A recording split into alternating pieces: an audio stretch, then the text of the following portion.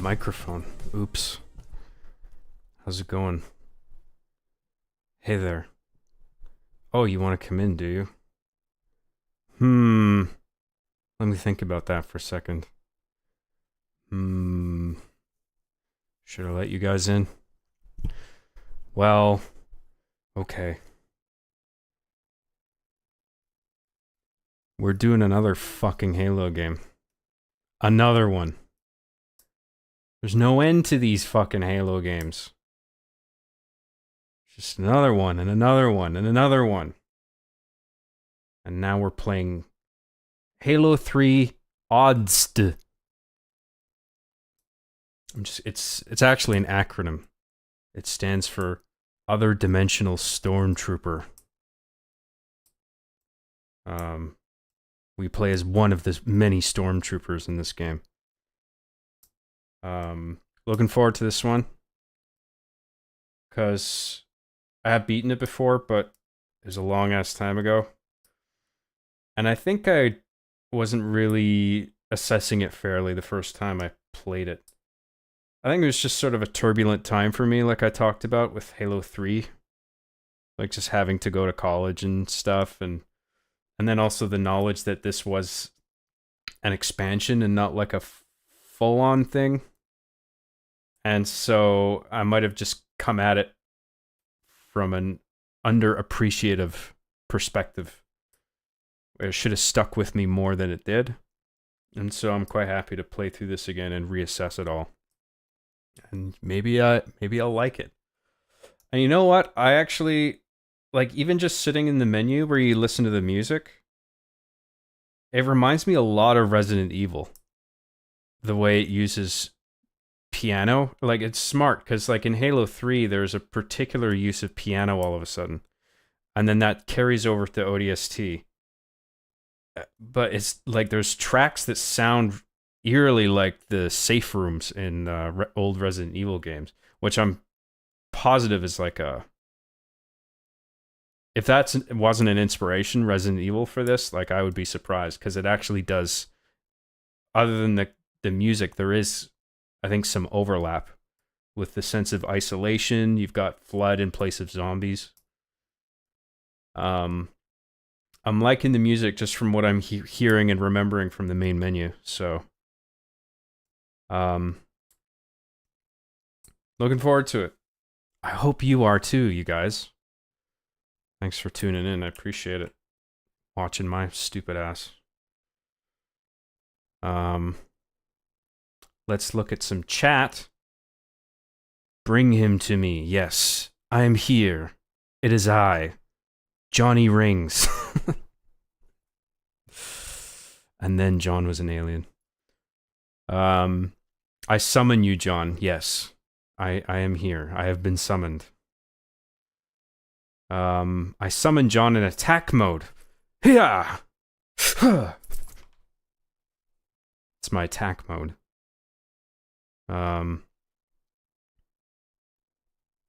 Love the intro and music. Oh, maybe I should have just left it on the intro the entire stream then. Fuck me, fuck Halo. Let's just listen to my epic tunes for 8 hours. Or however long we're gonna go, I'm not sure. I did get up early today, and I got a lot done, so I may run out of batteries. We'll see how long we can go for. It's gooning time. No! You know my gooning policy. And that is no gooning. Don't make me tap the sign. Some super chats already. You guys are very kind. John Williams for $4.99 says, time to play the game with the second most balanced sandbox. Second most balanced sandbox. How do you balance a sandbox? I guess like the hub. I think that this is sort of, it's like different stages all sort of bridged together with a hub area that you explore different corners of, and there's no like linear path in the hub. I'm not really sure how you balance that.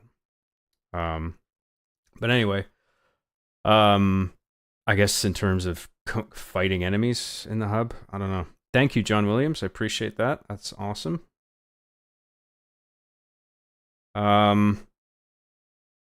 Is it cold in Canada right now? It actually is. Yeah, it's very chilly wind outside. Halo 3 ODST, also alternate title, Halo 3 Recon Armor that John stole from Rooster Teeth. That was the original title, but you know what? They decided to cut it short. They felt the words wouldn't fit on the box. So, let's just call it ODST. ODST drop shock troopers. Stormtroopers, sorry. Roxas C for $5 says, "What's your favorite pizza, boss?" I'm basic, man. I like pepperoni and cheese. That's it. I like feta cheese. Some wiggle room. Like, I'll try some other pizzas, but I don't really stray too far from the basic bitch pizzas. I'm not one of those Hawaiian guys. Pineapple on a pizza. Nope. Thanks a lot, Roxas C. I appreciate that. There was a track in this game that straight up sounds like a Resident Evil track. It's called Ablution and Asphalt. It's good. Yeah, I hear a lot of Resident Evil, and especially, well, one track in particular in the ODST menu definitely sounds like a Resident Evil safe room. I really enjoy the piano and sax music from this game. Marty has mad talent. Yes, I am told that the music is a particular highlight of this game, and I'm looking forward to listening to it all again, because I forget a lot of it, to be honest.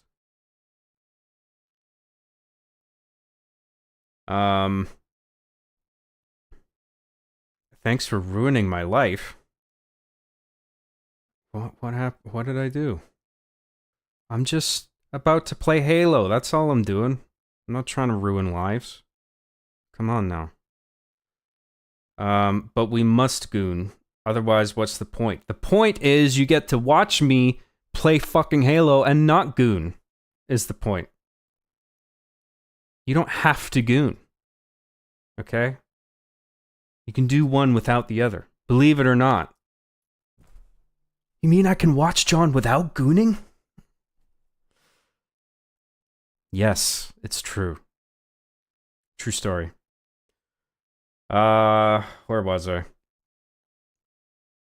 Glad to see you still doing content. I grew up on your videos. Indeed, I am a content creator. I create epic content. I fucking hate that term, by the way. Content creator. Content could be anything. I could be taking a shit and call that content. I'm creating content. Occupied. I have arrived. Did I miss anything? Yes. Everything. You missed the best part. Sorry. It's Sarah that said that, by the way. Nice to see you again. Our channel's biggest supporter. Has it snowed for anyone yet? It was snowing for me a few days ago, but it's since melted. No, not where I am yet. Who am I kidding? I live in Canada. It's snowing here 24/7. Got snow coming out our fucking ears. Do the soy face, John? Oh my god, ODST! We're playing ODST, you guys! It's like the best Halo ever. Beer, tacos, chips, and queso. Oh, and John, to round it out, just need to pop a cigar and ride this hedonistic wave. There you go, making a night of it. I like it. Indeed, we will become Halo 3 odds by the end of this stream. Actually, we probably won't beat it. I can't remember how long this game is. I don't know if it's like similar in length to the other games or if it's like shorter because it was an expansion, pretty much. John, we've all been waiting all week in this very spot, retaining our semen. You guys don't need to retain semen. I need to retain semen so I can play good. It's my secret. It's my secret weapon. What's that line from Avengers? Hulk says it to... That's the thing. I'm always retaining semen. Can't remember who he says that to. Might have been... Is it Iron Man? I don't fucking know.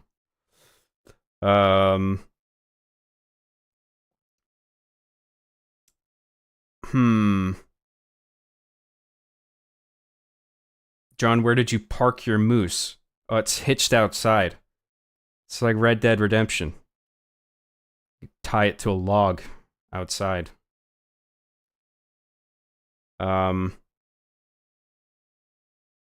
It's pretty short if I recall correctly. Really? Maybe it's short enough that we'll get through it tonight. Maybe, just maybe. We'll see. Oh, ODST is shorter, I believe, unless you try to collect the collectibles. I always wondered what you do with those collectibles. Now I know. You collect the fucking things. Why didn't I think of that?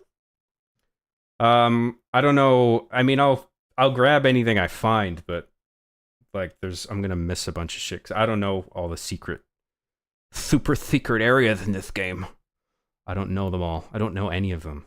So we're just gonna do a basic bitch playthrough on heroic difficulty, I think. I think the same difficulty settings still apply, even though it's ODST, and we are not Super Soldier Mustard Chef this time. We're just some ordinary, boring-ass guy. He's an ODST. An orbital ODST stormtrooper.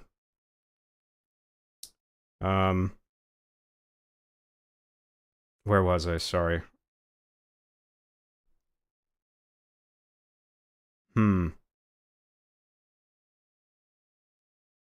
Chadwick is here watching, John. He doesn't have much money to give you. Hope that's okay. Please don't send him to the pound. Everyone has to give me lots of money, or you're banned. Forever. That's my money making, my business strategy. If you don't send me money, I'll ban you forever.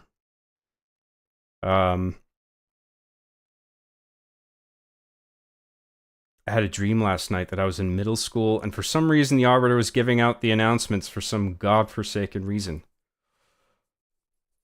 That wasn't a dream, that was real. Halo is real, you guys. Aliens are real.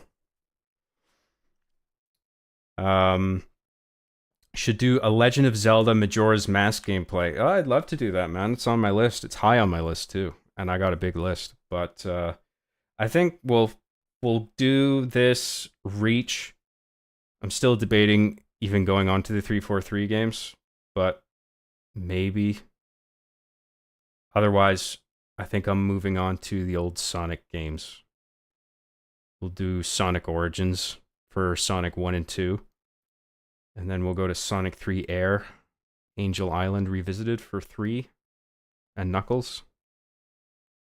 CD, I think, is on Origins as well. And then after that, I'm not quite sure. Maybe then we'll do Majora's Mask. I don't know. Sarah XC for $10 says, that's my secret, Cap. I'm always horny. Oh, it's Captain America he says it to, right? Steve, Stone Cold Steve Austin. That's him, right? Captain America. Hey John, Scotland here. Watched Arby and the Chief since Master Chief sucks at Halo. Loved every minute. Thanks for all the laughs, man. We got a lad for Scotland in here. That's cool, man. You're very welcome to the content. I'm happy to make it. Working on a new script today, actually. I'm cooking a Christmas special up for you guys. I got another video that I should get out in November, but also in December. I'm gonna have a Christmas special ready if everything goes to plan. Thanks for tuning in. I appreciate it.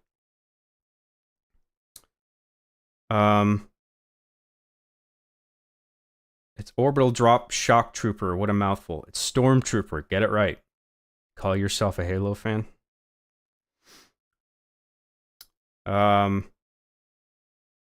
remember the episode of Army the Chief where Chief scratches the ODST disc to hell and back, but I can't remember the reason why. Wasn't it because there was no like built-in multiplayer or something? I can't remember either, to be honest. Thank you, by the way, Sarah XC. Sorry, I forgot to thank you for that. It's very generous of you, as always. Just too busy thinking up lame-ass jokes. Get distracted sometimes. There's a side story in the open city. You find them by interacting with toyminals. There's quite a few, and the side story is interesting. You might like it. That's the collectibles I was referring to. Ah, yes. The collectibles that you collect. Those collectibles.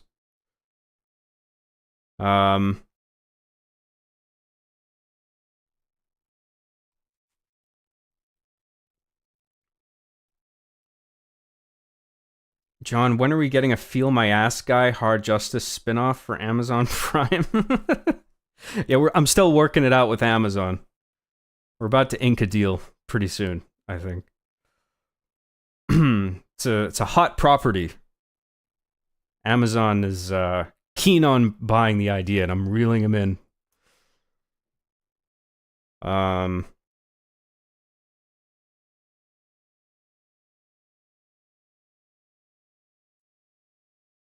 Hey, John, I want to float this idea by you, but I was thinking about sharing my username for Steam and Xbox. It'd be nice to make some like-minded friends. I want to make sure it's cool with you first. I don't just add randos, sorry. I mean, I don't even have that many people out of people I know on my list. Like, and I don't play multiplayer often enough anyway. Hey, John, I was here last week and mentioned you inspired some of my band's music. Just emailed you the demo. Oh, that's awesome. I will check that out.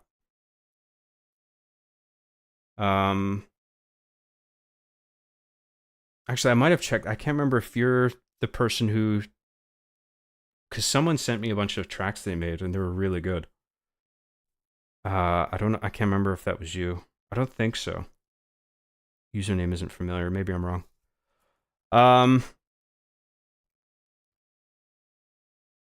Roxas C for $50. Holy fucking shit, dude. Go buy some basic bitch pizza, boss. You deserve it. Damn right, son. Or for great justice I used when I'm at work, lol.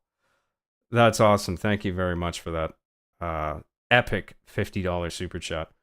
I'm staying away from pizza, to be honest. It fucks with my stomach and gives me just fucking awful heartburn, so I'm better off without it.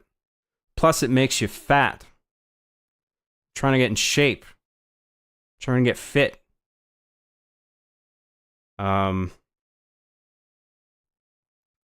don't want to ruin my streak, do you? John, for your next few streams, you should play Sonic Heroes, Shadow the Hedgehog, and Sonic 06. I have no interest in any of those. Sorry. I know it's Sonic, but if I'm gonna play Sonic, I want to do the old ones, because I'm not... I mean, I tried Shadow, the new Generations game, Shadow Generations. Just couldn't stick with it, man. Kind of lost interest.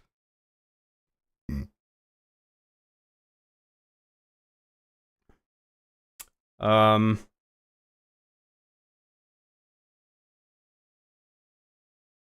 how much do you make on average from a stream? Oh, too much. If I gave you the figure, you'd be like, what? Unfucking believable. All he does is sit on his ass playing fucking Halo. I gotta get up and go to work in the morning.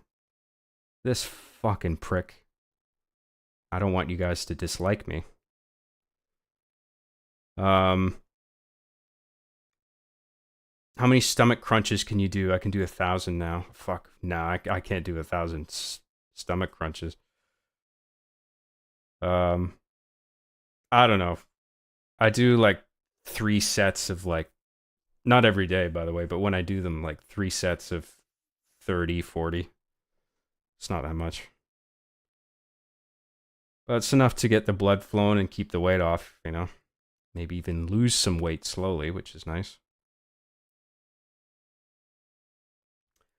Nah, it wasn't me. This is the first I've sent you. Warning though, we suck. Whatever, man. I'll check out your tracks and I'll let you know what I think. I guess I'm assuming you're curious. Sorry, the chats keep coming, and I know we haven't started yet. Maybe I should just get on with it, but I'm trying to get to the bottom of the chat. Hopefully this is okay with you guys. 96 Mass Effect for NOK 200. Norwegian krones? I always fucking forget these currencies, I'm sorry. The rumors were true. We are once again being blessed with more content. And all the way from the magical faraway land called Canada. That's right. Thank you very much for that. That's very generous. Incredible generosity already, and we haven't even started. Thank you very much for everything. Sonic 06 is great, man. Easily one of the best Sonic games ever made. Yeah, nice try. I tried it. It is fucking dog shit. So, no, I do not want to play that dog shit again. Just smoke some ciggies, John. It'll keep the weight down. Work for Judy Garland. Oh, of course. Dude, I quit smoking cigarettes, man.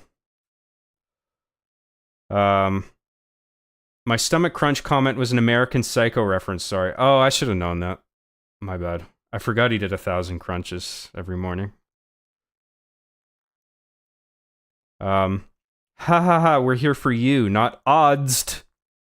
Well, thank you very much for that. I'm flattered. Making me blush. Oh my god, oh my god, oh my god. They're here for me. Mikhail Manfredo for $2 says, my uncle says smoking crack is good for losing weight. Did he now? X to doubt. Not keen on it myself. I don't think it's a winning strategy for me personally. I think what I'm doing is just fine. Thank you, Mikhail. Really appreciate that.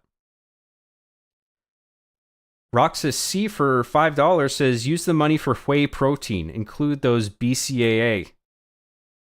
What's BCAA? You're getting fit mentally and physically. Keep up the work, boss. I will. Thank you very much, Roxas. I don't think I need whey protein. I get enough protein. So. Anyway. Thank you very much. Abyss for $2 says, John, can you do your impression of Space Alan, please? Oh, you mean this?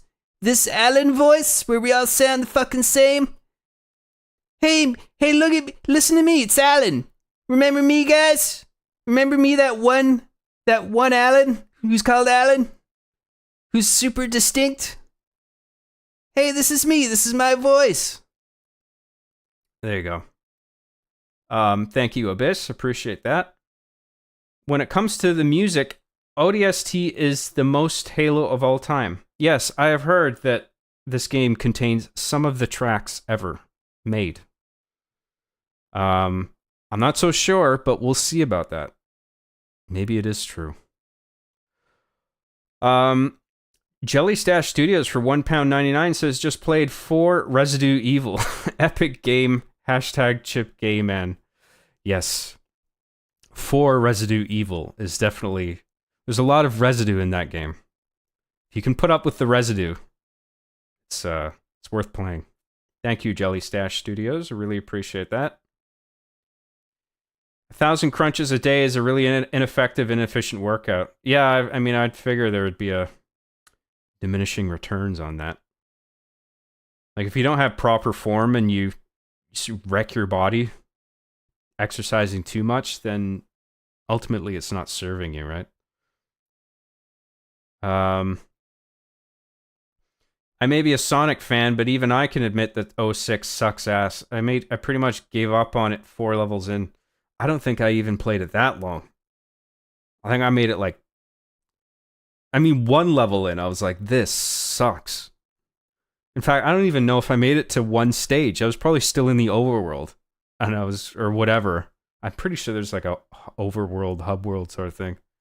And I was just like, oh, I can already tell this is fucking trash. And then I played the first level, and I was like, good lord. Um, yeah, Project '06 fixes '06 and makes it actually good, but original '06 would be funny to watch you play. I don't think any mod is gonna fix that fucking abomination. I'm sorry. That's X to doubt on that one. John, did you prefer Resident Evil 2 or 4? Either remake or original for both? Both of them, the originals and the remakes, are great. Um, always loved Resident Evil 2 for PS1. I think that's the first PS1 game I ever played, and I was actually scared to play it at the time that I first played it. I mean, I was pretty young.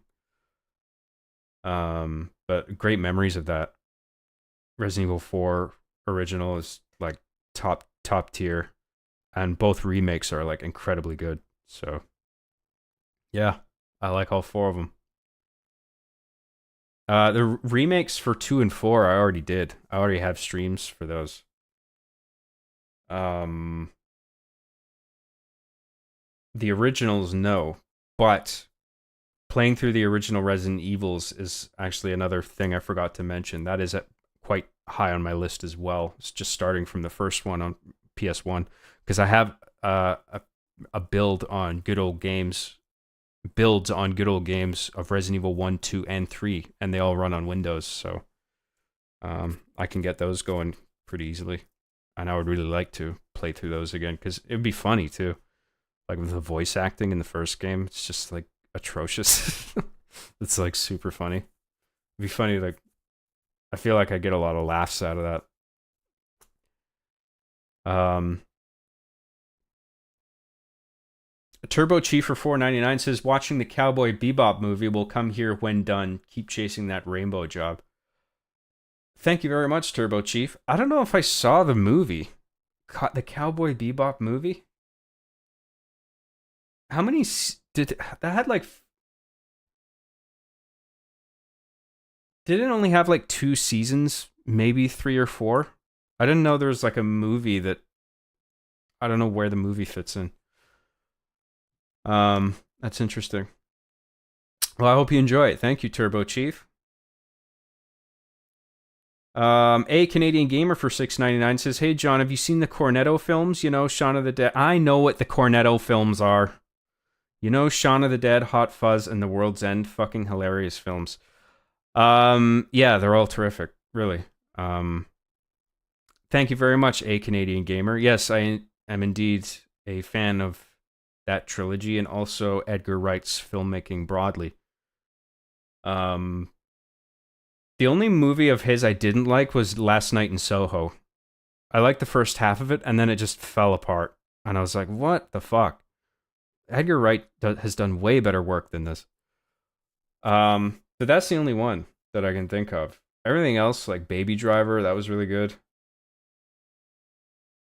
I can't remember his other ones right now. He did a TV show called Spaced, I think. That was really good. Anyway. A Canadian Gamer, thank you very much for that. I appreciate it. Johnny, have you ever tried keto diet? As an Italian American, it's hard as fuck. It's the low carb diet. Basically, stay away from pasta, breads, rice, starches, heroin. I know what it is, but I don't think I don't really feel the need to do that. The diet I'm on right now is working for me. I have pasta occasionally. Once in a while is fine.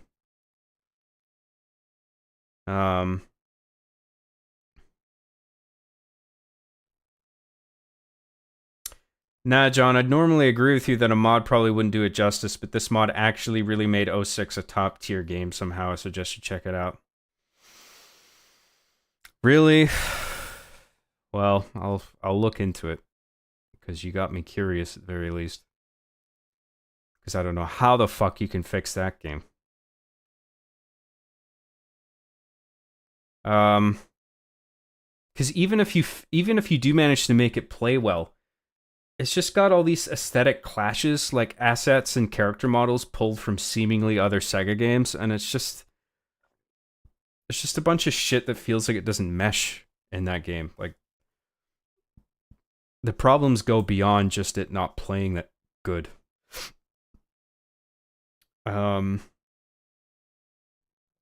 Anyone watch Samurai Champloo? Good anime. No, but I had it recommended to me. I think I saw a few screenshots or something. Seems good. High reviews. Good reviews. Watch the IT Crowd. Yeah, I've seen all of that, man. Yeah, IT Crowd is good. John, can you quickly say Hearts Full of Love? Hearts Full of Love! It's the lyric from my Chief sitcom that I did in an Arby and the Chief episode. Alright, let's get on with it. It is time to play Halo 3 ODST. Let's bring up the game. Turn on audio. Go to gaming, epic gamer mode. Turn up my headphones volume. And you know what time it is. It's our cringe little tech test. So please, if you would, type a cheeky little number 3 in the chat if you can see and hear me and the game. Please. Please, please, please. Okay, good. I believe we are good to go.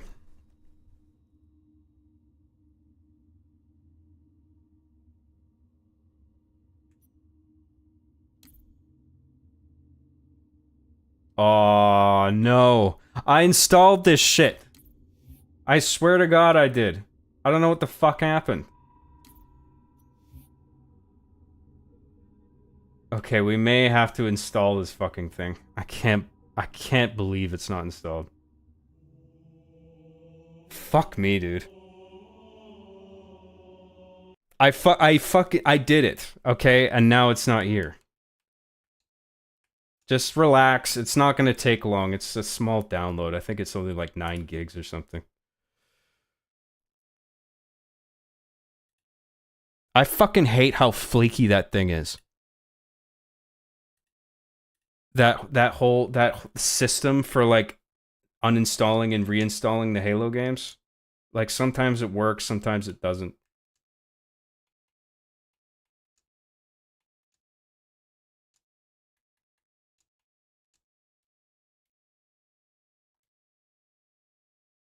Yeah, I'm getting it started. Oh, you know what? No, actually, no, it can't be a low disk space. Because I just uninstalled the other Halo games. What the fuck is going on with this thing? Fuck, I'm actually really sorry, guys. I thought I had this down. It's not there. I might have to like delete something else because maybe there just isn't enough space. Oh, the download's paused. Why is it fucking paused? It should have gone automatically. It's supposed to. You even see the progress bar at the top of the fucking menu. Okay, this is gonna be. It's gonna take like 3 minutes to download it, I think. So it's not that long. So we'll just chat for 3 more minutes and then we'll play it. Okay.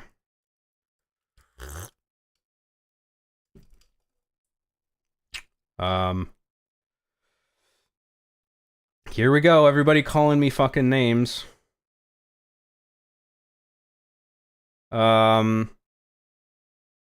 Stream is over. Thanks everyone for coming out. Thanks for all the donations. Peace out. No, we'll play. It's 3 minutes, okay? Relax. Damn, always some bullshit. I know. Tell me about it.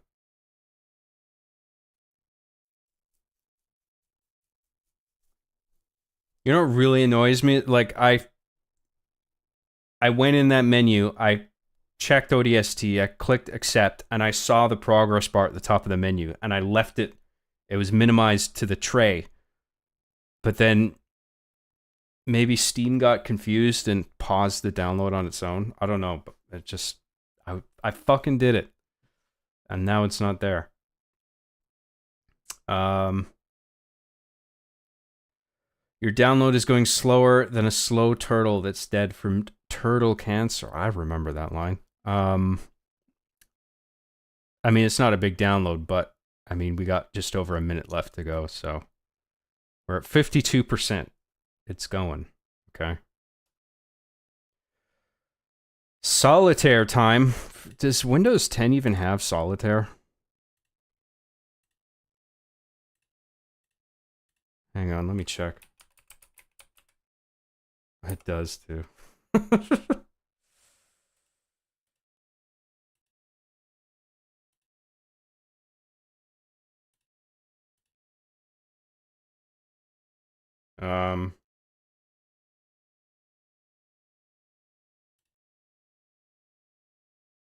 It does, but I'm not even fucking doing that. I was just curious.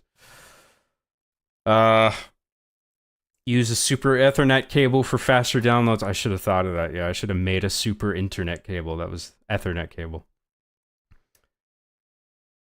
Chips challenge is 250 gigs of high resolution updated cutscenes. That would actually be interesting.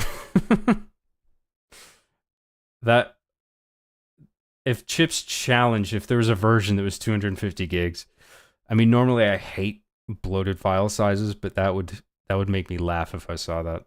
I'd appreciate the ballsiness of that. Okay, the thing is done, so we can start this up and play now, I think. So let me just check this.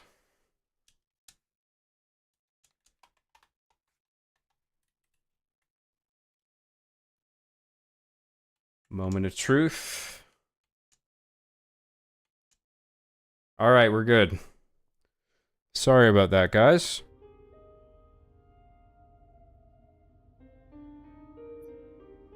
Oh, this track, by the way. Listen to this track. Oh, fuck. Hang on.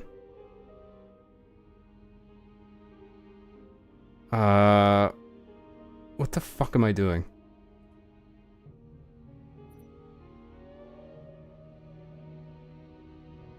I wanted to bring up Streamlabs, that's it. Bring this fucking game up. Listen to this music, man. This is so Resident Evil. I can't believe I didn't remember that about this game. Like, think of the safe room music in Resident Evil, the remake of the first one for GameCube. It's like so similar.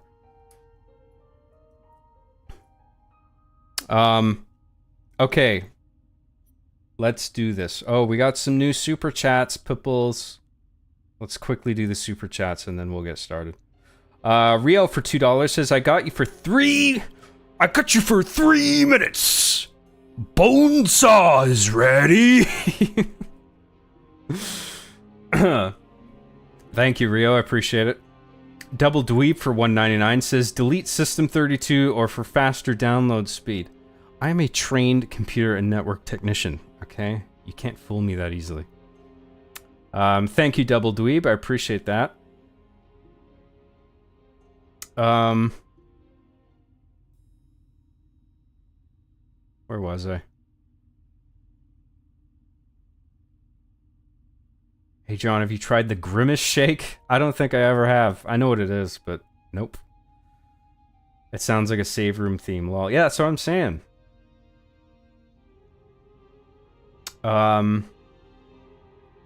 Sarah XE for $10 says your screensaver goes unfathomably hard. Yeah, well, I got Wallpaper Engine going. It's a thing on Steam that gives you all these dynamic wallpapers. I have like hundreds installed.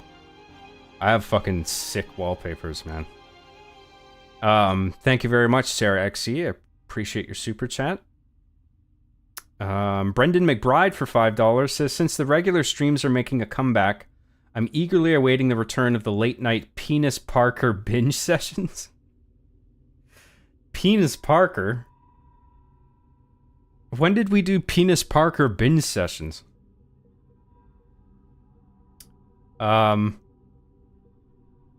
Penis Parker's like a YouTube poop sort of arm of content, isn't it? There's a shitload of those, like Spider-Man 2 YouTube poops. Oh no, Penis Parker is what Flash calls Peter in Homecoming. I forgot about that. Yo, Penis Parker! Alright. Thank you everybody for waiting. Thanks for all the super chats, and sorry for fucking this up, but we're good now. Give me type another 3 in the chat if everything is working and looks and sounds okay, please, just to make sure. While I set this up.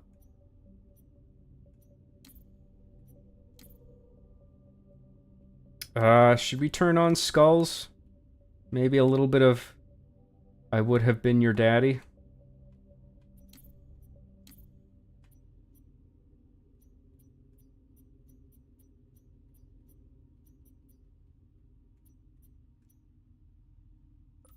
Yeah, let's do that.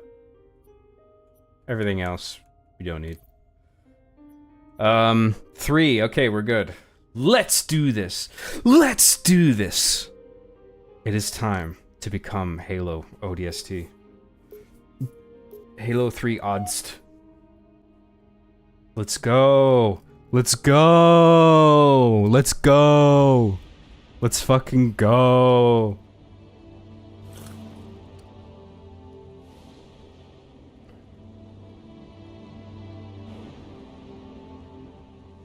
We're losing. Well, that's unacceptable.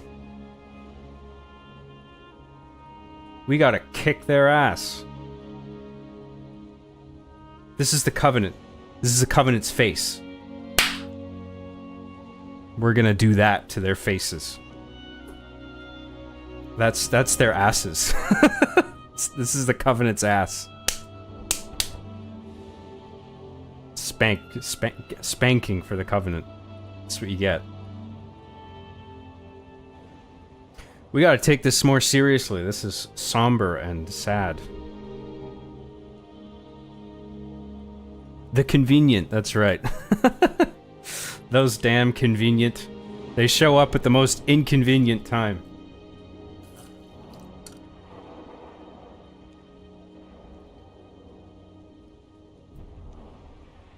These troopers are the best! The best! The best!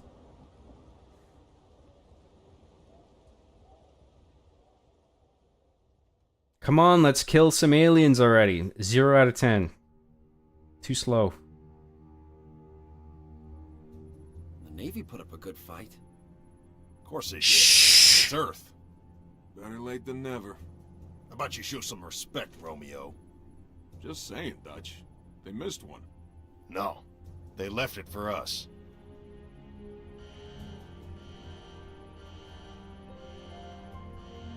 You know the music. Time to dance. It's Nathan Fillion. Pods. Now.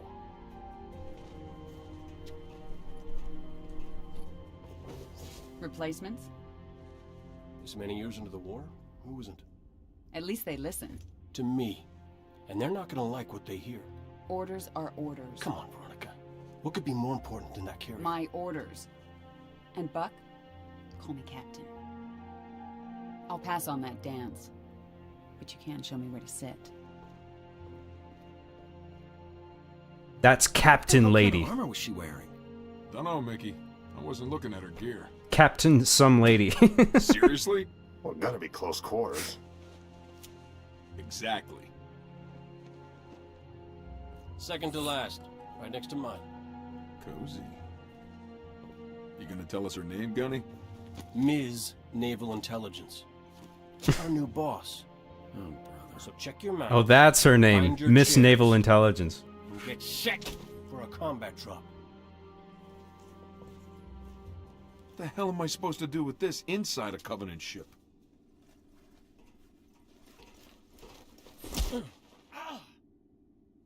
Wake up, Buttercup. That's a pretty cool transition. I like that. Relax, rookie. He don't mean nothing. Well, that guy Besides, has a now's skull the on last his time. chest. That's badass, Pays dude. to be the strong, silent type. I like the silenced machine gun. That's cool. And it makes sense that these guys would have, like, more stealth-oriented weapons. Because they gotta be more careful, right? They're not like Master Chief, who has big muscles. Reports Covenant troops are massing beneath the carrier. You're pulling back? Why? Not gonna find out way up here. Fuck her off, Marine! I sure as hell ain't hosing out your pod! I like this way more than I remember already. Like, I totally forgot about this bit. This is sick. The actual drop. Like, the way it's executed. I mean, it figures that they're drop troopers, shock troopers, like, they would do this, but... I just forgot how, like, well done this little sequence is. Captain, 15 clicks off the deck. Stand by to discuss trajectory. On my mark. What's he saying? Oh, the Alamaus are here already. We're way off course, We're heading exactly where I need to go. but we're gonna miss the carrier. Radiation! Covenant just set off a nuke? No, the carrier's going to jump. It's a slip space rupture. You need to...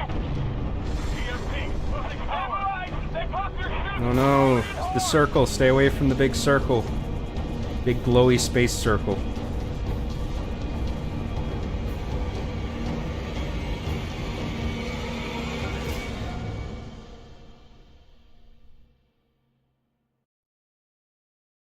Well, that's the end of the stream, everybody. Peace out. Thanks for all the super chats. End credits. Directed by Michael Bay. Trademark, do not steal.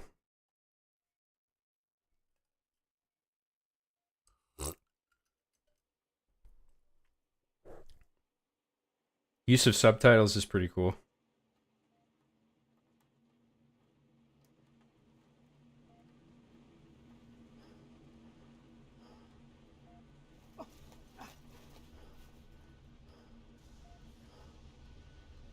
Come on, get up, you pussy.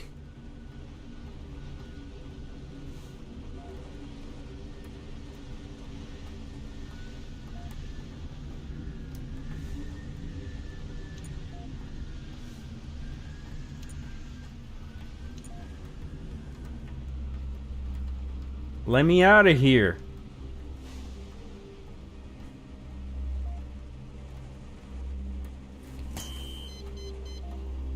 Oh, I see. We must beep all the buttons. Beep. Beep, boop.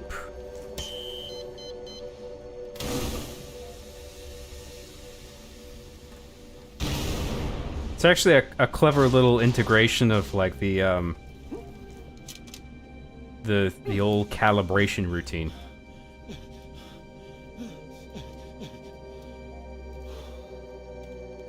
Like the world design right at the start, you get a sense of like, oh, what direction am I supposed to go in here? Like, this is new for Halo, right? Because, like, with all the other Halo games, I mean, the shooter ones, not Halo Wars, but, like, they're all, like, linear experiences, right? There's, like, an obvious path with some branches and secret stuff, but here it's just like, fuck, I'm, like, in the middle of it. Like, where do we go, you know? Like, you immediately get that sense, which is, it's like, we're doing something different with this one. Unsk is liars! How could they? We're next, you guys.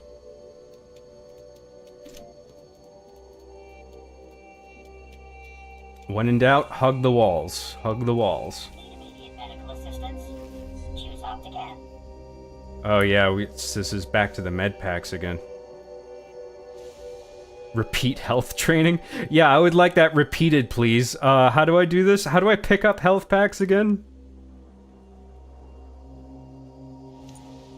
Oh, it's telling you your stamina regains. Okay, fair enough. Press X to activate your visor. Visor activated. Helps with target ID. Friendly units appear green. Enemy units appear red. Shoot the red guys. I like that's... You could turn that on and off. Like, because if we're not playing as Master Chief anymore, you gotta give the ODST something to sort of give them an edge. You know, it's like they don't have super strength. They're not fucking shredded.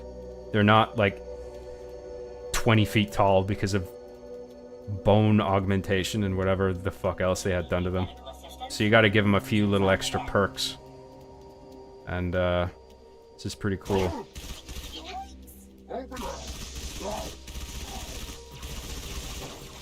Damn.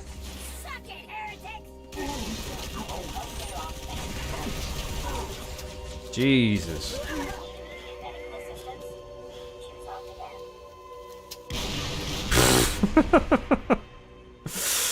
I wasn't expecting that, sorry. Accurate diagnosis, or your money back. I'm a little rusty, you guys. Ooh, we can scope in with the pistol again. That's pretty cool. Nice little return to form. Yeah, this thing's a fucking pea shooter.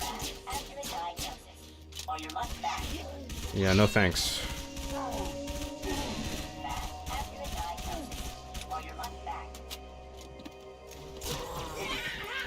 Smoked him.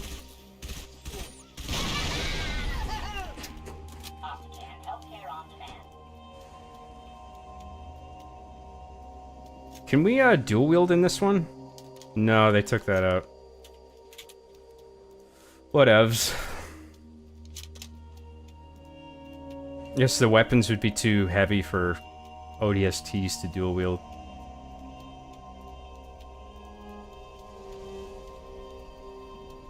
I mean, I guess, I don't know. Maybe they just took it out for balancing issues.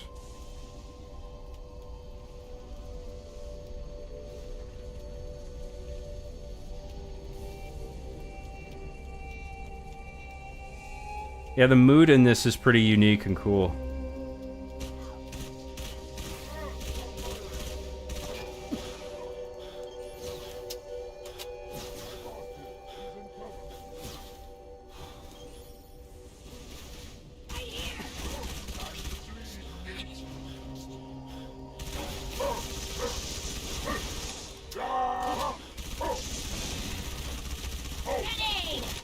Come on, dude.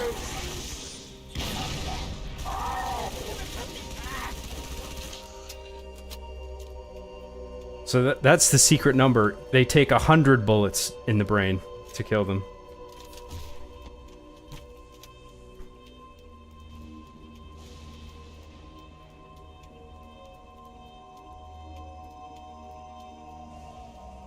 Oh, I thought it was a secret terminal, but it's just a garbage can.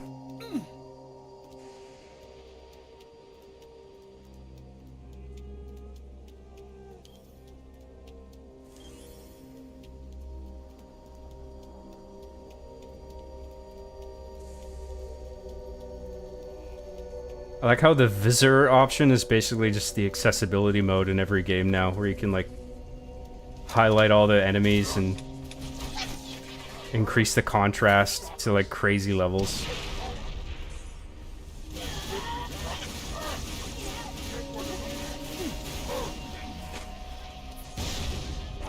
Oh, I keep pressing X to reload. I gotta kind of get used to this.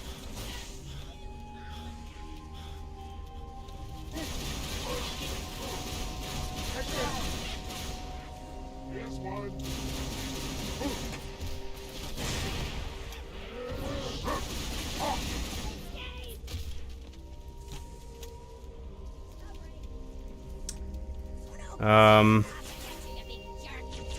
I know there's some chats. I just want to clear this area first before I look up. Okay, we got a checkpoint.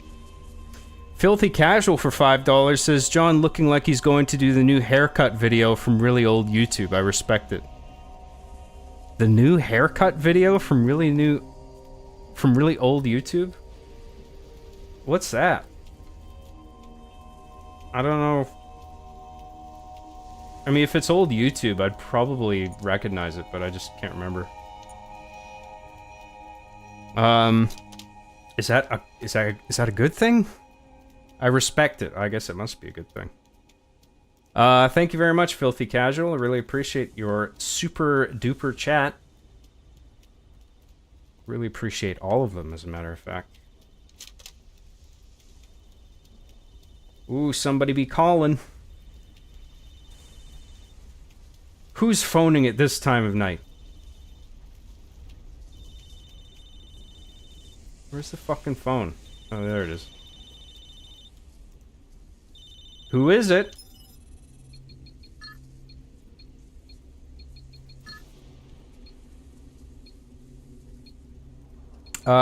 Solar Hypercane for $4.99 says, what game do you want to win the GOTY of the Year award? Last of Us 2. Again. Did it win last time? I can't remember. Or, what won in that year? Can't remember what it was. I want The Last of Us Part 2 to win every year. Forever.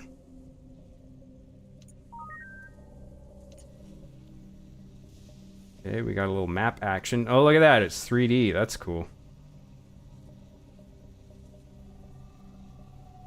And there's like other parts to open up, I guess. I assume you can go here later. Pretty cool. Use R to zoom. Okay, yeah.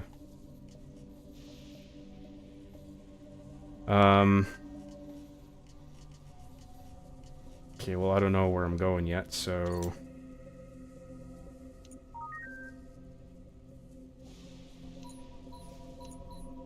Oh, it's just teaching you everything.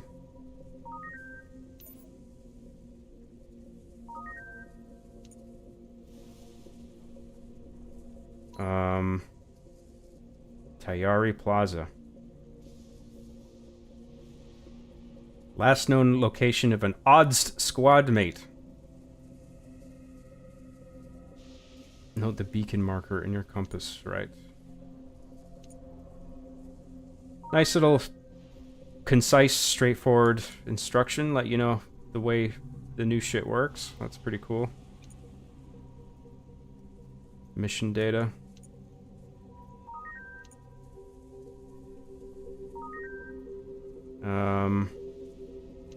And now we got to go to the thing to do the thing and find the thing.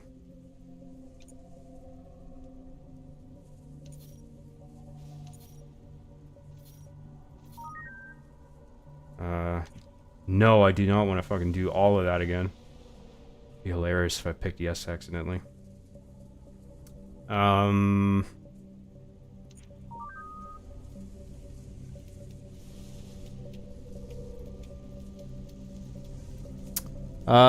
Thank you, Solar Hypercane, for your super duper chat. Zach Rassman for $4.99 says, silent weapons have recoils. Don't spray. Shoot and burst. Right, but that's what I was doing. I mean, sometimes the recoil is... I mean, you can manage the recoil by countering it with stick movement. Downward, right? And sometimes you want to do that to just spray bullets at a guy who's right in front of you just to take his shield out, right? I agree, like, burst fire is the way to go if they're at a distance, but I don't think that's always the best tactic. We need a new gun.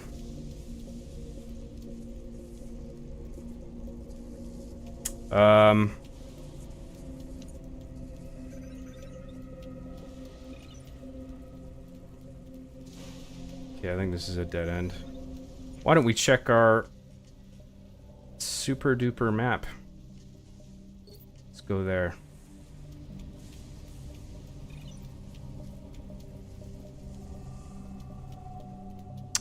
Thank you, Zach Rassman. I appreciate your chat and super hot gamer tip.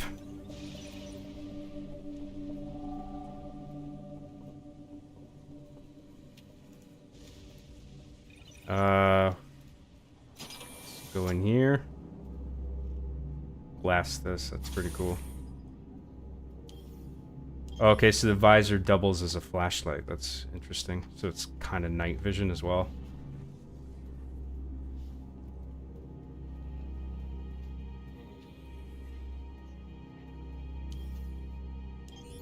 Ooh, secret symbols.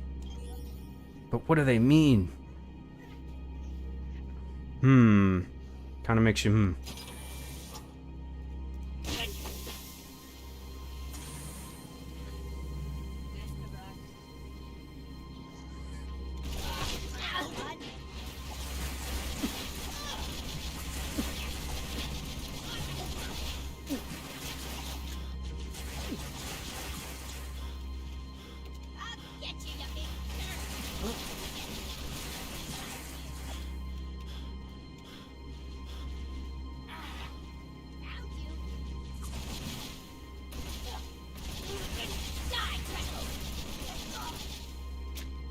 Yeah, you learn pretty quick that the same tactics as in Halo, like, don't apply. Like, you do have to move around a bit differently.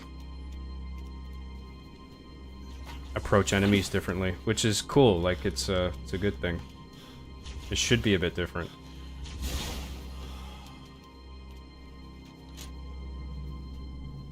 Where do we go now?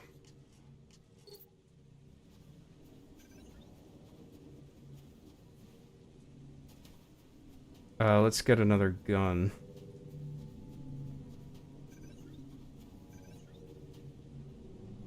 Come on, give me a good weapon. Fuck off with all these goddamn plasma pistols. Oh, Jesus. Well, I guess that's all we're getting for now. Or maybe they probably beefed this up a bit. Man, the plasma pistol looks small. Chief's supposed to be big, and the plasma pistol looks bigger when he's holding it. You know what I mean? So it should be, like, super big for ODST, but I guess, like, you can't make the gun that big or else it just won't look right, you know?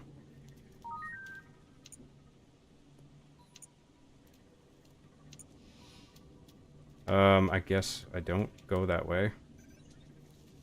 So there's something...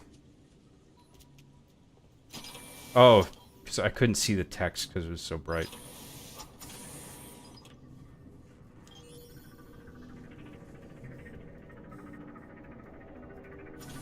Michael J for $2 says, you have grenades. Remember, John? Lol, remember? Remember, John? I do remember.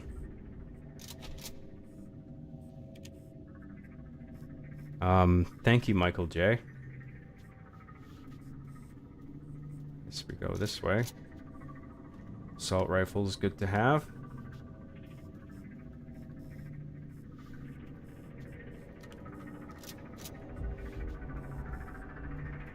Oh, I'm supposed to go up there.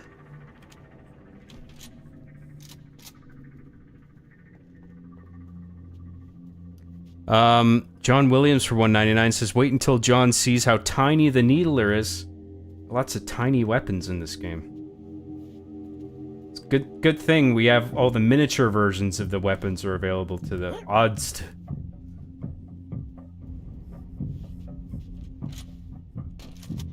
Yes, please.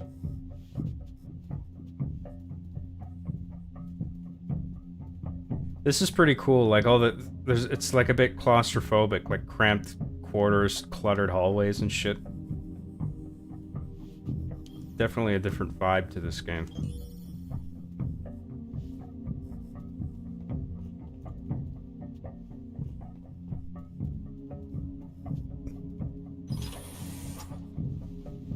Oh, shit.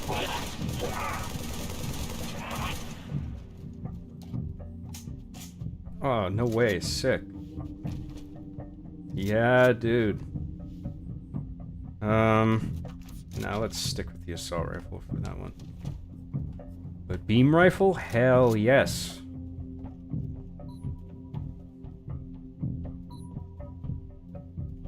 What's in here? Fuck all. That's what. Oh, we got a beeping. Something's beeping. Well, I guess that's the key item, isn't it? It's time to hold B to steal recon armor from Rooster Teeth. Yoink! Mine now. Haha. That's how it actually happened. True story.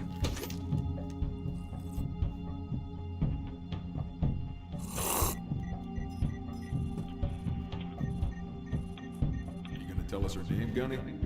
Ms. Naval Intelligence. The picture is supposed to be quite dark, but I think it is like Find your chairs. very dark for you guys, so I think I'll go into options and turn up the brightness in a second.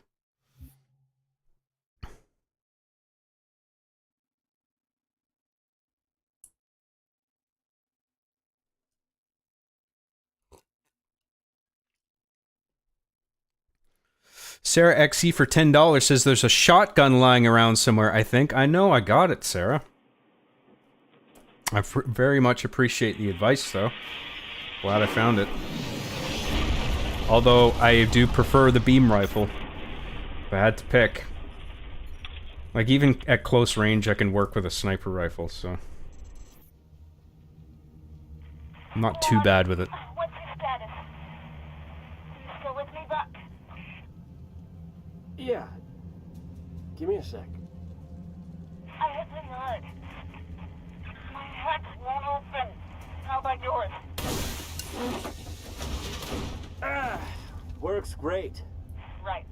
When you get done feeling around, I could use some help.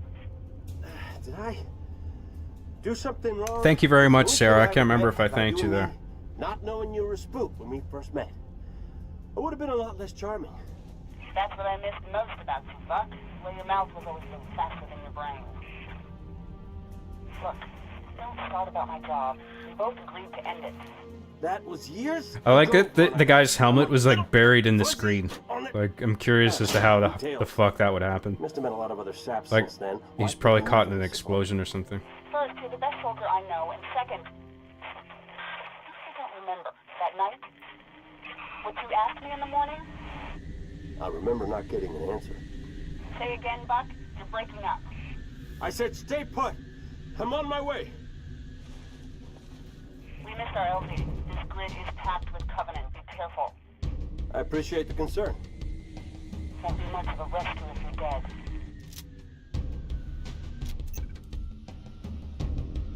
Yeah, this is cool. What was I gonna do? Oh yeah, I was gonna turn the brightness up a little bit for you guys. Video, gamma.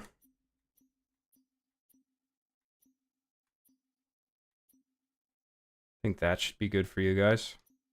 If it's still not enough, I'll turn it up more. Just let me know if that's alright. Oh, I don't have my sniper anymore. Shit. Anything over here? Nope.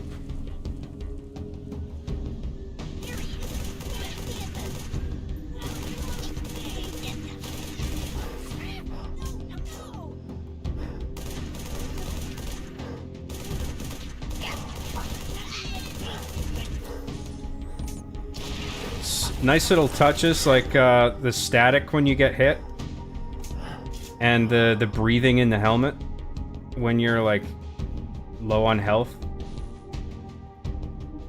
or however exactly it works. Like there's health packs, but it seems like you have stamina that regenerates.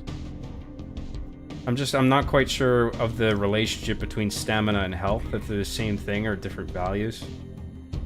Because I only see one bar at the top for one of those. I assume that's stamina.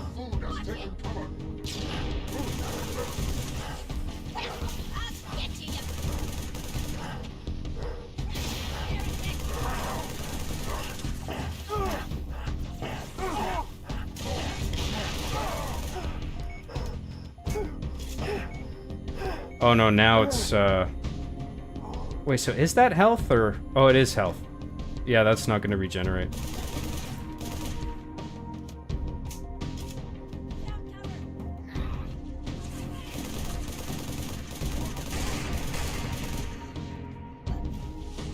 Let's do chat for a bit. I should do it, like, between levels. See what people are saying. Maybe people are dropping some valuable intel in the chat. I'm not even aware. We'll switch back out. I just need to be able to control my other windows. Where was I with chat?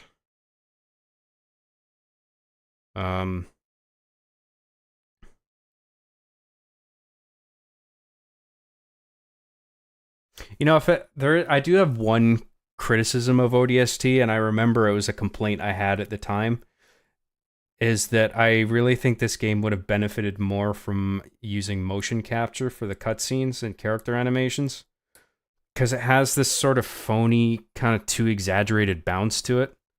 It's like, I'm a Halo character. Let's kill the Covenant. Let's fight all the aliens. Like, it's too, like, bouncy, like it's a DreamWorks movie. I think I might have even made a joke about that. Like, I can't remember if it was Arby and the Chief. Maybe it was like one of my other things, like It's a Wonderful Life or something like that. But it's not a big deal. It works. But if the idea is to like do like a more grounded, realistic approach to like the Halo universe, I think motion capture would have been more fitting for that aesthetic overall. But I mean, you know, it's obviously hand animated, but it is well done. It's not like it's badly done or anything. It's just there's a bit of a clash there for me. But, you know, Halo 3 had hand animation too, but for some reason in Halo 3 it felt a little less noticeable that it was all hand animated. I don't know, maybe I'm not being fair.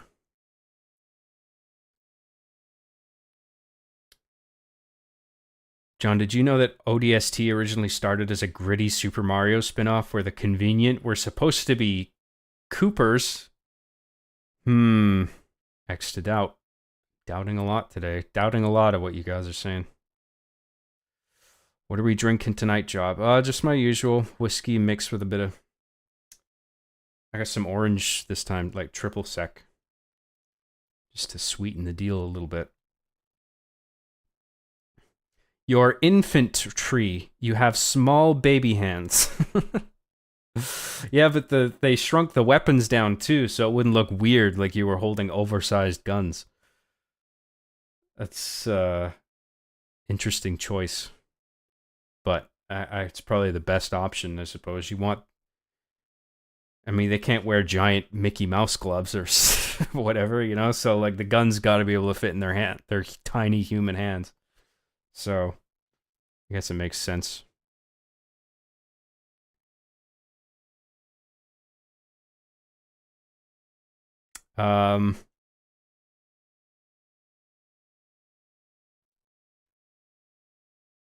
So some terminals will only be activated after you complete more of the story. So some terminals you once visited that weren't active might become active later in the game. I used a walkthrough. Oh, so those things that I found that I thought were trash cans, they could actually be terminals? Or are the terminals only the things that look like payphones? Can't remember. No elites, because Halo 3 elite AI sucked and wasn't designed to be against the player. That's my guess. Why would it suck all of a sudden? I mean, it used to be good in the older games, right? I thought the AI in Halo 3 was alright. Maybe I'm misunderstanding. John, you can watch the audio log stories through the ODST Visor interface. Yeah, but you gotta find them first, right?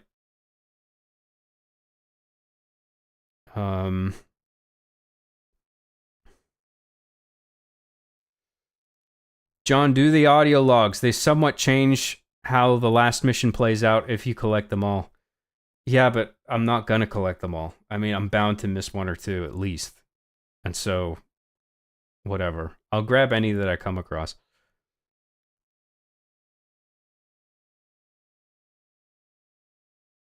I hate it when the stream interrupts. What, like when I stop playing? Or is there technical difficulties? Be specific as if there's something that I can fix. Please. Never liked odds. It sucked ass, IMO. The SMG is a pea shooter. The pistol doesn't feel powerful. No BR means that the carbine is the only good headshot weapon.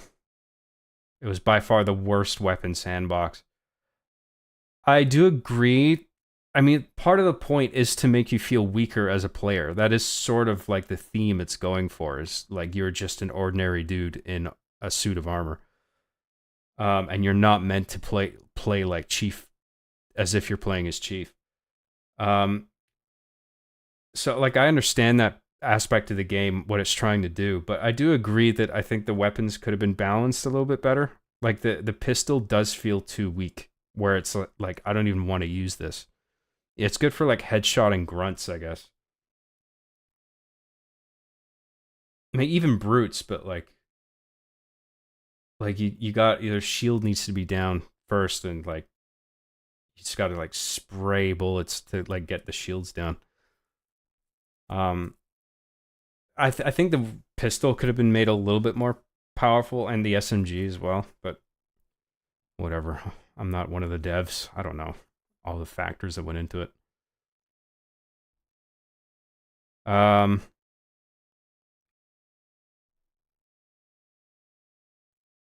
Where was I? Sorry. John, how are you finding the game so far? It's good. I mean, it's just not... So far, it's just not, like, holy shit, like, on the level that Halo 2 and 3 was for me. But it is good. And the music, from what I've heard, is, like, really good. And I do like the choices they made for this, and I like a more grounded approach to the Halo universe through these characters. It's just... Yeah, it's just not amazing to me. But it is good. And it's well done.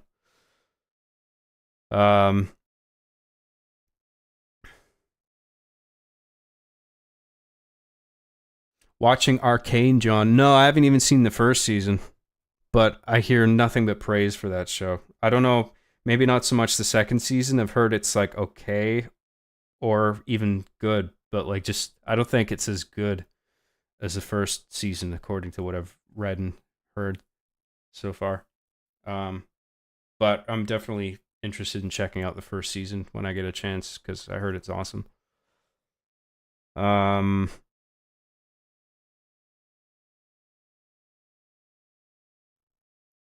Sorry, guys. Sorry for the awkward silences and pausing the game. I just want to try and catch up on chat a little bit if I can while I'm here. You never played ODST, John? I did. But it was years ago.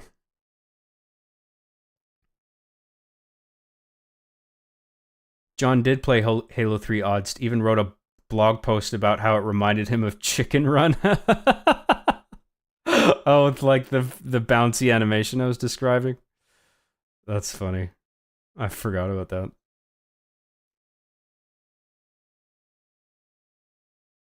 That's probably my only complaint about ODST and Reach, where the screen gets red when low on health, like it's freaking COD. Yeah, but with this, I don't get the feeling like it's trying to copy Call of Duty. In this case, that actually feels appropriate to do that.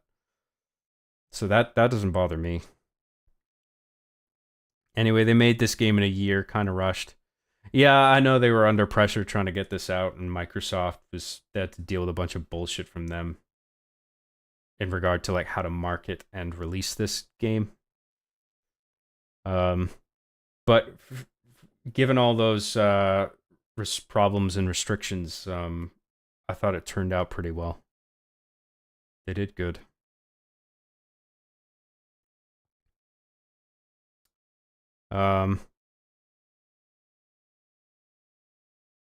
I definitely agree, John, on the cutscene animation front. With the other games, the more cartoony movement is not that noticeable, but in this setting, it looks a little weird. Yeah, I think so too. That clashes a little bit for me. Yeah. John Williams for sorry, I missed a couple super chats. I'm Solar Hypercane for 199 says Truth just executed Order 66 on the Covenant. Execute Order 66. 69. Not Order 69. Yes, that one. You don't even want to know what Order 69 is. You thought Order 66 was bad? Oh boy. John Williams for $4.99 says likely because most of the cutscenes in 3 are mainly standing. ODST there are dynamic actions. Yeah, I see what you mean. Yeah, that could be a factor, yeah. I'm inclined to agree. Thank you, John Williams. Thank you, Solar Hypergain, for your super chats. Thank you very much.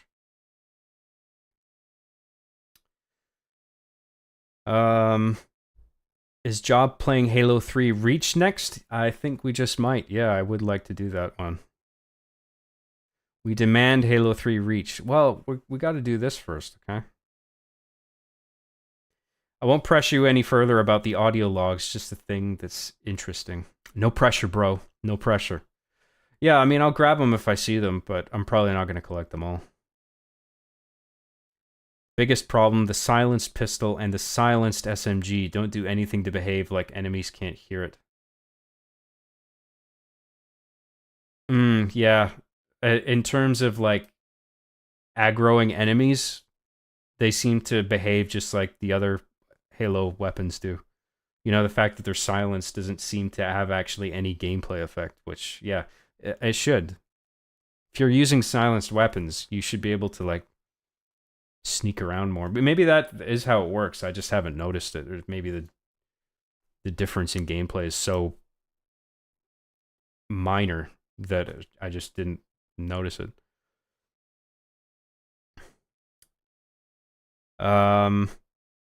What I really enjoyed about this game are the characters and the cutscenes in this game. That's really it. The game can slow down at times, but it's because I'm just so used to going crazy guns blazing. Yeah, so am I. I'm that kind of gamer as well. So yeah, it is kind of it's an adjustment trying to like play in a different way with this.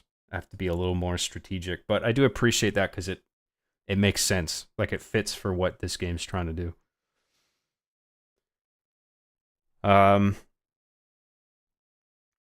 ODST's reputation was harmed because of the forced $60 price tag, which Bungie disagreed with. Fuck, Microsoft made it full price? I forgot about that. Yeah, that sucks. That's probably one of the things that sort of turned me off. I bet that was probably one of the things that was sort of affecting my opinion of it at the time. But now, as years have gone by, I can sort of look back on it and sort of not think about that and just more accurately assess it for what it is. That's interesting. A Canadian Gamer for $6.99 says, John, would you agree ODST should have been DLC for Halo 3? I think so. But that's not to say it should have only been like $5 or anything. Like, make it, I don't know, like 30 something, maybe even 40, almost 40. I think 40 is actually maybe. Actually, no, I think that's all. Considering the amount of content and cutscenes and all that, and it's a cool story, it's a new soundtrack, like, I think $70 is pushing it. But like 40 around there, I think that'd be all right.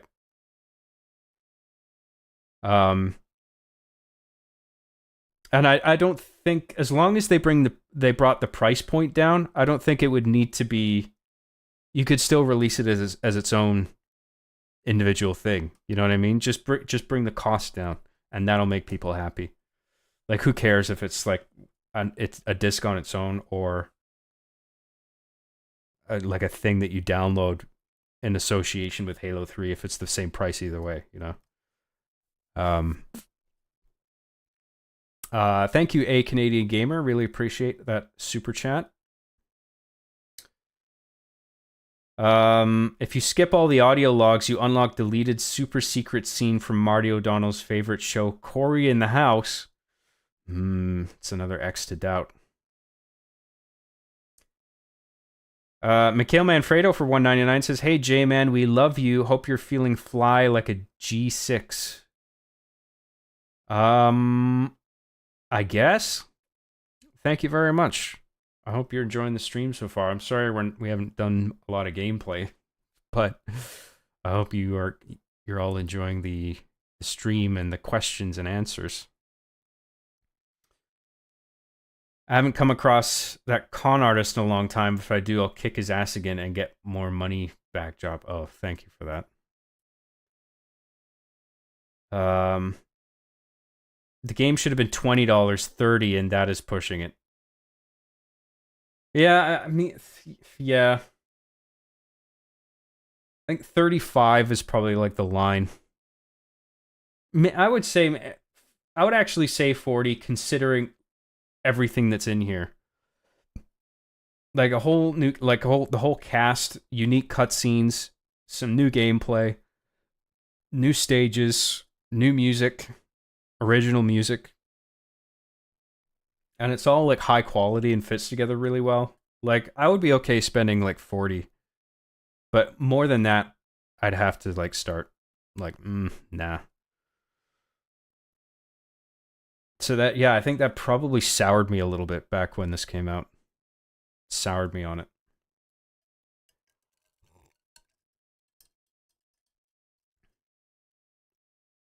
John, when you roll down to Tim Hortons in your Crown Vic and you pop out with your blicky strapped to you, do you get a double-double while holding it sideways, or do you just let it fly? And hope they get it. Yes. That is my answer to your question. I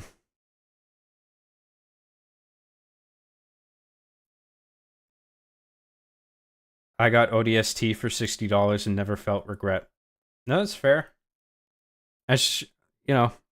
Some people are going to be okay with that, considering like if it's a story that moves you, and you appreciate all the elements. Like, I can see some people being okay with the full price, but for me, it's a bit of a stretch.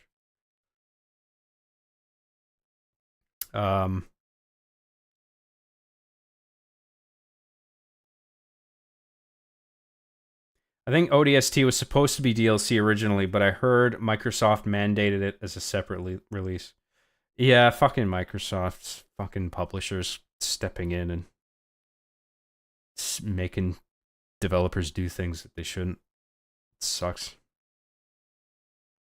All right, let's continue on with the game. So let's switch back and bring back up this. And I think we're good. Let's continue.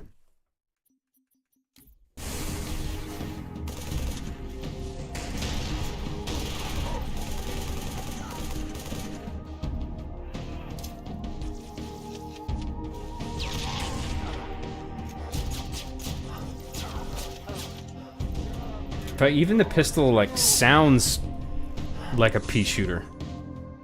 Like, there's just no... Well, it's supposed to have a silencer on it, right? I forgot about that.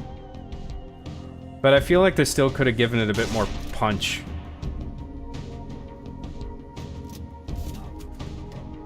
The needler's so tiny. That's hilarious.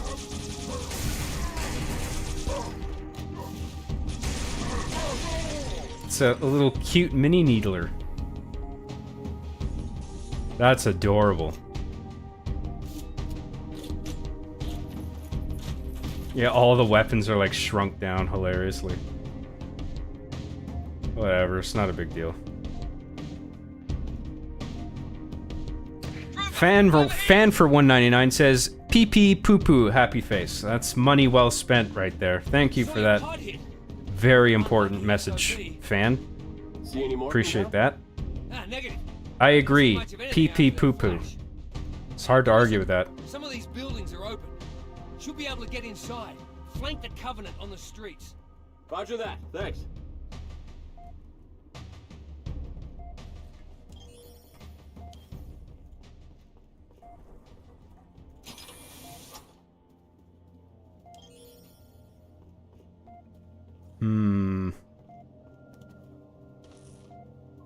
School zone. Please, slow down. What the hell happened here? Final notice. Bill past due.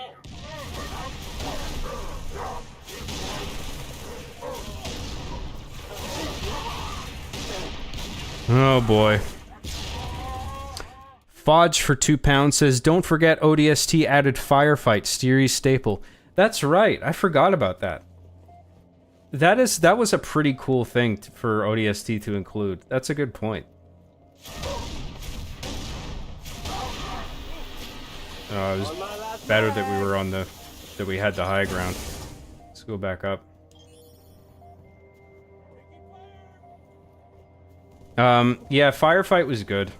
I do remember getting more out of that than the campaign. Firefight was good.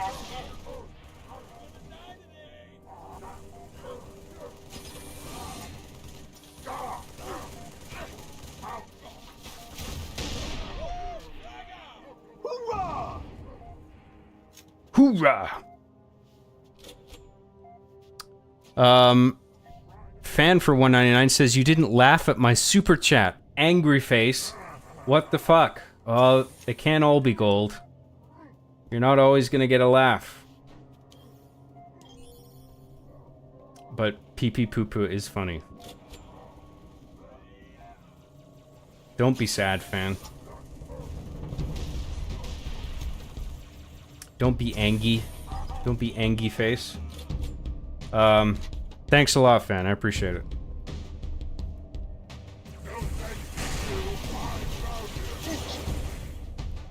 John, you gotta force your laughter. He paid you to laugh. Sorry. That was my genuine laughter. I hope that suffices.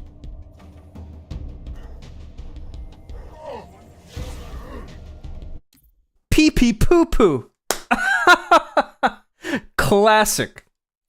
Now that's comedy. Fuck, I gotta kill this guy. Stop distracting me. You're making me be bad at this game.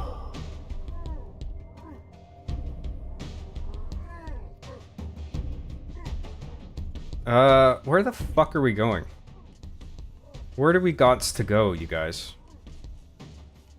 Well, it doesn't look like anything's over there, so we gotta...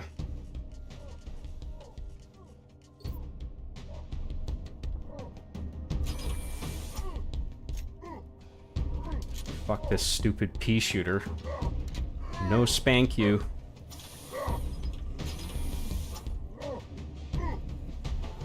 It's like a... brute's beaten off up there. He's gooning, you guys. I fucking told you guys, this is a no gooning zone, and this brute's up here gooning his ass off.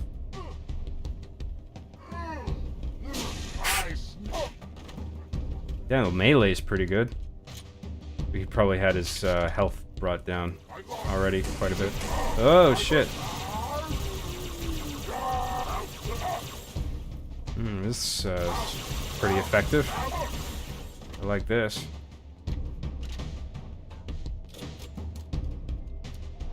I like how like ammo is like tends to be lesser in all the weapons that you pick up compared to the other games.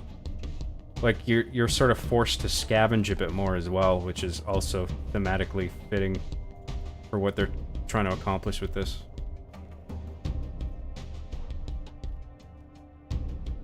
Rip in peace.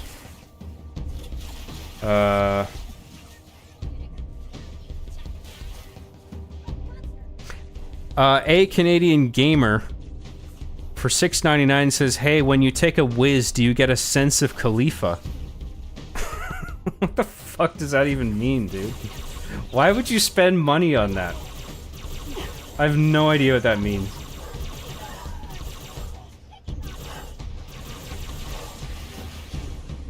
Anyway, thanks for the money, sucker. I tricked you into giving me money. Thanks a lot, A Canadian Gamer. I appreciate that. We can team up and bring you down.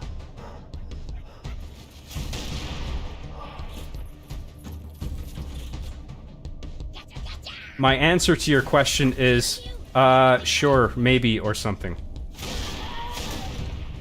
That's my specific answer.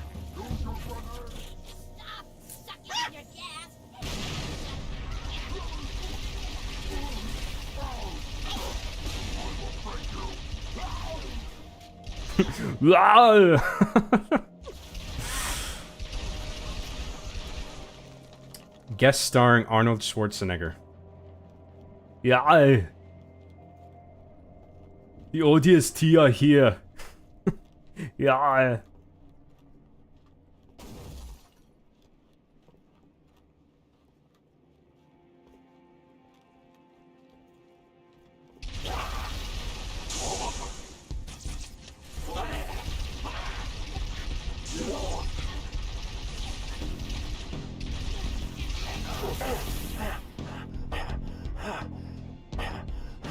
Okay, so stamina is like shields, and then your health is your health.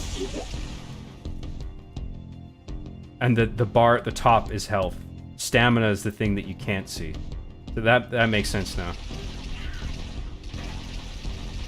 I was a little confuzzled at first, but I get it.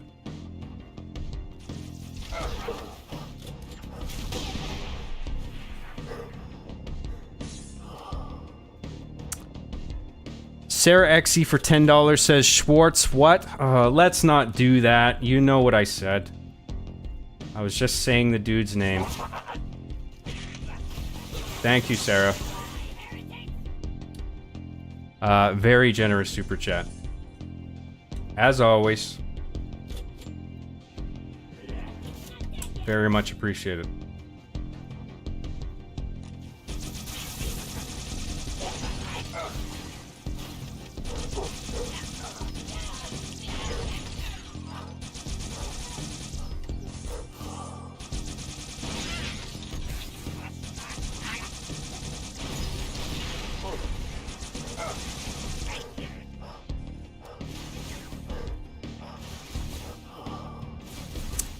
Zompk for $4.99 says, am I supposed to read this in an accent? That's racist. You'll get me in trouble.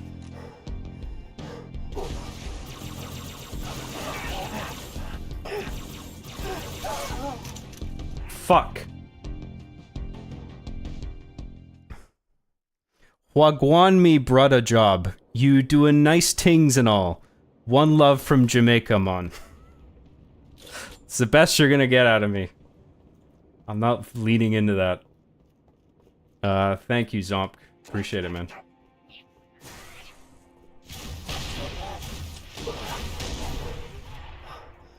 Veronica, what's with all the dead elites? What do you mean? Looks like a family feud, like they were killed by brutes.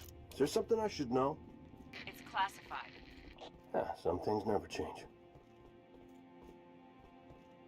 So that's interesting. Like, ONI has decided that the ODST, like, they're on a need-to-know basis, but it's just like, can you just tell us what the fuck is happening? So we can better conduct ourselves in the battlefield, and if there is some turbulence within the Covenant factions themselves, we can use that to our advantage if you would just tell us what's going on. But it's just like bureaucracy and red tape that gets in the way of their survival. That's a cool idea to introduce in the game.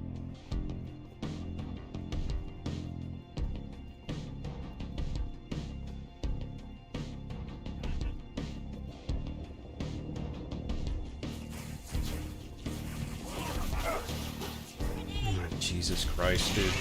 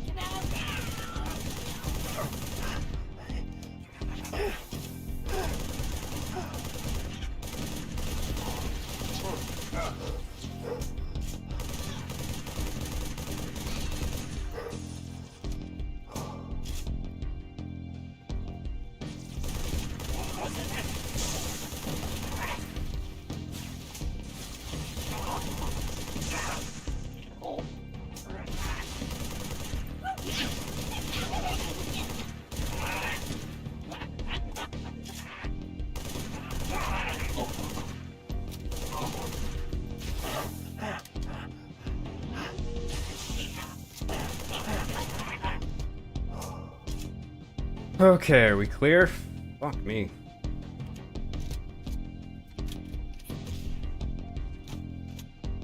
What are these things? Anything? Nope.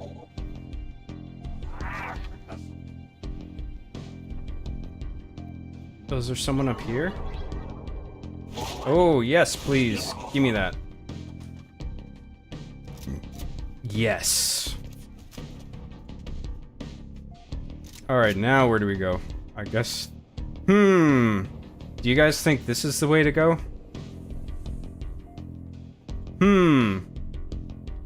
Where do I go from here?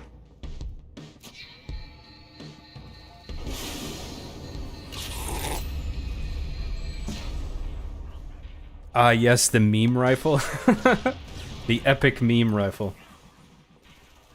Oh my god, I was playing this game the other night. I was playing video games for a few hours last night. And one of the games I played was 420 Blaze It 2 on Steam. And that was pretty fucking funny. I don't know if you guys have tried that, but it's just like all the 2000s gamer like smoke weed memes and fucking get wrecked, no scope, all that shit. Like it's just like all of that cranked up to 11. And I was laughing pretty hard at that.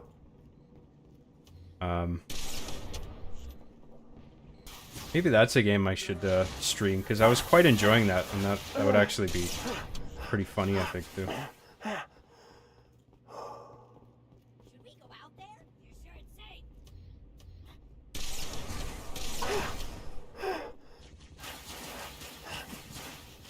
safe? MLG, yeah, that's the MLG sort of memes, yeah. I mean, I think that's a component of it. Almost there. I mean, I don't know how you would summarize all of those types of memes in a word. Listen carefully. I guess MLG would be the best way to sum it up, I I'll suppose. be right there. Too late. They spotted me. Damn it, no! Veronica! Talk to me! Don't move! I'm coming, you hear?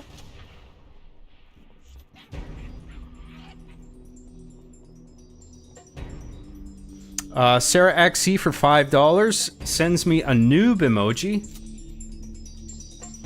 Come on now. I did it.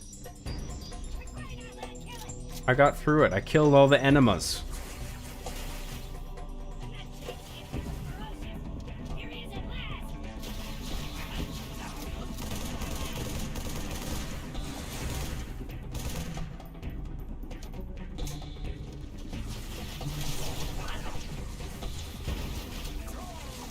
God damn it. Oh, I had to run out of sniper ammo, didn't I? Maybe I can grab another one.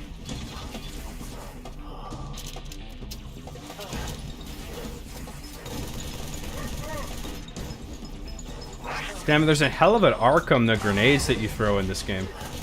Like, the throwing feels way different this time. I think with the older Halo games, the grenade throwing is a bit more of a straighter trajectory.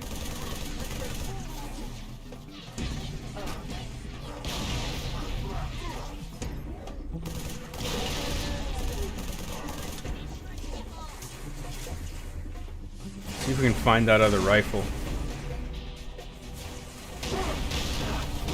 Oh, fuck, dude. Sorry, guys. I guess you were right about me, Sarah. I'm a big, fat noob. Oh, this tank isn't working, is it? No. Fuck. Well, I guess we gotta do all that again.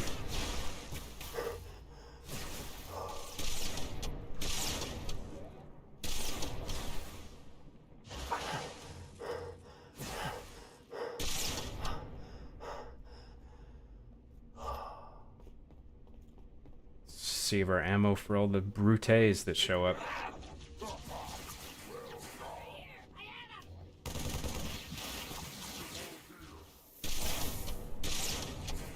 Fuck, man. Buck, location. Almost there. What's wrong? Multiple hostiles closing on my position. Listen carefully.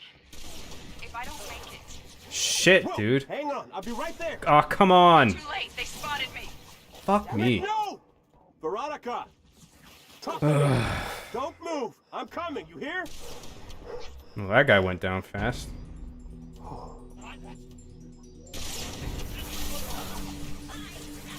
He's down.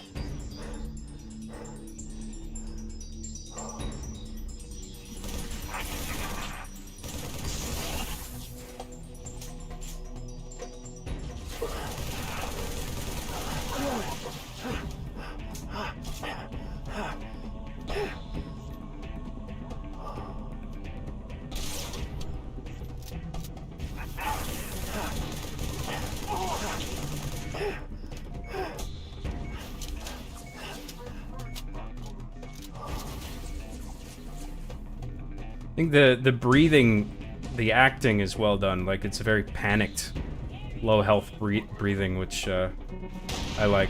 Good performance. Ugh.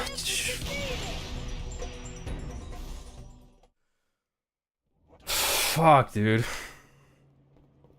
Get my fucking ass handed to me.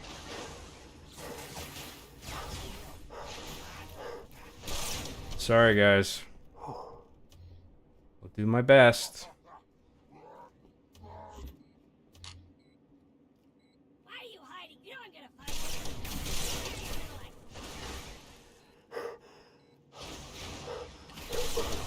you. Oh, fuck off. I'm not wasting that ammo on that bullshit.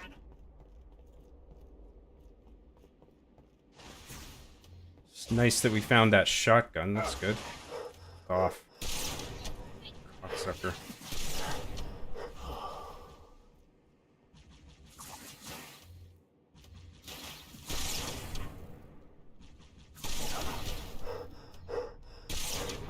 I'd rather just not fucking deal with these guys. To be quite TBQH with you. Here we go with the fucking Michael Jackson moonwalker over there.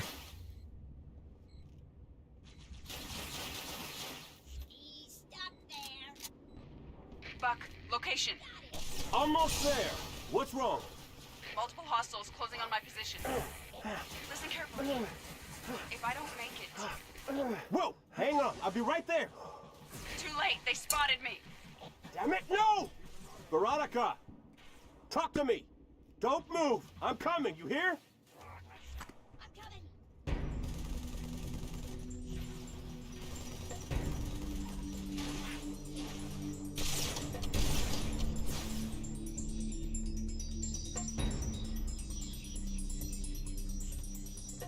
Really cool music. There's like a little bit of Halo familiarity with like new instruments and shit, new rhythms, new...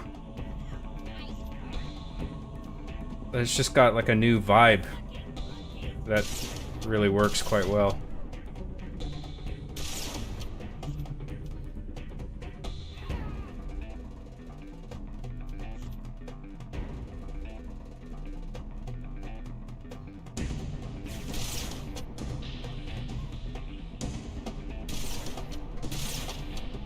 Oh, fucking asshole. Great. Well, let's grab that shotgun. Don't need the pea shooter.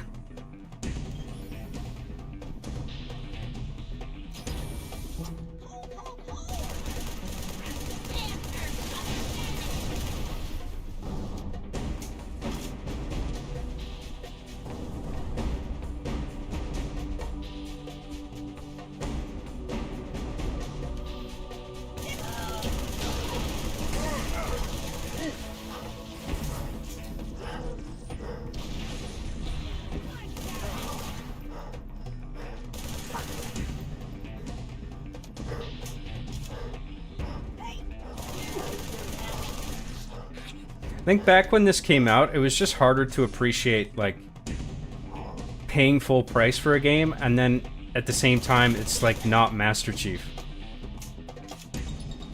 So, like, I understand the whole, like, you're playing as one of, like, the regular human guys, and it's a bit harder, but, like, I think it made it, like, less fun, to be honest. For me, at least.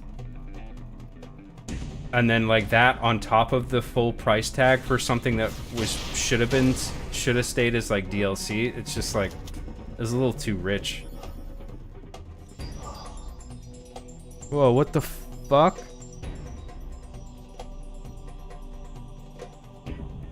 It's weird. I don't know what happened there. That was... I think we're okay now, right?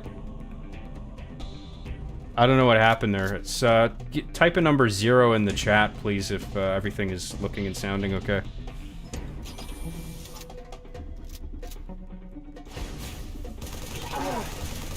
Oh, fuck.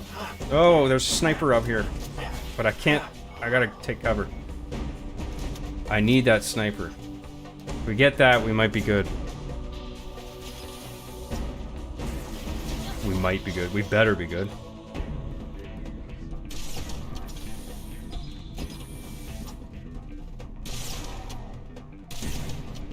Fuck. Ah, you bastard. Come on.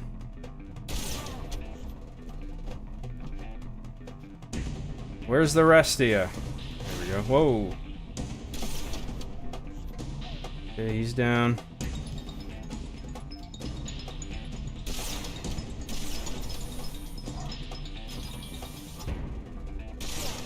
He's down.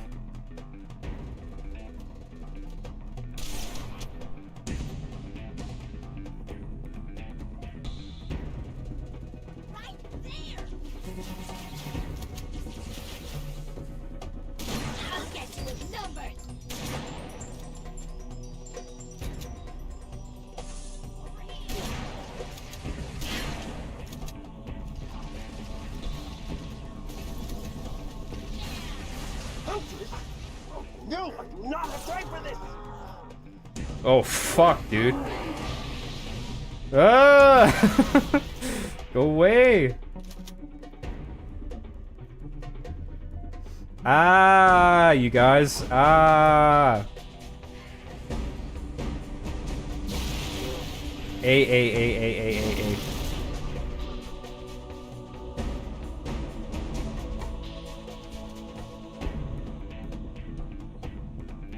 How am I supposed to do this, yo?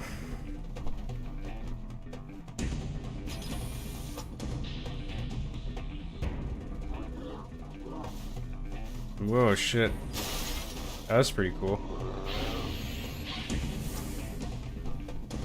It's like any possibility of flanking these fuckers. Feels like they're just gonna be aggroed on me no matter where I come out of. Am I wrong?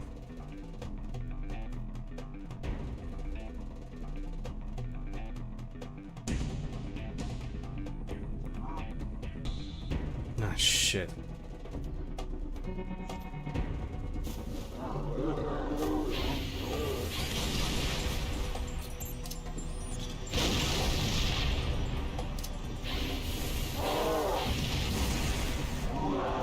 Fuck, this is too crazy.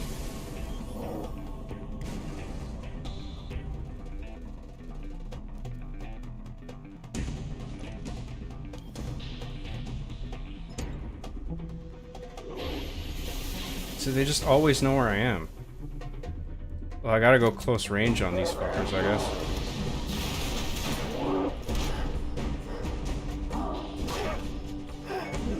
Fuck, fuck, fuck.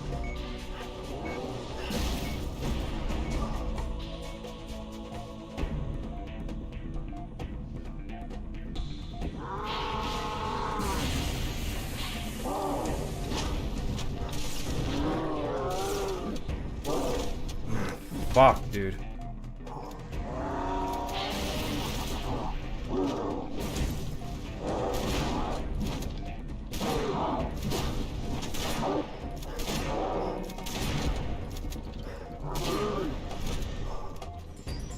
Oh, okay, good. Jesus. See if we can find another beam rifle. That would be cool.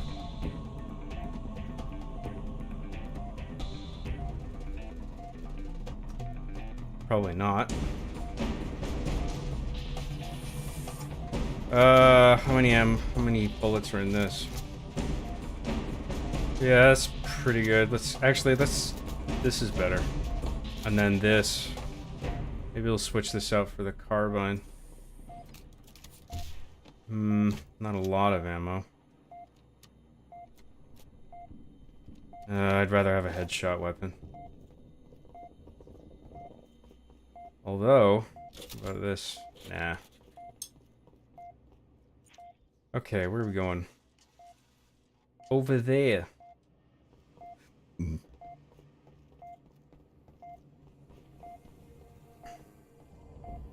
Was there health around here? I can't remember seeing anything. Ooh, is that a thing? Oh, that's the one I dropped. Dirt. Just gonna look around for some health. Maybe there's something I can pick up.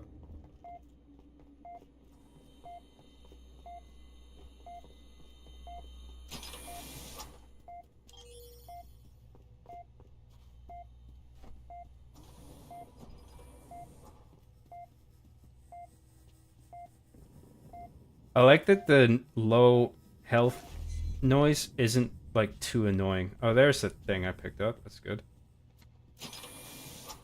It's like very minimal. It just lets you know you're low health without being like super fucking irritating about it.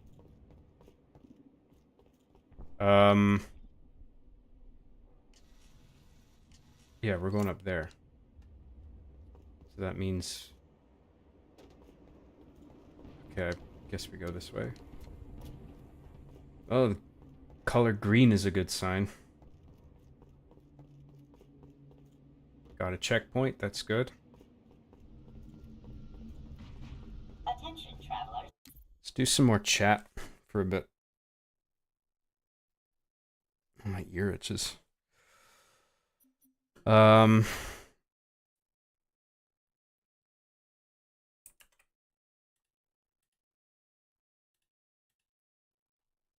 Okay, where was I? Okay,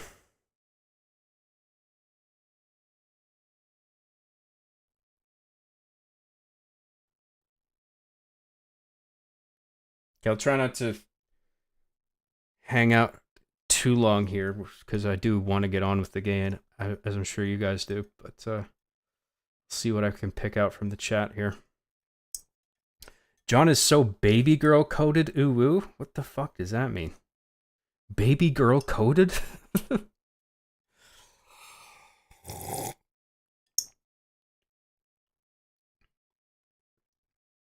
Fan for 199 says, thanks for helping a brother out, Giga. John, you ass. Sorry as for not laughing at your joke initially. But didn't you hear my totally genuine laughter? I did laugh.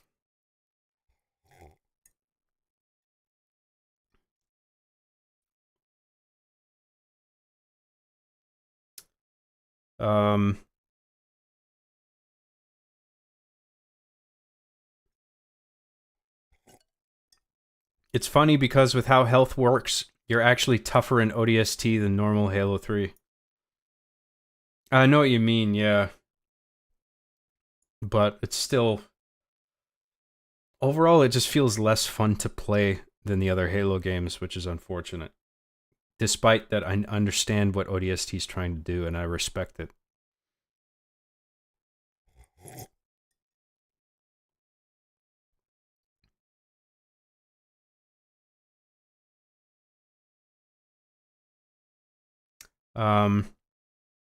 I now know that John is ignorant of the hilarity that is the Eric Andre show. I like Eric Andre, man. I've watched his show. Not all of it, but it's a good show, so I don't know what I missed.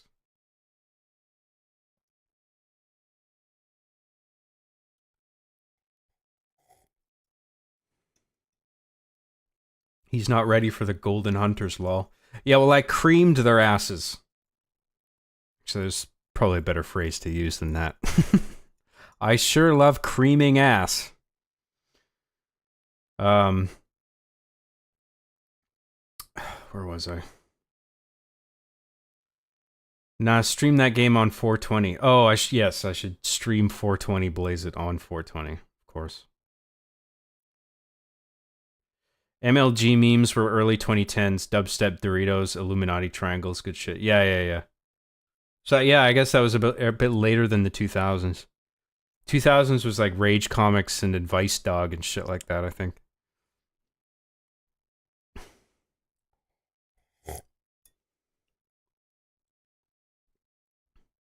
Yeah, grenades are fucky in ODST. Well, the way you throw them is it's a bit of an adjustment to get used to. I don't think they're any less effective, but it's just you have to like be mindful of the new trajectory. Like it feels like you throw them more aggressively in this game.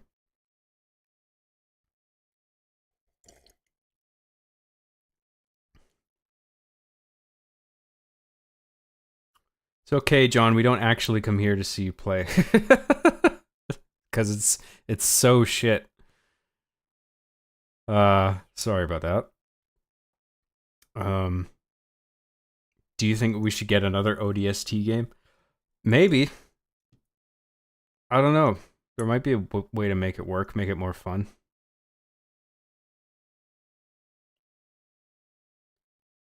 John, have you ever grown your hair out? The longest my hair has been is probably like when I did that Rooster Teeth sketch. I had a sort of a mop top almost, but it's never been as long as that since then.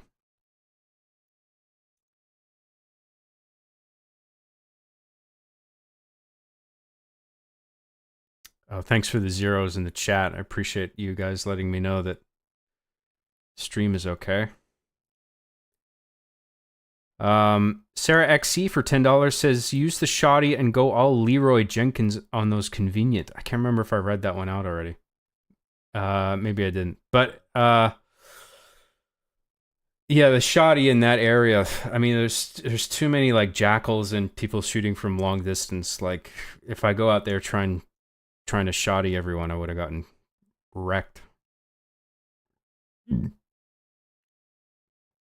LE for $2 says, God, the music is fucking amazing. Yeah, the music is very good. I do like it. Thank you, Sarah XC.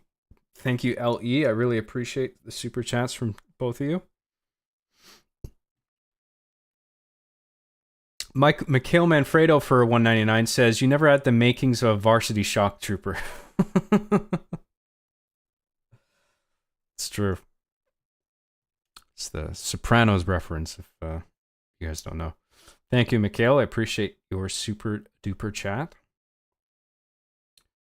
Use the grenades. I'm using the grenades.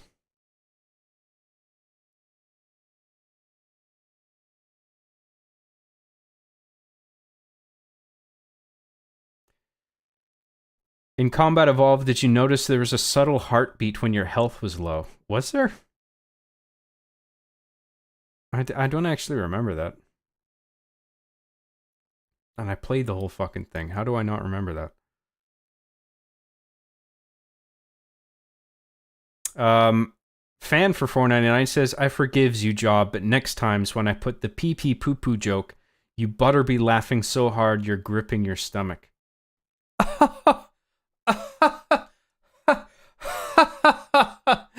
Pee-pee poo-poo. There you go. Thank you very much, fan. Oh, the hilarity. Pee-pee and poo-poo. It's not just one, it's both of them. Pee and poo are both gross.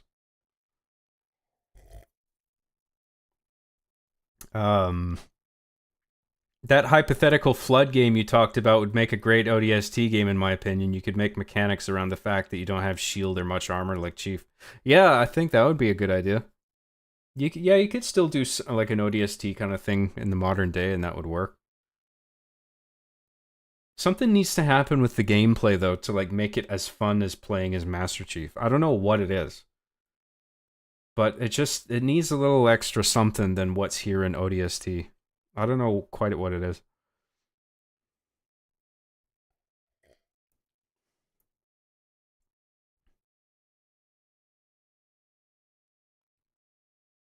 Oh, I know what it is. It needs parkour and a third-person mode and iron sights and skins of like pro wrestlers and horror movie villains.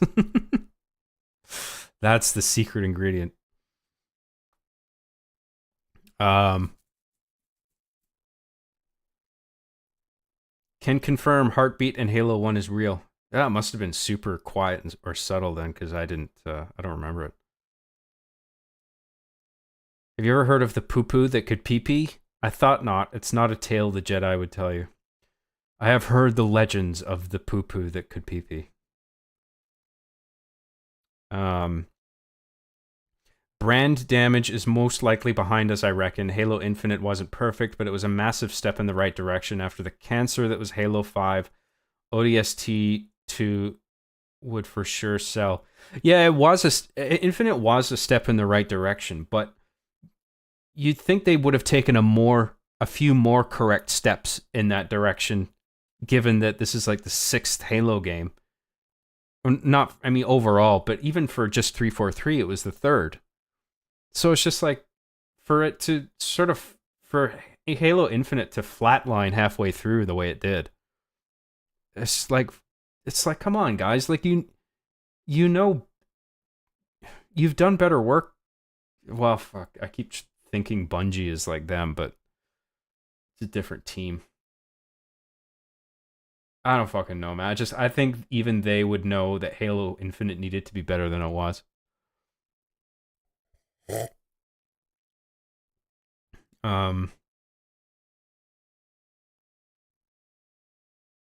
Mountain Dew is the best soda ever. Mountain Dew is the best soda ever made. Sarah XE for $10 says, would you ever be open to the idea of opening a P.O. box for fan mail? Man, I used to do that. I'm not interested in doing that anymore.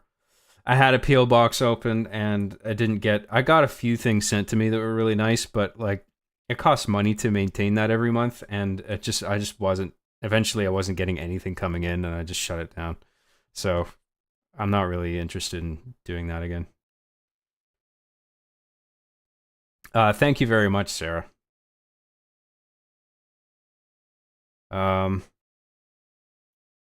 I thought Infinite was a really awful open world game. The story was okay, but if 343 actually allowed their ideas to develop, we could have had something far better. Yeah, like I said before, like I thought Infinite started strong. Like I was with it in the beginning, but then it just got boring. It was just the same thing over and over again. And I wasn't incentivized to like explore the whole thing. So the whole open world dynamic of it just felt kind of redundant. You know, I found myself wishing that it was more linear and segmented like the original Halo games were, instead of the open world. Anyway, John, I want to mail you a dead horse. What are you, the Godfather? I want to send you a gift.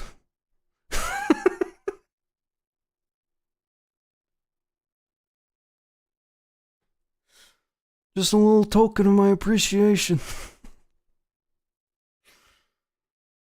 It's an offer you can't refuse. Look how they massacred my horse. Little Marlon Brando for you there.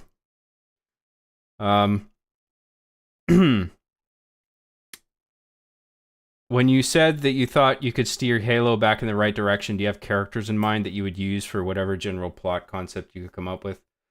I don't know, man. But I just think if I mean, listen, I won't. But in the crazy scenario that I was given the job of making a new Halo game, and if I knew that I had to come up with something and I was getting paid to do it, and I could just lock myself in a room and come up with something, I think I could come up with something cool. It would probably involve that sort of flood containment thing that I pitched earlier on an earlier stream. But like, off the top of my head, I don't know how to fix Halo, but if I was a part of the think tank in charge of fixing Halo, I think I could come up with something eventually.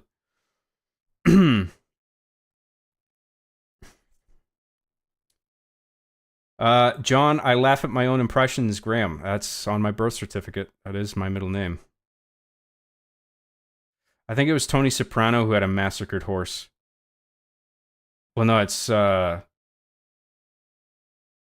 that's, I don't think he was massacred, but the horse was killed by, Ralphie Civaretto, is that his name? Yeah. Pyomai is the name of his horse. They still have to explain the endless lol. I know, that's stupid that they didn't even address that. That made me mad at the end of that game. It's just like, oh fuck, you guys don't even know what the endless is. Like, it was so undercooked, you know? Mikhail Manfredo for $1.99 says she was a hua. She was a hua. She was a hua. Thank you, Mikhail. I just finished watching Sopranos. It's pretty damn good, IMO. Yeah, it's a fucking amazing show.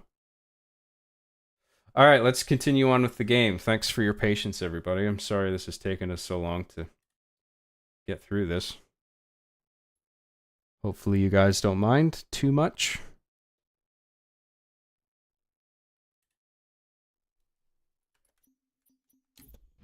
Lost items can be claimed on lower level. Got a checkpoint. That's good. Need to find a way down. Well, remember this. This is, I think, a firefight map.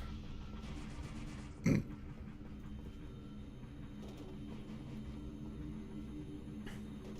mean, the firefight maps basically, I think, repurposed the campaign environments, but still, it was a really fun mode to throw in there. And it was nice for ODST to have a multiplayer component of some kind, so even if it all just is repurposed campaign geometry, I did very much appreciate that mode being in there.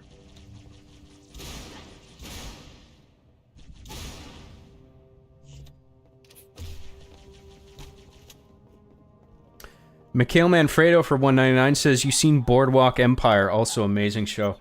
I don't think I finished the first season, to be honest.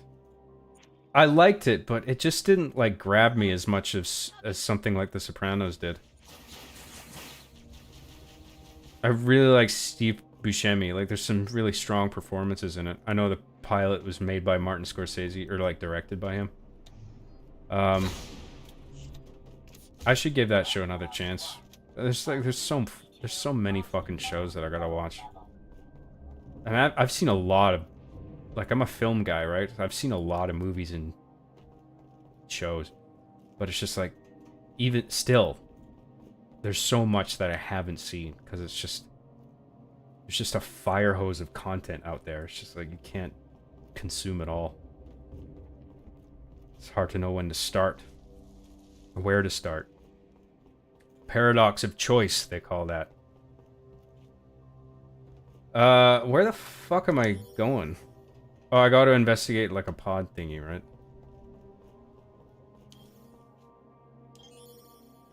Oh, is that the thing I need to investigate? Hold B to hmm? Do I hmm on this? Yes, hold B to hmm. I'm here. I got you.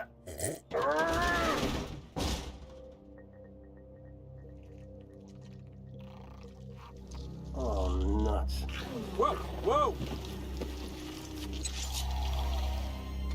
Hang on, guys. I just want to watch this cutscene.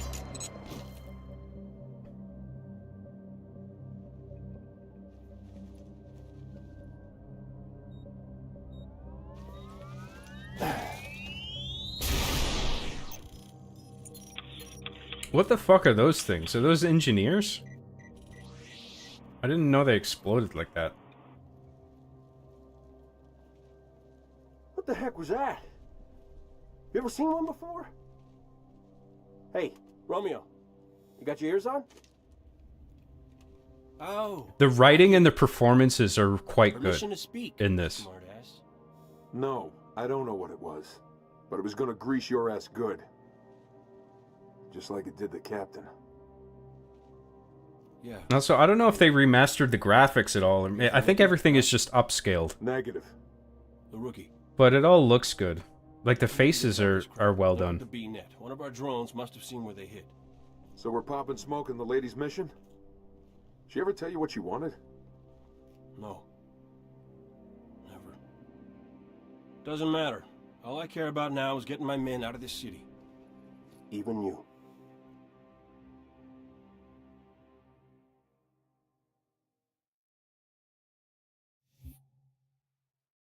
Mission complete.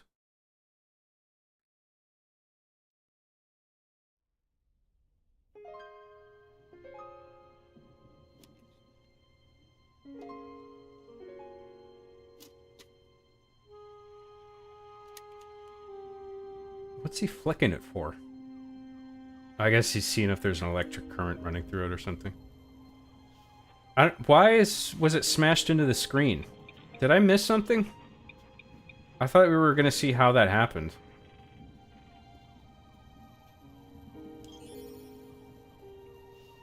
Oh no, that's... Okay. So that thing happened down there. I don't know why this object was the trigger for that. I think one of the things I'm misunderstanding is that what I remembered was that, like, every time you find a clue in the hub world, you're like playing a little video. You know, like in Halo 1 where you get Jenkins' helmet and you play a little, like, recording? I thought that's what was going on here, but I guess it's, like, different. I guess, like... I'm kind of confused as to, like, what it is about these objects and this person finding them that triggers this whole, like, thing. So I guess, like... You, as a player, are the only one who's meant to be privy to all these stories that are happening, right? Like, the guy you're playing as here isn't seeing any of that, or understanding any of that. Shush, listen to the song. I know, this song is good, I should shut up. Nice use of saxophone. Interesting, It's not obvious to me that a saxophone would be suitable for this, but it actually, Marty found a way to make it work, which is pretty cool. So now I guess we go down to where that was. But, like, how would the character know to go down there? Other than it just being visually obvious by looking out the window that that's probably where you should go next.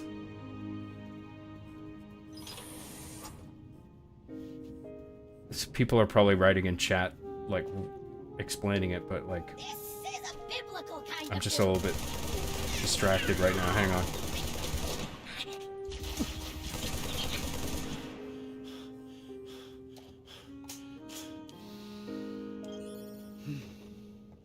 So the use of saxophone here is really interesting. It actually does work.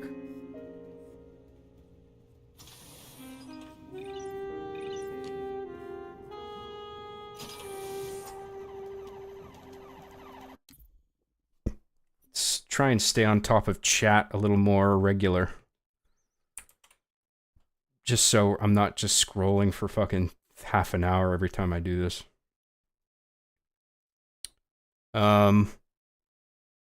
Sorry for pausing so often. I don't know a better way to do this.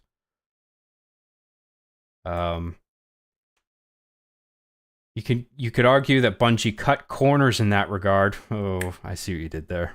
That's funny. But it doesn't detract from the fun of the game mode either way. Yeah, as long as the gameplay in Firefight is fun, like even if it's repurposed geometry, that doesn't bother me. Hello, Job. Hello. Thanks for tuning in, everybody. Thanks for staying tuned. Listening to my boring ass.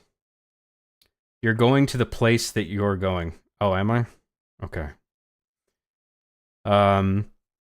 Discount Gumshoe for $5 says, to be honest, the new team should genuinely consider retconning post Halo 3 and start from scratch. I think a lot of modern Halo's issues is all the baggage it has. Oh, I see what you mean. Yeah, just like not considering all the lore of like the games beyond Halo 3, right? Because 343, they really fucked some things up, particularly with the... I don't remember this, but from what I heard, the 343, what they did was they established that the Forerunners were in fact not human and something else, which that is a mistake, I think. They shouldn't have done that. They shouldn't have done that. I agree. That alone, I think, is worth like ignoring. Like I thought the idea of the Forerunners being ancient humans, I thought that was so cool. And that's the reason they can fucking fire the Ark at the end of Halo 3, for Christ's sake. Like, how can you, like... If that's the case. But I just don't remember that from the 343 games. But I guess Halo 4 didn't really stick in my head that much, except for very specific, like, plot elements of it. And Halo 5, I forget almost entirely, other than the fact that Locke is trying to hunt you down. That's, like, the only thing I remember from it. And the Prometheans and the Didact and... Oh, no, wait, that was Halo 4, wasn't it? Oh, the Prometheans were in Halo 5 as well, I think. I'm all over the place, man. Cray 300 for $9.99 says, nah, you? No. Good to see you. How are you? I take it you're surprised to see me live streaming. Is that it? Well, here I am. It's me. Hi. Thank you very much, Cray 300. A very generous super chat for you to send. Thank you. This game has such an insane campaign. I don't know if it's insane, but I mean, it's pretty good. How's the music so far? Is it not the most music of all of Halo kind? It's not my favorite score, to be honest, but like given the mood and what you're doing as a player and the sort of the themes of it, the score is very well considered. And Marty did a great job. It's just that if I had to pick what my favorite score is, it would still be Halo 2.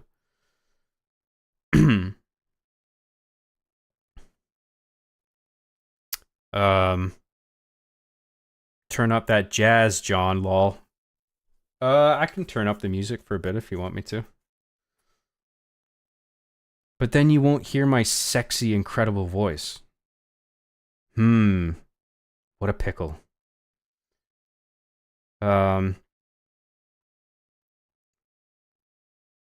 Sarah XC for $5 says, I think you see Dare's perspective later on, which explains why her helmet was buried there. Oh, okay. So it is like I said, that the player is not seeing the things that you, or the character that you play as is not seeing the things that you're seeing as a player, these flashing to other people. See, I thought the character was seeing those things because it was like video recordings he was playing, but I was wrong about that. But it's nice to know that the items that you discover, like, they're not just like random trigger events. Like, it's like they are actually tied to the stories that you at least eventually witness, which is good. I just don't understand why that helmet would trigger that cutscene. You know, I don't know. Maybe I'm just maybe it's not a big deal that I'm getting too hung up on it. Job there, just flashbacks. Right. Okay. I know they're flashbacks, but it's just like who is seeing them? Just the player, I assume, not the character you're playing as. It's an important distinction, right?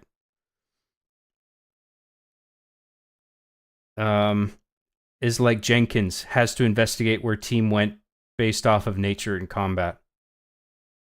Right, yeah. So the character is not seeing any of this stuff that the player is seeing, but they are finding clues as to what happened so he can find whoever's left alive.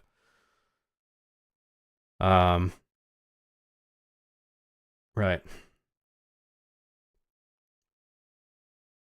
The one thing Rookie is privy to are the audio logs. Right, yeah, that makes sense. If you get all 30, it changes one cutscene where he takes charge over Dare and knows how to call out Virgil. Okay, interesting.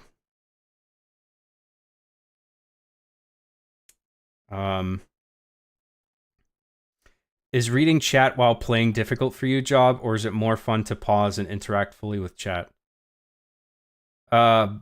Both. It's really difficult for me to actually play and move forward and not suck and keep an eye on the chat at the same time. Like, I'm not good at doing both. I guess some streamers, or maybe a lot of streamers, are good at doing both, but I'm terrible at it. So I gotta sort of switch between one mode and another. I hope that's okay. It's just the best way I know how to do this.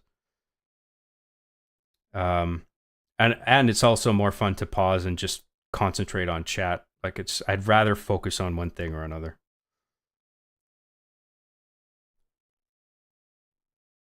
So if I'm constantly playing, right, and I'm sucking and I'm always doing this, going, what the fuck did that guy say? Like, huh?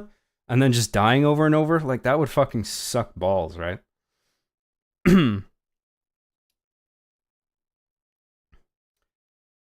John, what do you explain to all your Eastern European huas when they walk into your pad and see Romanian orphans slaving away, making John tent and scrounging the apartment for stale Twizzlers?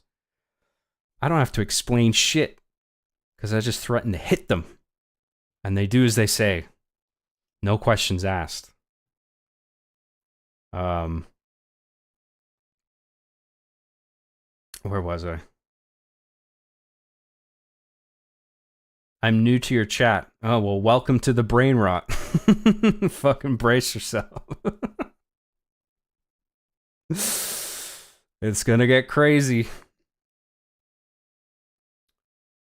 The rookie does not know the details, but he is just finding the footprints left behind. Right, yeah. I guess, I mean, that's fine. I'm just asking about it because I want to be clear on what's happening. I think it's fine that if you're just randomly seeing flashbacks in between the sort of discovery hub portion. Like, it doesn't need to be stuff that the main character is privy to.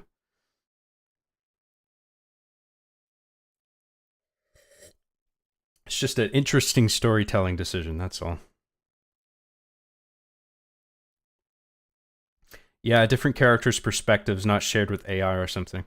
Well, that's a good point, because really I'm thinking of the player you're controlling as one main character, but you're playing as all of them. So they're all sort of a main character to a degree. It's like a cast of main characters. So based on that, it makes sense that you would freely switch between all of them in terms of perspective and storytelling. So that actually works. I was just a little confused about it.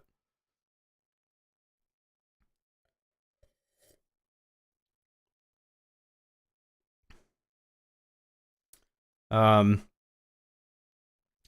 Moltisanti. I must be loyal to my capo.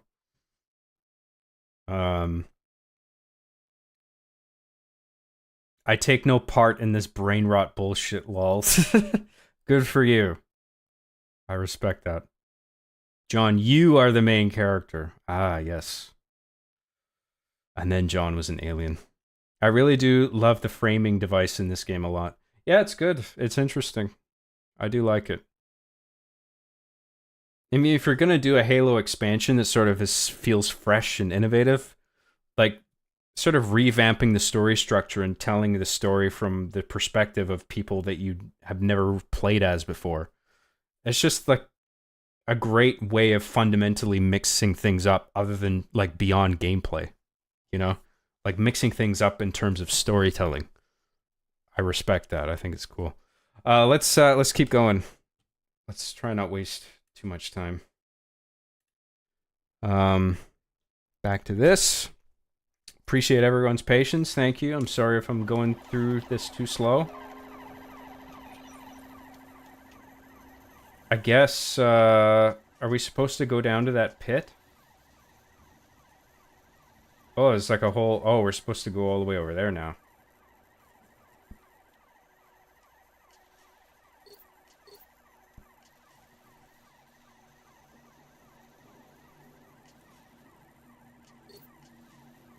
Well, I'll check that out down there in case there's something for me to find.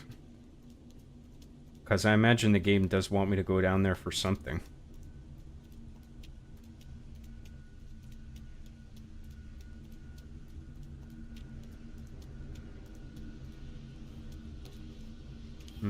Maybe not.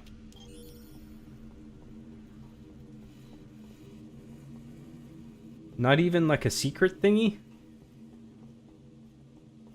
Is there really just nothing down here?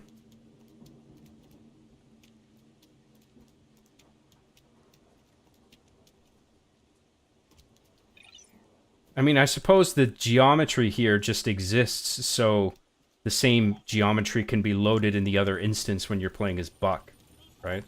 Okay, here's a terminal. Ooh, coins. Look at all those monies. Tap B to download comm data to visor. Hold B to download and play immediately. Oh, okay, I see. Hello, traveler. Mombasa welcomes you. Anxious? Stressed? Please remain calm. Control circuits now open. With pride.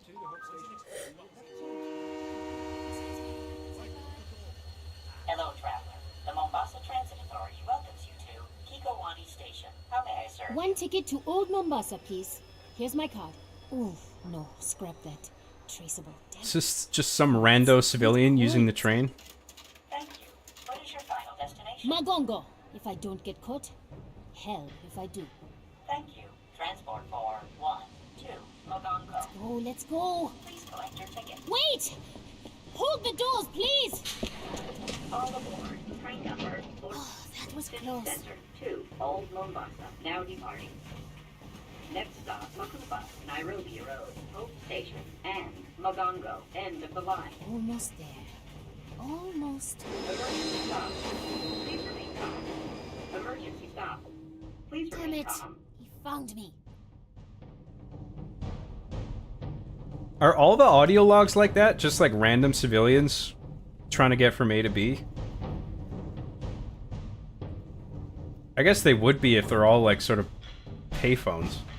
Like civilian payphones.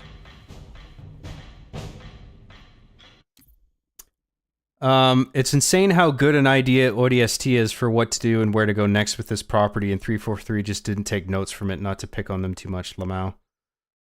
Yeah, ODST is a good fundamental format. I like the storytelling decision.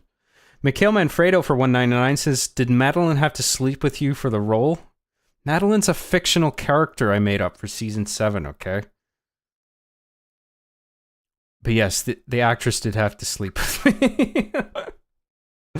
I don't think that voice even had that role even had a voice. So I was all like, I think that character was established entirely off camera.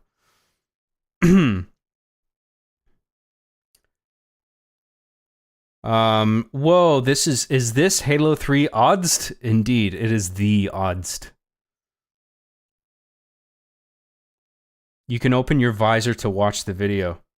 Oh, really? Fuck, I missed that. I suppose I can't replay it, can I? Oh no, I can do it through my visor, can I? Hello, traveler. Mombasa welcomes you. Anxious? Stressed? Please remain calm. Control circuits now open. Oh, so it's like still images.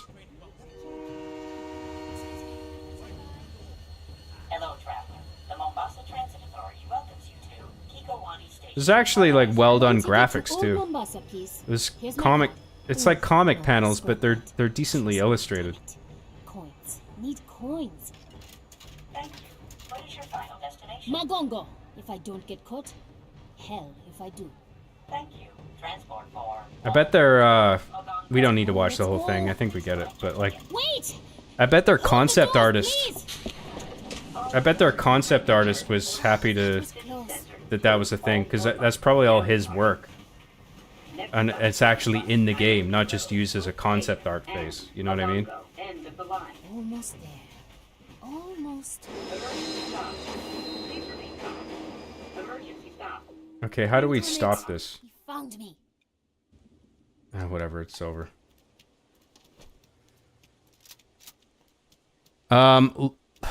Look up the stairs to the right.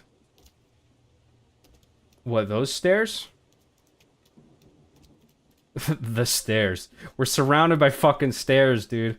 I mean, I guess you typed that at a very specific point, but like, it's just funny that we are surrounded by stairwells right now. Is this what you're talking about in here? Maybe? No. You got it already? Oh, that was the phone that you were talking about. Okay, never mind. So we can move on.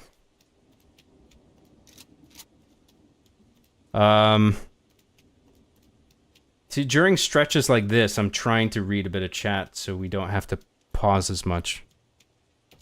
Press A to excellent. Oh, that's what the A button does. Getting blasted and watching a John stream would have been perfect. What do you mean, would have? Are you not doing that already?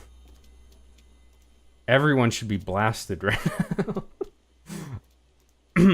That's the only way you can enjoy a John Graham stream. Is to be blasted out of your mind. Sarah XC for $10 says, Halo 3 odds the gambling simulator. Oh, because the coins were coming out of the phone, right?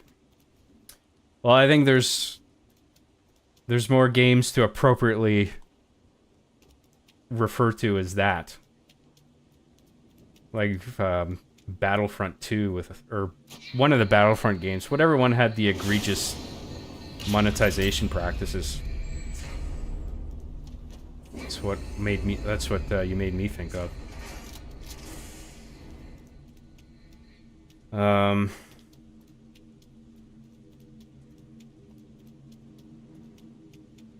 don't like this. Oh, I knew it was too quiet. Place the charge before I lose my grip. It's armed and ready to explode if any human gets too close. Thanks for the gameplay tip, you guys. Maybe I don't have to fight these dudes. Maybe I can just be super sneaky.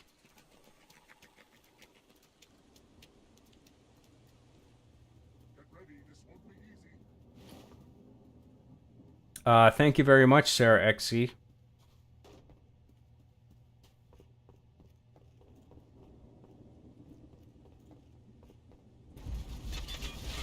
No shit. Okay, hang on. I gotta fucking deal with this now.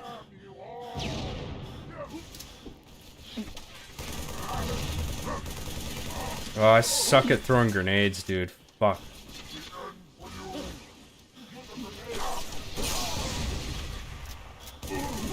Oh, I'm not doing this. Fuck off. I'm wasting all this ammo. This is a encounter I shouldn't have to do. Let's try that again. Sorry, guys. My bad. Sadie's story is connected to the main story, but it'll be hard to understand since it's broken up by gameplay. Oh, okay. Rookie is a depressed narcoleptic roaming the streets listening to his jazz playlist. Yeah, I just imagine that, like, it's like the ODST helmet, but it's like you can see his face and it's just the feels guy. The Wojak. And the rain is just like running down his visor.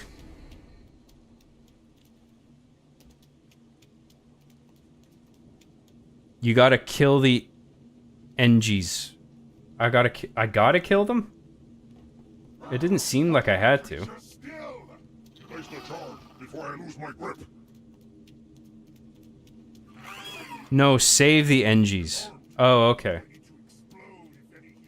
Yeah, because the engineers are good, right? They're good guys. But I'm not getting into any combat that I don't have to.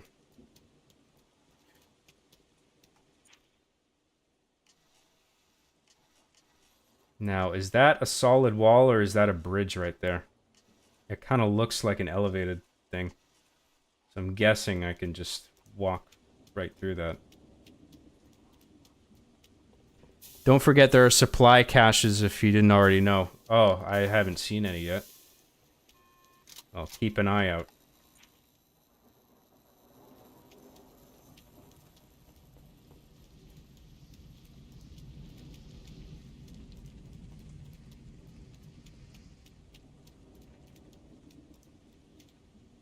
Erica Ehrenreich for $2 says, do you think the brutes are all gay? Yes, very, very super gay.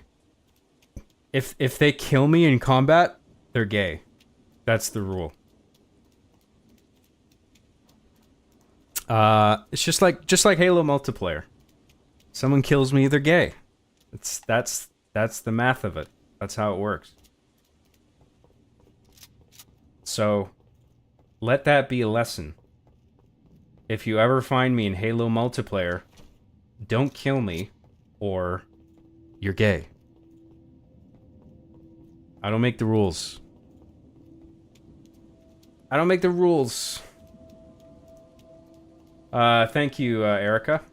Nice to see you.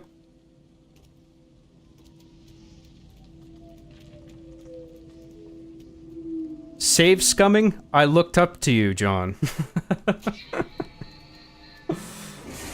Save scumming.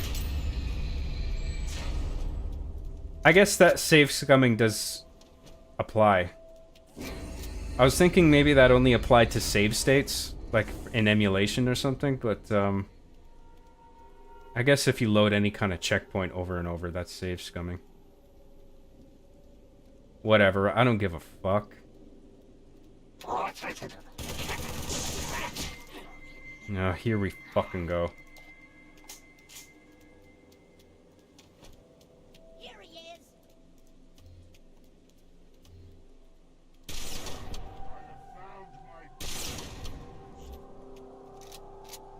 No, this isn't too bad. I got my sniper.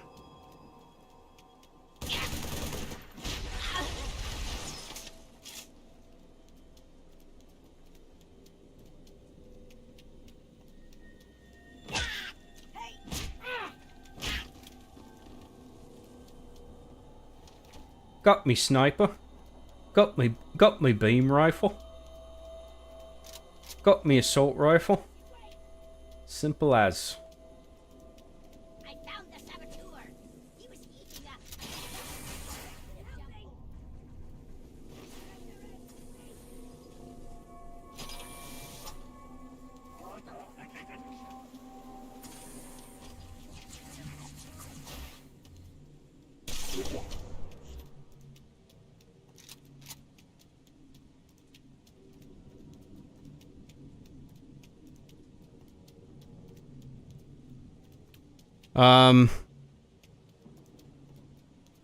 Do not kill the NGs. I won't kill the fucking engineers.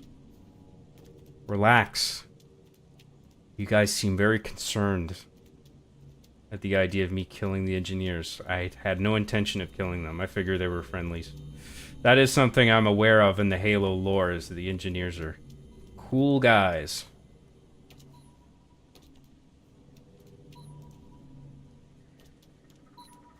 What's this glowy thing?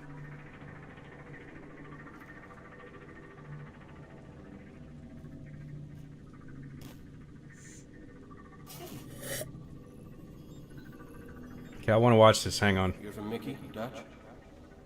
Negative. We need to get above this crap. Link with the B-net. One of our drones must have seen where they hit. The B net? Is that supposed to be like Bungie.net?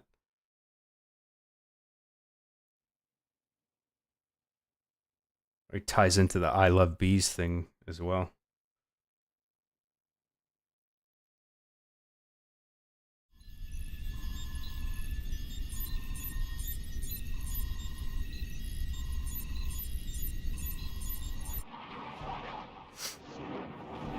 I like those military overlay graphics. That actually look pretty convincing.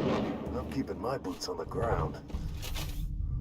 Ooh, a Spartan laser. Big ass laser gun. Why would John kill the NGs? Is he stupid? God, I haven't killed a single one of them. What if I am gay and kill you? Do I ungay? Nope, you're gay permanently. That's the rules that I just made up. Sarah XC for $10 says, what are the chances of finding you in MCC multiplayer out of 10? Oh, fuck. Close to 0. I mean, the last time I played it, I was playing Halo 1 multiplayer on my Steam Deck. And that was just for like an hour or two for one day. And then I haven't played it again since. But it was really fun, that little period of time that I was playing it. I'm not on there regularly. Or even infrequently, like very infrequently am I on Master Chief Collection multiplayer. Thank you, Sarah XC. Very generous super chat, as always. Thank you very much. A Canadian Gamer for $6.99 says, I know I've asked this already, but have you listened to the Halo Hunt the Truth audio series? Halo Hunt the Truth. I think I did look it up, and I saw like a little bit of it, but I didn't stay tuned into it, sorry. I can't remember, because people linked me to a few different Halo things to look at, and I think I looked at what you're talking about. I just can't remember exactly what it was.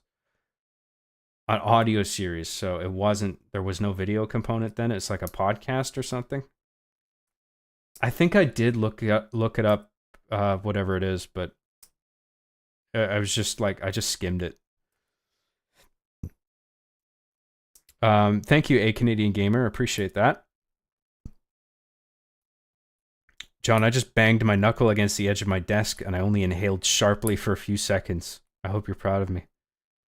You inhaled for a few seconds sharply without stopping? I can't even do that. I doubt that was a few seconds, dude. I'm sorry. X to doubt.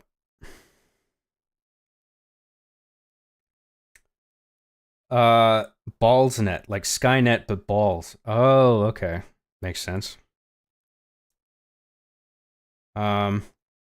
John is old maxing. Old maxing? Is that what all senior citizens are doing, is old maxing? Jesus Christ. This fucking generation. Bet old people can't wait to die with all these new words that the younger generations are using. They're like, oh, fucking hell, just kill me. Old maxing? You fucking kidding me?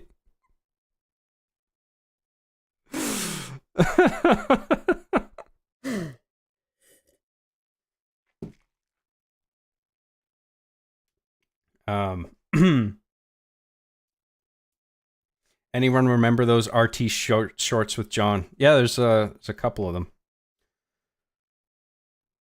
I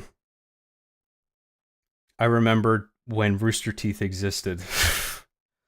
It's a shame what happened, but I had a very positive experience with them, and they inspired my work.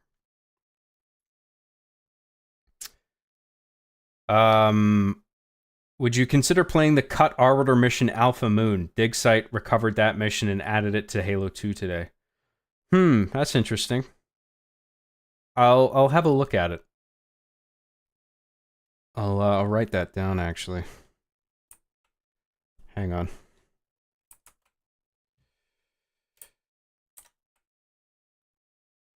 Sorry, just give me a second here. Alpha Moon Halo 2 Arbiter Mission Alpha Moon. Trying to remember that for later. Look into that.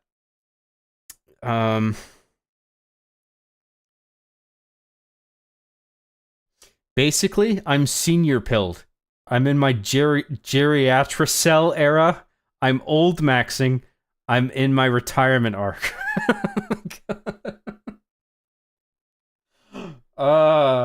That's so much cringe in one sentence. Well, fucking hell, well done. How sad is it that I also understood that? I don't want to be a part of this terrible fucking generation, but I am. I understand this stupid shit.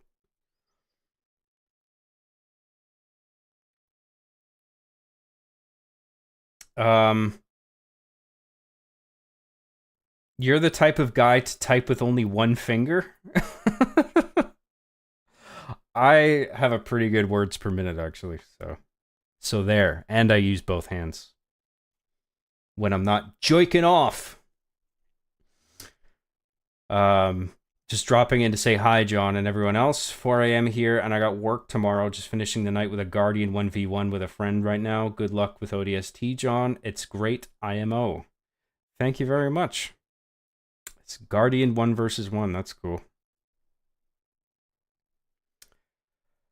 Oh, I look at the old man keeping up with the times. I know. It's pathetic.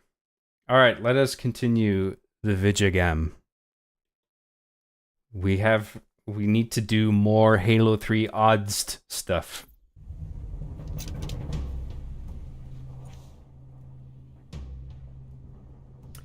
Link up with friendly forces. That sounds like an idea. Oh, look at the animals. This is an interesting environment. It's like a zoo. I like that. Something we haven't seen before.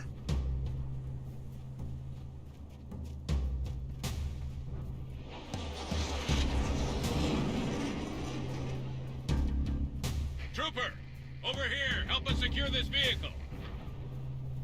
Oh, are we gonna get to drive some cars? Oh, ODSTs aren't as strong as Spartans, but thankfully they can still flip a vehicle over. Isn't that handy?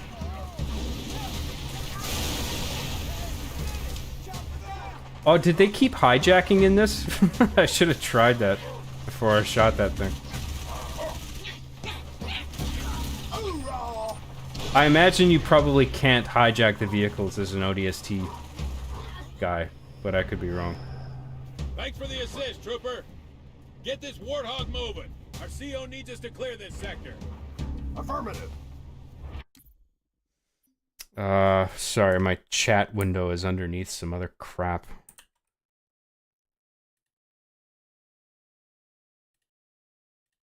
You can. Oh, really? You can hijack vehicles. That's cool.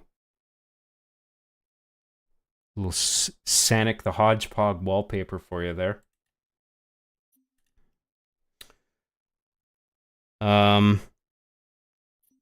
Okay, we gotta play for a bit. It's haul ass. Cover! Haul ass. Careful!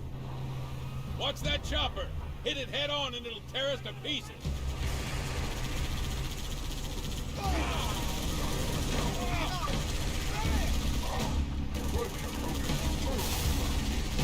Keep moving.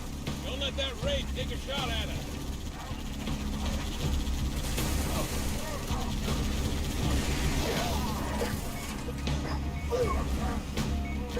Oh, fuck, dude.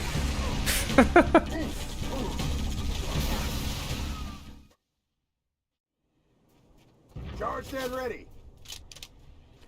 Sarah XC for $10 says, "Where did you get that wallpaper? I needs." That's Wallpaper Engine, dude. For you can get it on Steam. I don't think it costs a lot. I think it's pretty cheap.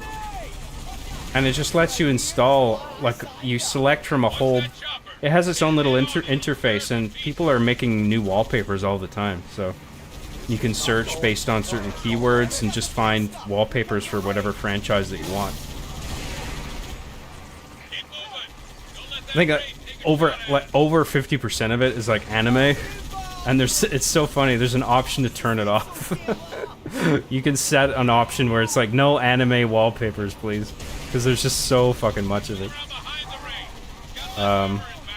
But I have some anime wallpapers, so like. It's fine. I just found that funny that that option was even there.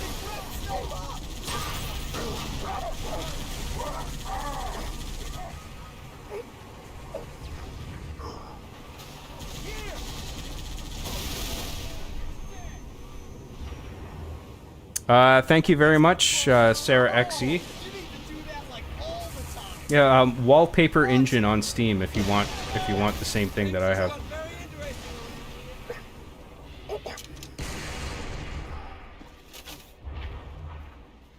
No, this one's broked.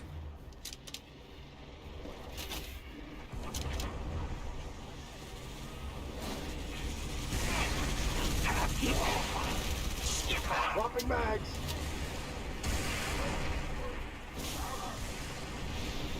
So if I can hijack other vehicles, I assume I can also... Okay, never mind. Thanks, soldier guy, whoever fucking did that. I didn't get a prompt there. Did you guys fucking lie to me about hijacking vehicles? I swear to God if you're fucking trolling me. Oh wow, I can hijack, okay. You guys are safe. I was gonna kick your ass, but then you were right, so it's fine.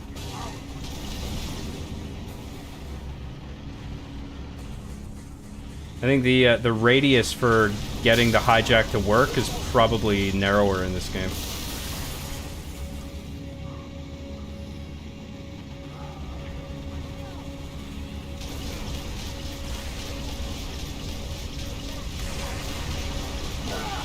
Oh shit. Why did I slow down? Fuck, man. I'm a fucking idiot, dude. Okay, I'm too distracted. I need to fucking focus on this. I gotta use my Spartan laser for one. Fucking Christ.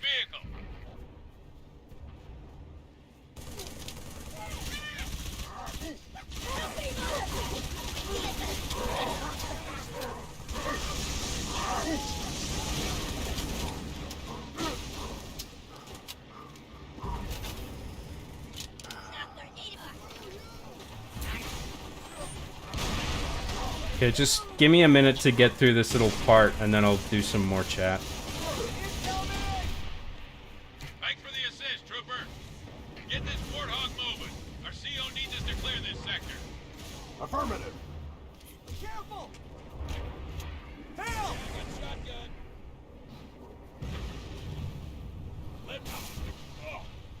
Save your ammo for the bad guy. Get in the fucking turret, thank you. How hard was that? Watch that chopper. Hit it head on and it'll tear us to pieces. Careful! Kill the fucking thing. Shoot. Keep shooting. Don't stop. Keep moving. Don't let that raid take a shot at us.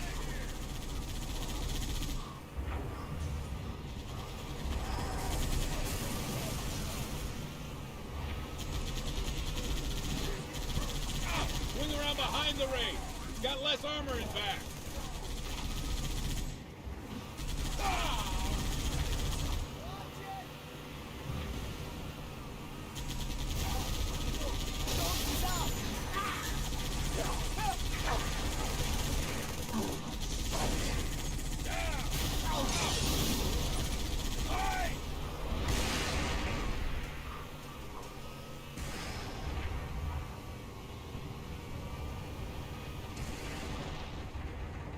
Oh, there is a driver in that warthog. I was like, what the fuck are they doing? Okay. Now I can... Actually, let's just get a checkpoint first.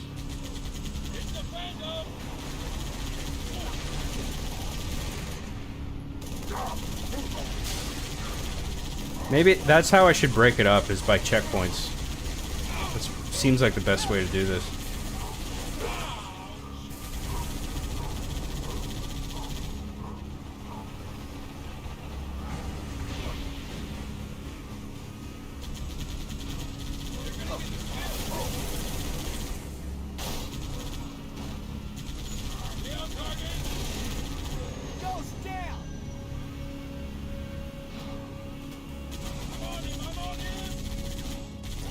I meant to do that.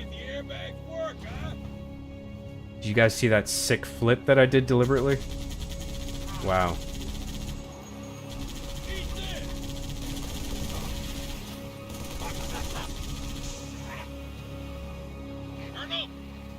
Whose dick do you have to suck to get a checkpoint around here?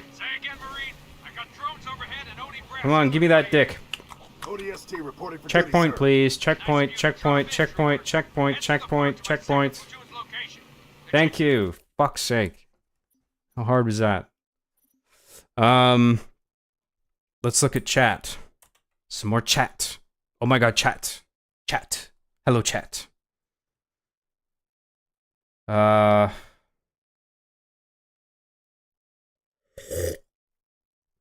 You can hijack as an ODST, Lamau. Lol, Lamau, really? Lamau? Oh my god, Raffle. I didn't know you could, Lamau. Lol. That's hilarious, XD.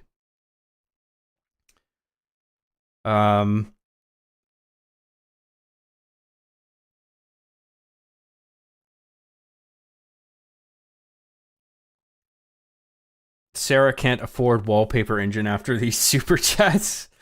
Save a bit of money for yourself, Sarah, for the wallpaper engine. It's worth it. You don't have to spend it all on me. John is truly old maxing by calling his hentai wallpapers anime. Oh, I think there are a bunch of like... Actually, I don't know what the moderation is like on that kind of stuff. I just know there is a lot of... More broadly, there are a lot of anime wallpapers. I'm pretty sure there's hentai stuff on there too. But I don't have any of those wallpapers. I promise. The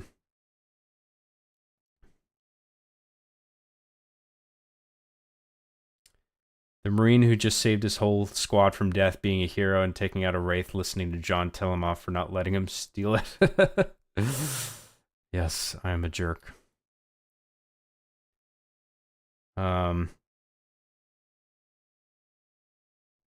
Hey John, why did you have to give me the hiccups? I don't know, I just do. Enjoy them. That was all me. Did you watch Digital Circus episode 3, Job? No, I haven't. I've only watched the first one still. That was a fucking good episode, though. That's another show I gotta watch the rest of. That was really good. Spartan laser in his pocket. Oh, I know. Well, I'm trying to like... If I'm driving and I got the guy in the turret and he has infinite ammo, like I might as well utilize him. If I can just like survive and just keep doing loops, then that'll work. And then I can save the laser for when I need it, right?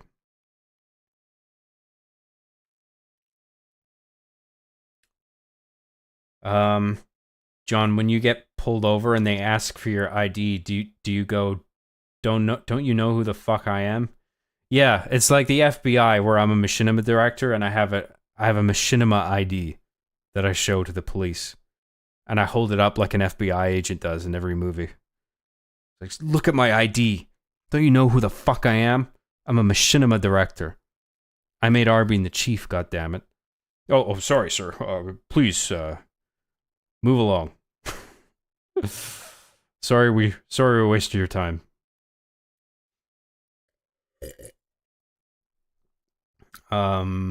Sarah XC for $10 says, your AI teammates are actually a lot more reliable in this compared to other Halo games in my onion. Well, it's accurately assessing it, it seems pretty similar to the way AI behaved in the older games. I don't know which is better or not. I mean, I'll take your word for it that the older games did it a bit better. Or I mean this game did it better. Thank you, Sarah. Did finally start using grenades yet? I missed everything so far. Did you learn to write a sentence yet? Oh, I guess not.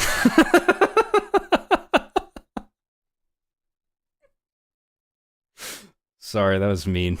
But come on. You were giving me sass. So I gave you a bit of sass in return.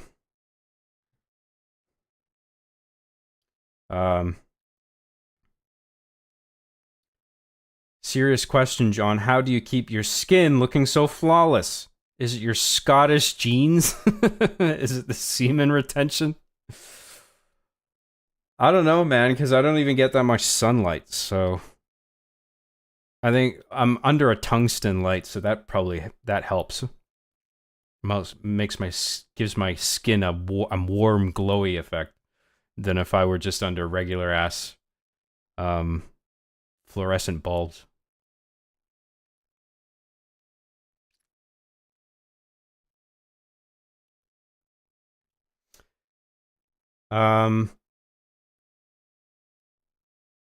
License and registration, sir.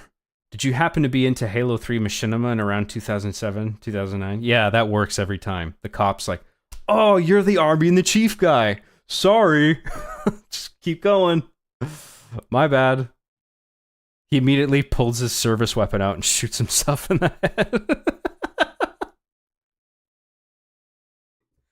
Sorry about that. I didn't mean to pull you over. That's grim. I shouldn't joke about that. That's not funny. Suicide is a very serious issue.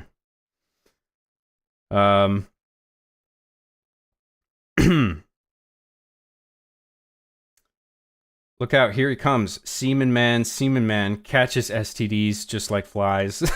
If you need him, he comes just in time. Well done. Was watching a past stream of yours and you said you were a Scottish. Thought you said you were Canadian. You can't be both. That's just silly. Oh, well, I'm a Canadian citizen, but I was born in Scotland. Sarah XC for $10 says, you look super orange. Is your liver okay? Maybe you should lay off the apple juice for a while. It's the tungsten. It's the tungsten lights, okay? It's not my failing liver. My failing liver.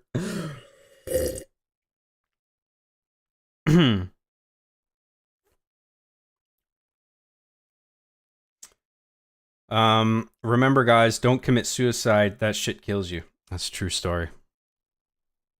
That's accurate. John, I type with my toes. I'm disabled and black. How could you do this to me? What?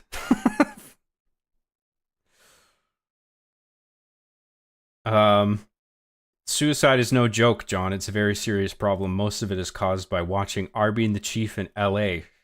I agree. It's a very serious problem. I'm sorry for everyone who watched Arby and the Chief in LA and killed themselves. Every one of them. It's inevitable. You watch the show, you kill yourself. That's the way it works.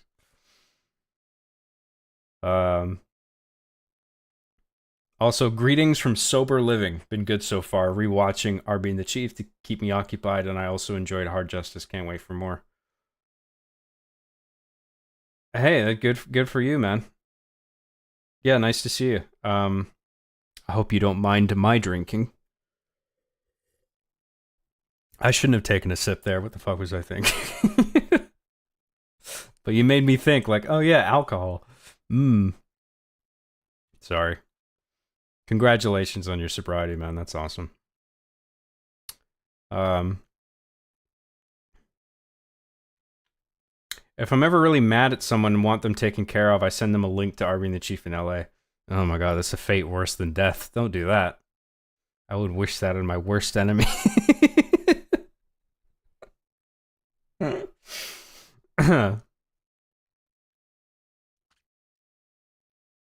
Alright. Let us continue with the adventures of Johnny Rings. Oh no, we're not playing as Johnny Rings anymore. What's this new guy's name? Chad Thundercock? ODST extraordinaire?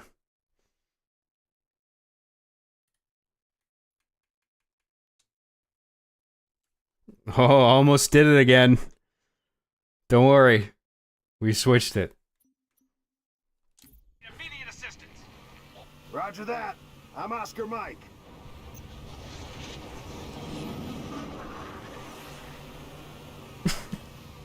Where's the rest of your team, Trooper?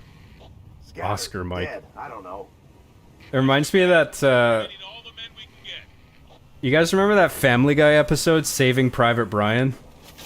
Where Stewie and Brian are in the military, and Stewie just says a bunch of, like, stupid, meaningless military lingo, and then it's like, automatically the soldiers know what he's talking about.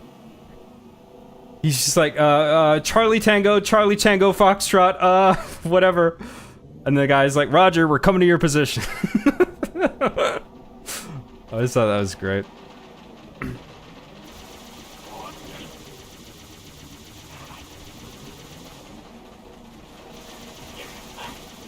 Bam! Right in his sense of smug satisfaction. Hey, nice work. Let him go.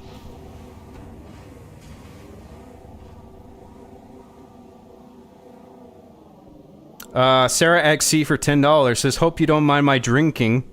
Asterisk proceeds to take a very tempting sip of alcohol. I don't know, I'm a fucking asshole. Sorry. My bad. You know what you are, John? You're a jerk. You're a jerk. Why would you do that? Why would you do that? You're a jerk.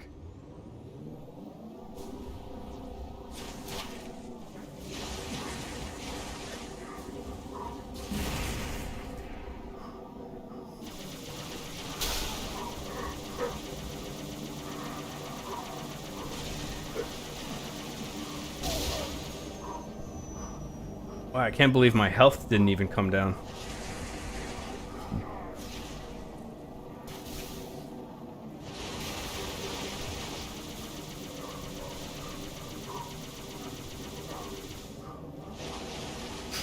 Is this a fucking... Oh, I thought it was a phantom. So we can probably take this guy out. Well, I guess we better. These two of these pricks. Can't just let them fly around shooting us all day. But I need to... I need my stamina.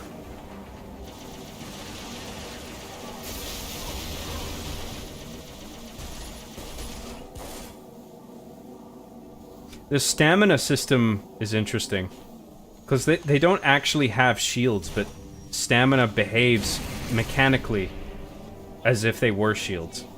So I imagine that took a lot of discussion to work that out, like on Bungie's part. It's just like, how do we fucking handle that? Like, do we just have them have health? Or do we incorporate some kind of shield system, but they don't have shields? Like, what do we do? The idea of stamina in place of shields is quite interesting. Probably took some work to get to that decision.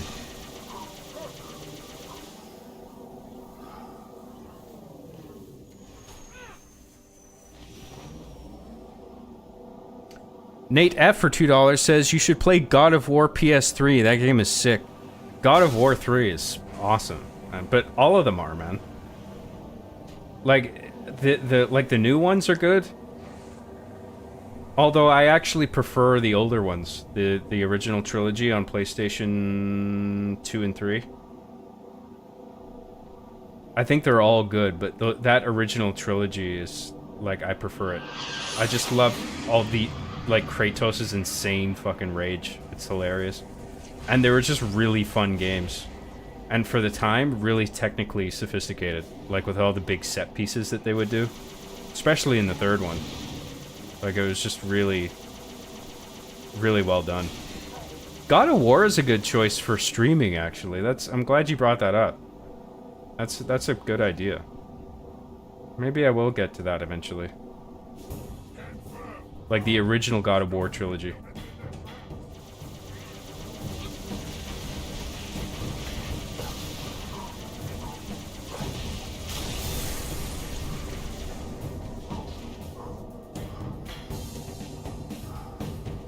What are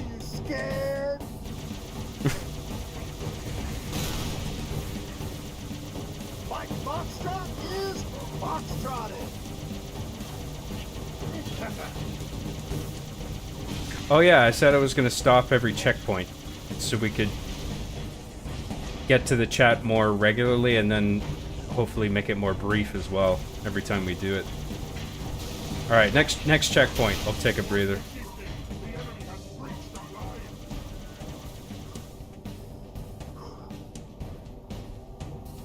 It's hard to see the text sometimes if I'm locked in, bros.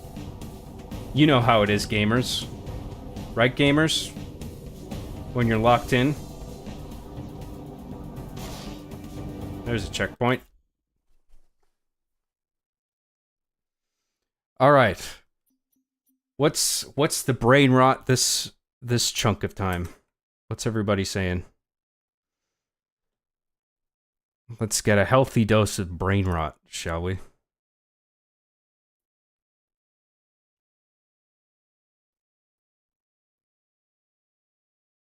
I'll try to be brief.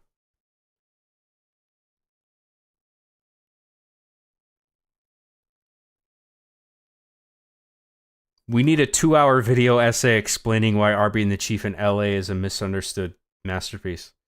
I'm sure some cunt on YouTube has done that. I mean, at least one YouTuber out there needs to be a contrarian about absolutely fucking everything for views, right? You know what? Actually, this thing that fucking sucks is actually really sweet, you guys. 1,000,000 views. Blows up. Becomes a celebrity. That's the key to success. There you go.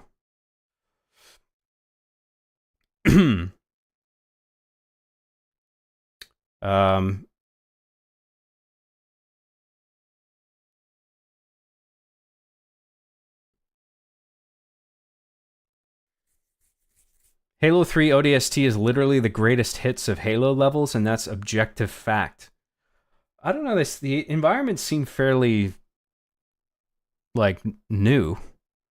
I mean, I guess they're, like, based on stuff from Halo 3 or Halo 2. But there's no, like, repurposed geometry from, like, older games that I've noticed.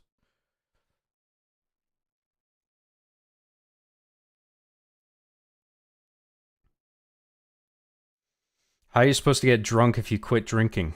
It's a good question. Kind of makes you,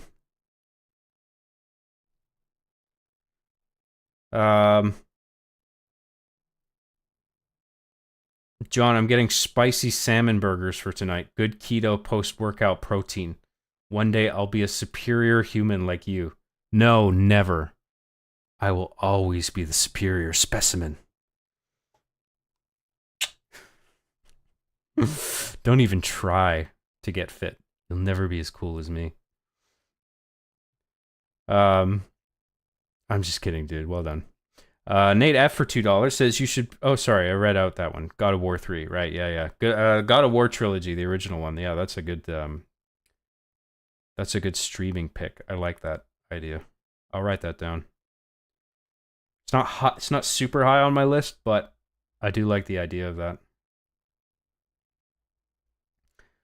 John's really going to struggle with no dick December? Well, there's a no nut November and a no dick December. No dick December doesn't even work because they're not all D's. With no nut November, it's like 3 N's in a row. Don't try to give me this no dick December shit like it's a thing. That's not a thing. You just made that up. I'm on to you. God of War is too much power fantasy. After 10 hours of beard and...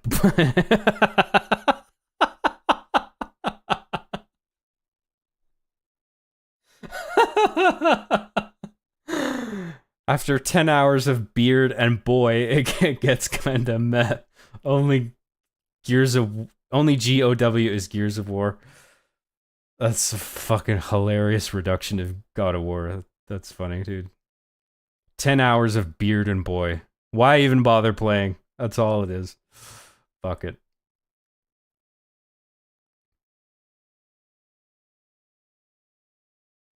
I mean, I don't even like the you're saying it's too much power fantasy, but that also it seems like you're referring to the new God of War games, but the original God of War games are a power fantasy as well, right? I think I would argue a little bit more so. Because it's just like in the original God of War games, it's like you're always the guy who's just fucking killing everything. Like I think the part of the point with the newer God of War games is that you are sometimes vulnerable, and it's like you are a real human being who is grounded, who has sort of tempered himself to be less violent and more civilized, or is trying to be for the sake of his son, like to be like a parent to this boy. Anyway, I have like, as much as I like the newer God of War games, I do remember enjoying the original trilogy more. I got more of a thrill out of them.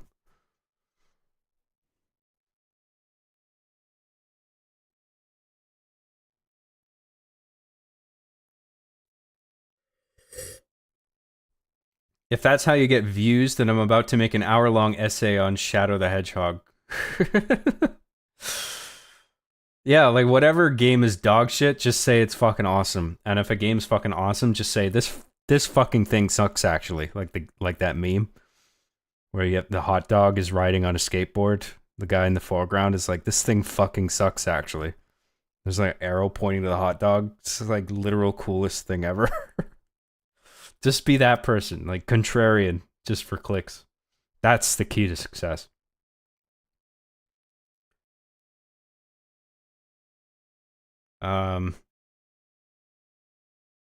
Sarah XC for $5 says, Arnold and the Chef in LA wasn't horrible, but I can't help but wonder if that was just you in girl clothes portraying Claire. Yes, you got me. I was hoping no one would discover my terrible secret, but there you go. Thank you very much, Sarah. Now you know the horrible truth.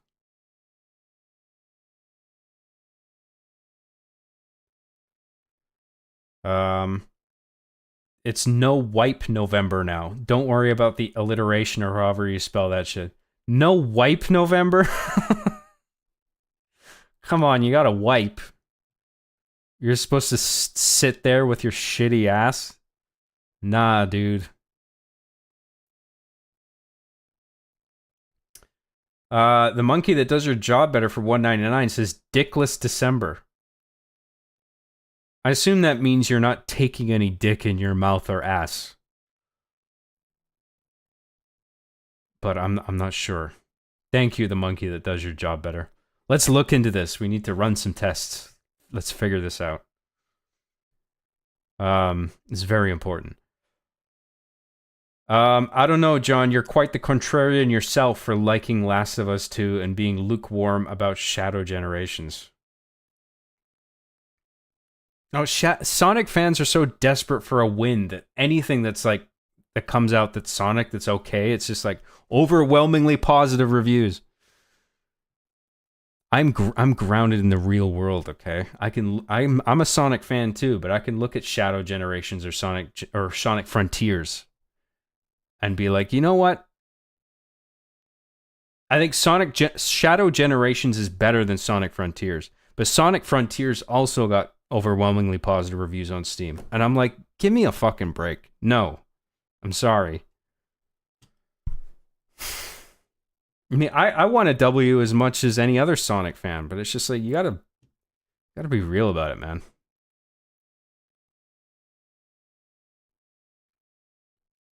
And yes, I did like The Last of Us Part 2. I'm sorry. I know that's a fucking nuclear take to have, but it is true. That's actually another game on my list, by the way, for streaming. The Last of Us Part 2. Because I think that would actually be interesting to go through.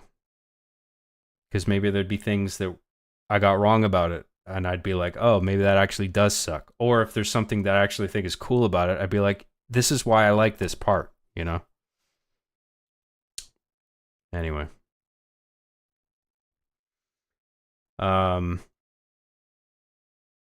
Well, when John said he liked Game of Thrones Season 8, I had my cursor hovering over unsubscribe for like 4 hours. I was sweating and crying and shit. I changed my mind on Game of Thrones Season 8. I rewatched it recently. And I've reassessed my opinion. I think it does fucking suck. I was actually surprised that I didn't catch on at the time, the first time I watched it, just how bad it actually is. There are parts of it that I don't mind. But it makes such egregious errors that I'm just like, how the fuck did I not see that the first time? That's actually like really bad. So that is something I moved my opinion on, genuinely.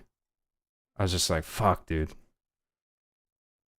Like when Daenerys is burning all those people in King's Landing, it's just like, what the fuck, dude? How does this like... That was so egregious. It's just like, how the fuck does this make any sense? How are we possibly supposed to be on Daenerys' side right now, even if we aren't? This is such an abrupt character decision. I don't know. I was willing to sort of give it... I think I have a tendency to, like, especially back then, like, I watched that years ago, and, like, I'm more observant to media now than I was, like, several years ago. Like, I'm more careful to like assess whether something's working or not. And I think back then I was just like, if I saw something that didn't make sense, I would just chalk it up to me having missed something, you know? It's like, oh, Daenerys is doing this fucking crazy shit. Like, maybe I missed a scene where it explains this. Whatever. Like, I wasn't paying that much attention. But then when I started watching it again, I was just like, you know, I'm actually going to pay attention this time because I think I'm missing something that everyone else... The thing was that I realized that I didn't miss anything. That it's actually just bad writing. And I was just like, oh, fuck. Anyway, that's my TED Talk on Season 8 of Game of Thrones. I'm glad you brought that up, actually, because I was meaning to tell that to people, that I changed my mind on that.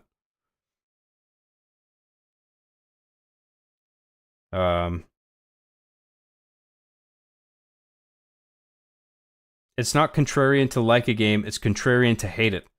And I feel like most people who hate The Last of Us 2 haven't even played it. They just parrot what they see online.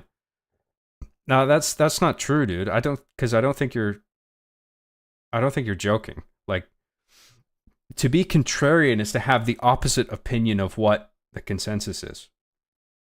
So if everybody thinks something, you as a contrarian would think the opposite, and that can either be positive or negative, right? Contrarian doesn't just mean that you have a negative opinion. You're saying something that's contrary to what other people believe, right? Just for the sake of it. That's what makes you a contrarian. Because you just want to like stand apart from the crowd. Sarah XC gifted 10 John Graham memberships. Thank you very much, Sarah XC. Very much appreciated as always. Thank you. Stop drinking in front of me, John. You're making me relapse for apple juice. Sorry, man, but I mean, I gotta loosen up with something, and it is what it is. I hope I'm not fucking with you with my drinking.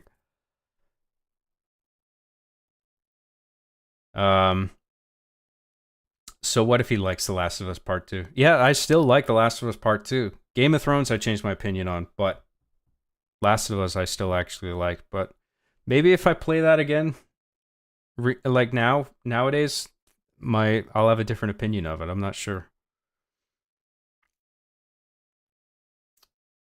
That game did more that I liked than I disliked, and I just can't help but, like, I just can't see myself hating it to the degree that everybody else seems to hate it. I just don't understand the sheer amount of hatred for it, other than the way that Joel was killed. I understand people not liking the story, but like, people just fucking, they fucking hate that game. They hate it. And I just don't understand the sheer amount of hate. That's all. But like, I don't have a problem with it. People don't like the game. That's fine. I'm just saying I did like it. And it annoys me when people have a problem with me liking it. Like, I got some angry emails from people saying, like, how could you like that fucking game? I'm just like, dude, look, I liked the thing that I played. I'm sorry. Like, this shouldn't be this big of a deal to you. You know what I mean? Anyway. Sorry for rambling. Try to move on here. I like both games, but I like Shadow Generations more. Frontiers didn't make me cry my eyes out. Yeah, Shadow Generations I liked more. Yeah. I don't think it's a bad game. It just bored me, to be honest. Did you finish Penguin yet? Yeah, Penguin's great. I fucking love that show, man. It's really good. It's not perfect, but it's quite good, and it ends on a strong note, and it does a lot of things right. So I highly recommend that.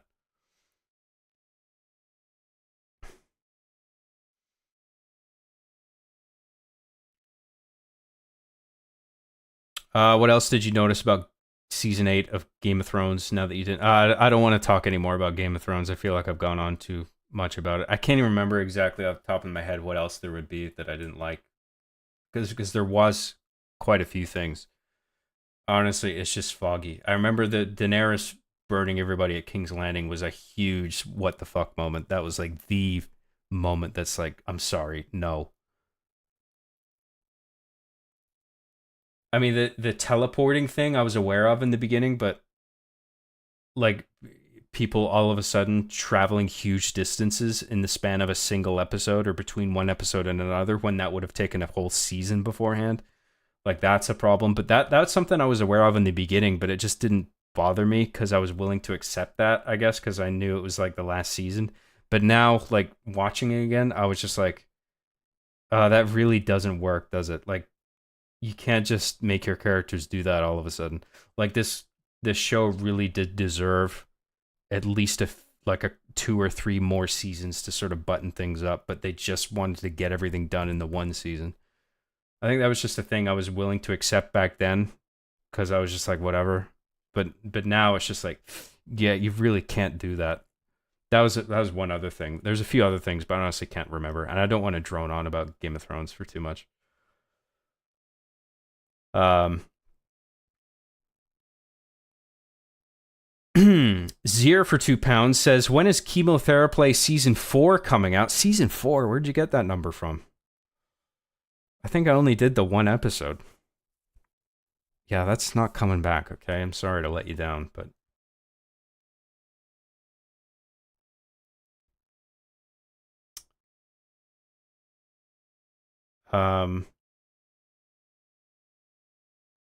Yeah, but the consensus is Last of Us 2 is a good game. It won Game of the Year. Nearly every review outlet gave it 9 out of 10 or 10 out of 10.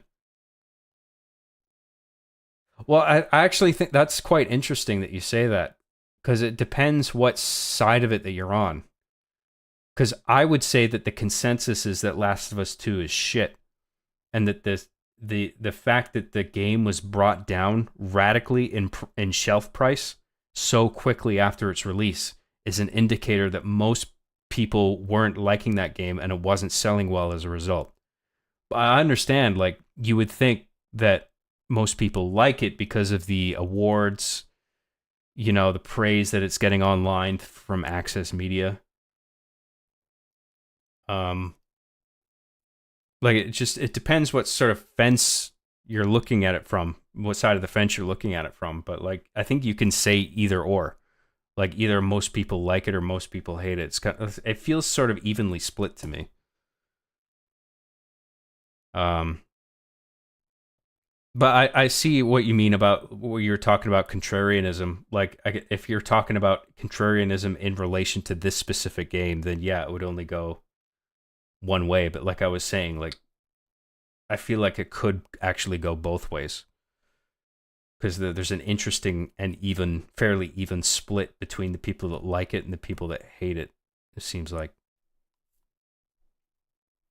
I don't know if I'm making any sense, but I'm just trying to... Sorry for the word salad. I gotta fucking move on. You don't need to play a game to hate it. You just need to know enough about it. I hate the Halo show, and I've never seen a single episode. I already know it's disrespectful to the world I love. Yeah, I wouldn't bother with the show. It has some parts that I thought were fine, but overall, it's just not. It's a letdown.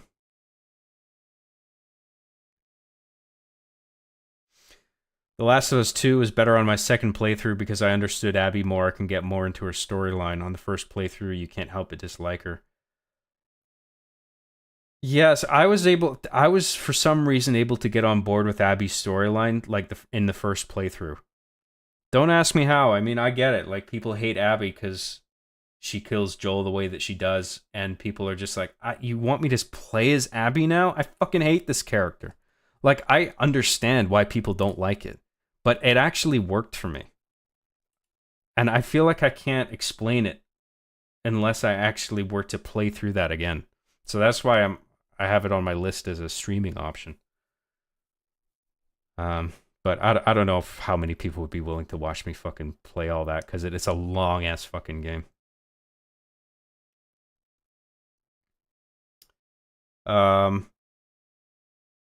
Isn't The Last of Us one of those franchises where they hate the person making it more than the game itself? Anytime I hear about The Last of Us, people end up yapping about Neil. Yeah, well, if people talk about Neil like he's this fucking gremlin that's trying to destroy everything behind the scenes and sabotage his own work, and it's just like, I don't believe that. I'm sorry. Like,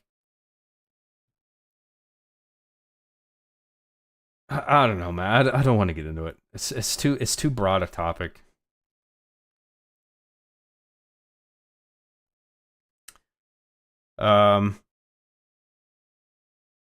Love you, John. Stay safe out there. Good night. I hope you didn't leave because I was rambling too much. Sorry, guys. We'll get back to gameplay in a bit. I'll try and wrap this up. Thanks for tuning in, man. Have a good night.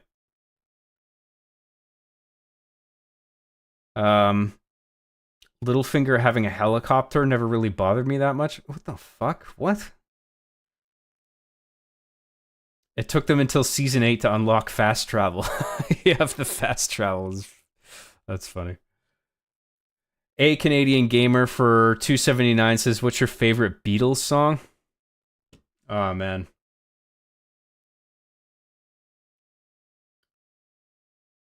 I don't know, it's probably a basic bitch answer, but the "I Want to Hold Your Hand." I can't remember actually if that's the title of the song, but that's the one that just snaps into my mind right away. Like, I like that melody. It's cool. I like the lyrics. I like everything about it. Thank you, A Canadian Gamer.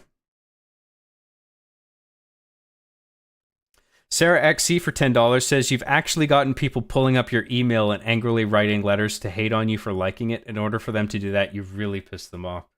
Yeah, I did. And that annoyed me because I was just like, dude, I haven't done anything to you. All I did was like something that you didn't like, and you have a problem with it. And now you're telling me like I should change my opinion. And it's just like, dude, I'm sorry. Like, I had a positive experience with it. I'm sorry you didn't. Like, it's not a crime to like The Last of Us Part 2. I'm sorry.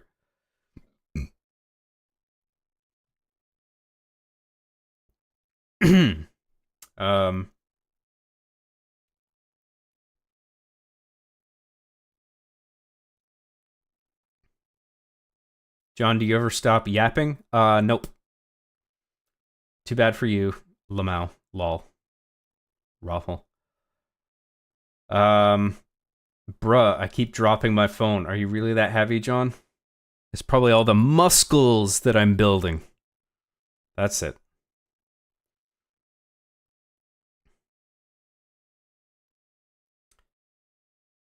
People who don't like The Last of Us 2 are way more vocal than the people who like it. I was at Comic-Con and the lineup for the voice actors was 3 hours long. People in cosplay, people crying, they love it. Yeah, that's a good point. I mean, that could be a side that I'm neglecting. Maybe objectively there are more people that like it than dislike it. But it just seems like all I see from my end is hate for the game.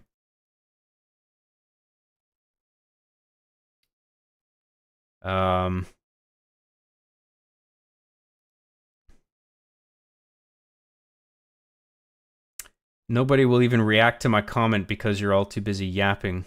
Yup, see there it is. Yap, yap, yap. Alright, calm down, dude. What was your comment?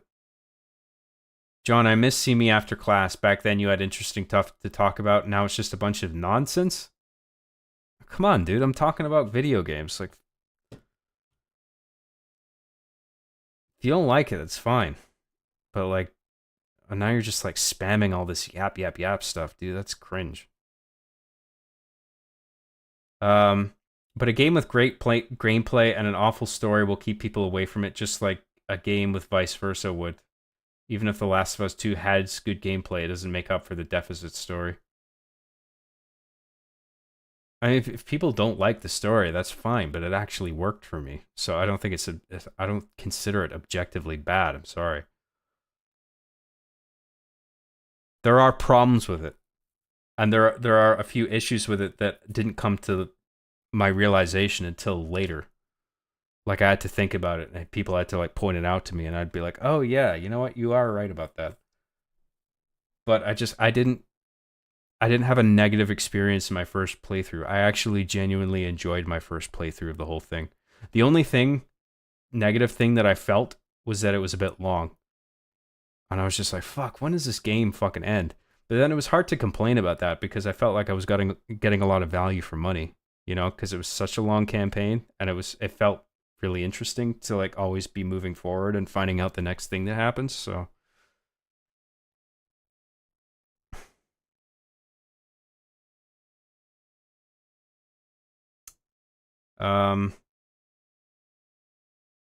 get back to the game, John, and stop yapping. It's my show. I'll do whatever the fuck I want, okay?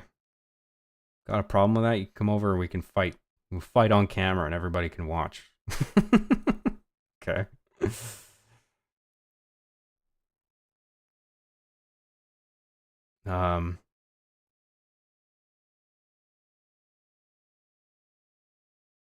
John, you totally need to change your onion. Sure. Zier for £2 says, wonderful live season 12. Come on, man, please. Season 12? Where are you pulling these season numbers from? I haven't even done that many.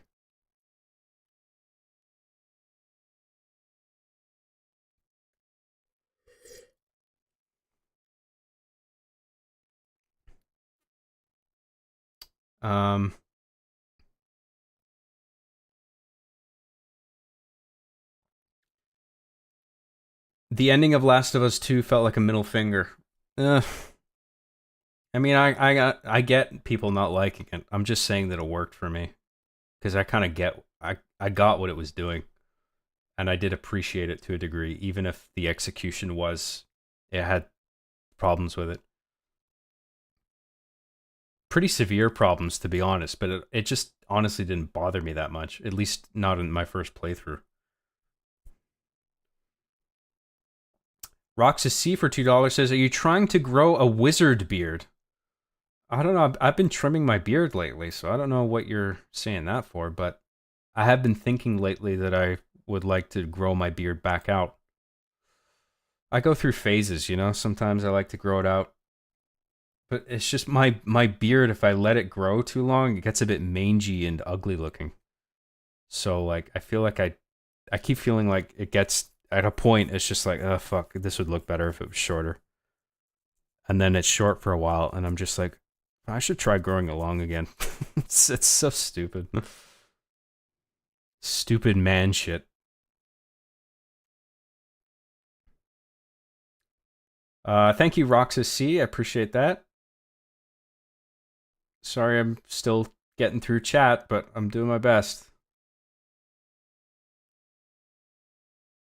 Seeing John fight back a hostile chat environment, kind of funny though. I don't think it's hostile, it's just like one guy who's kind of acting up. I don't know why people are crying about yapping, lol. If you want footage of a 14-year-old game, go elsewhere. Yeah, I mean, if you don't like what you're seeing, you can close the browser, you know. Sarah XC for $5 says, John versus Jake Paul? No. Jake Paul would kick my ass, dude. He's fucking shredded. He's trained to fight Mike Tyson.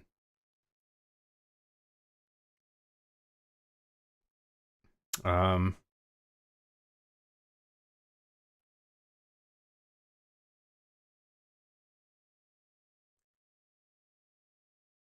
sorry, I'm just trying to work my way through this.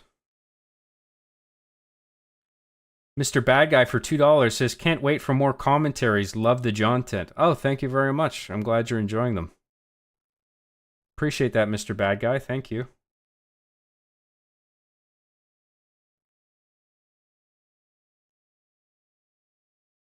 All right. Can we... Some people are like kind of fighting in the chat, I feel like. And it's just like, dude, just like chill out. My stream is not meant to be taken seriously. Like, we're all trying to have a good time here. There's no need to get upset. The monkey that does your job better for $1.99 says job has some perky moves. I know, dude. To be fair though, like I said before, it is the angle of the light. I got my ring light pointing down at 45 degrees, so it's gonna cast a shadow under my moobs and it's gonna accentuate them, make them protrude. But I got big luscious tits. They don't protrude quite as much as you might think. Thank you, the monkey that does your job better. I appreciate that. Filthy Casual for $2 says, is this enough for you to put out? $2? I'm supposed to put out for $2? Come on, man. I'm classy. It's gonna take $5 for me to...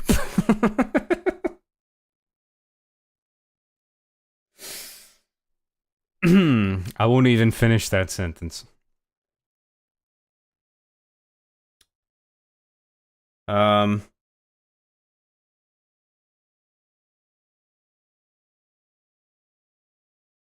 right. Hey, Job, how's your night been? Oh, it's been a great night, man. Thank you.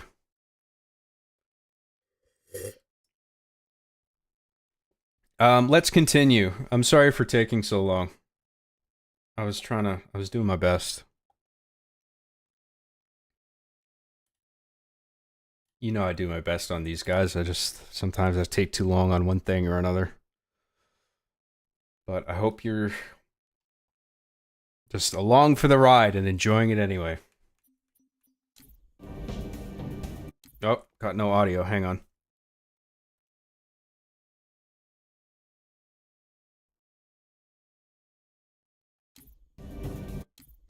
Sarah XE for $10 says, in all honesty, you would look good in a bald beard combo.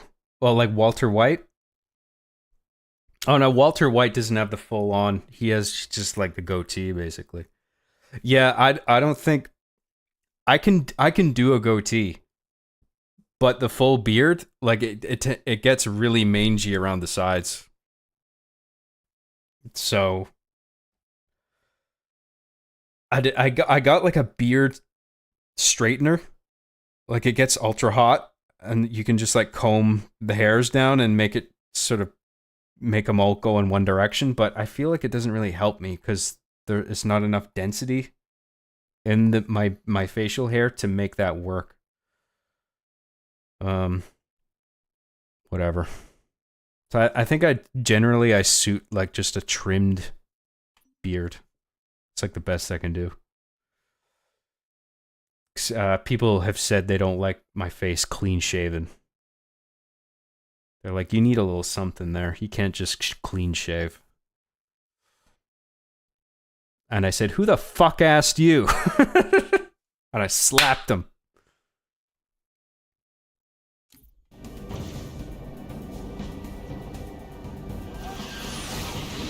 Let's go in and get him. Trooper, you're almost at second platoon's location. Give them a hand and push to the primary objective. What is the objective, Colonel? You know the Covenant carrier that slipped away from the city? We need to secure its old LZ. Snatch a Tier 1 asset.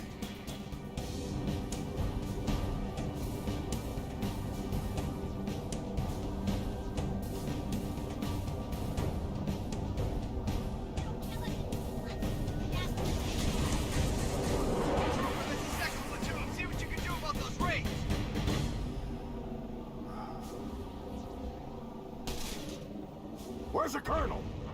Down near the Covenant LZ. Did they say there were wraiths? Where's the wraiths? They must be on the other side.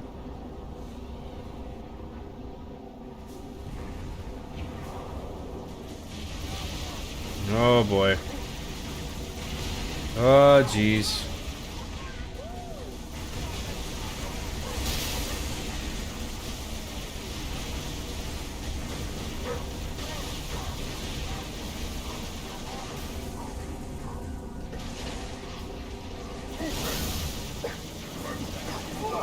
Oh fuck, I gotta get out of here, dude.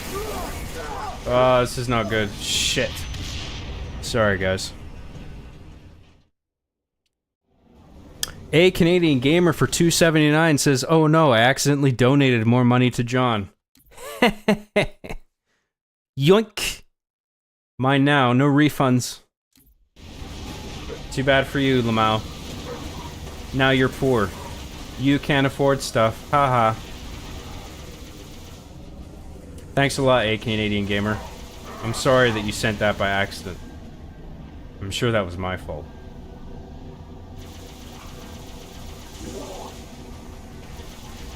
Not sure how, but it must be my fault.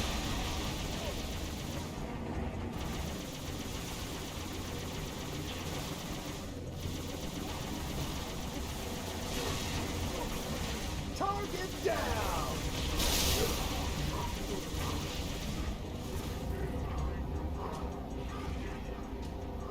Michael J for $2 says H? H? The fuck is H? What does that mean? What does it mean?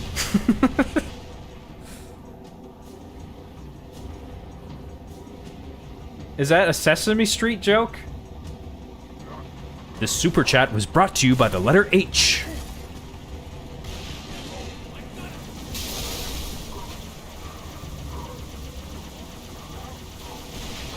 Thank you, Michael J. Thank you for the H. And the money, but mostly the H. You can never have enough H's in your vocabulary.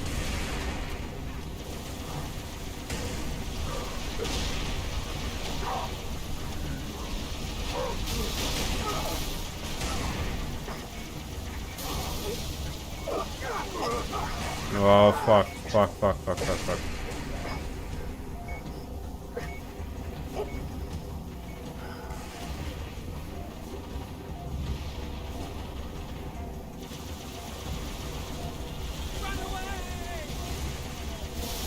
Now the tank finally explodes. Took its sweet time.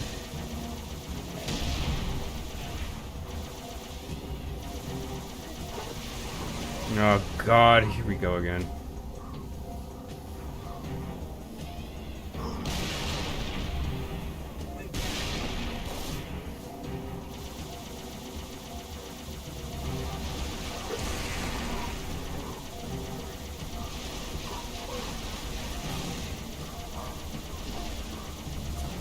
I should have aimed for that gunner the whole time. I don't know what I was thinking. Just being a big, dumb, stupid idiot as usual.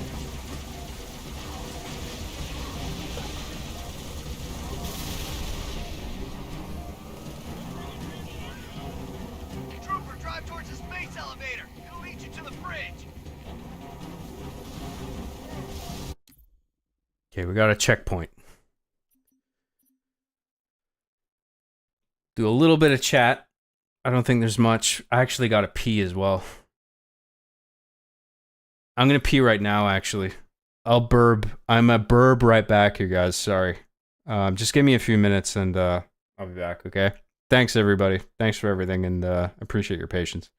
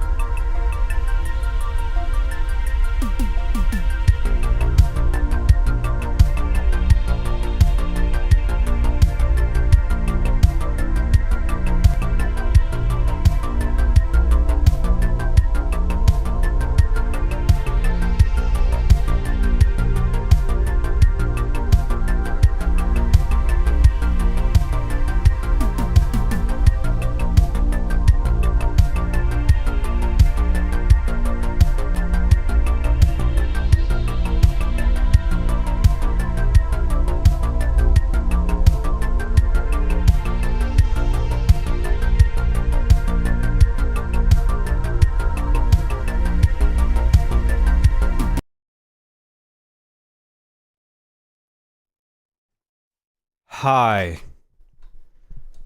We're back. Okay, I'm gonna pick up where I left off in chat. We'll do a little bit of chat.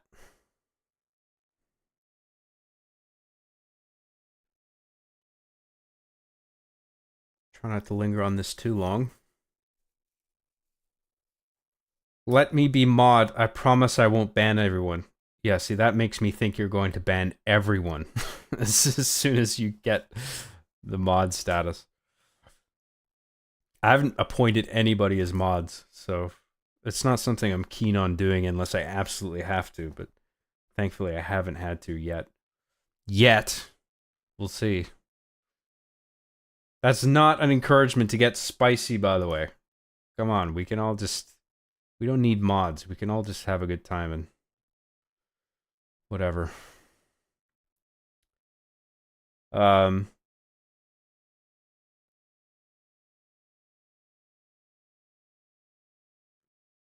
Yes, thank you for the H chat, Michael H.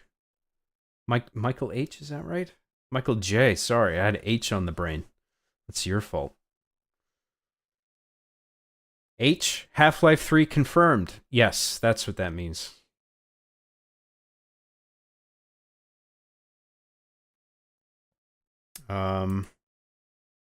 Is that job CJG? Yes. Oh, hang on, my mouse is fucking up. What is wrong with this thing?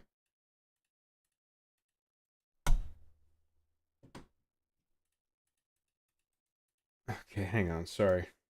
My mouse is being weird. Oh, I had another memory error with Brave. Keeps running out of memory. Well, that's fucking annoying, man. I got plenty of memory.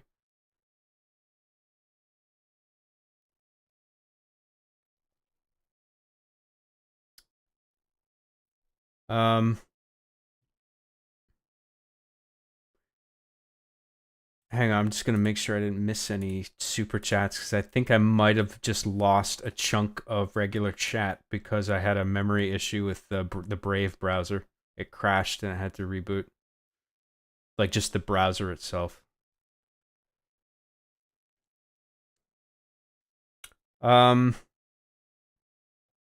Michael J for another $2 says H with an exclamation mark.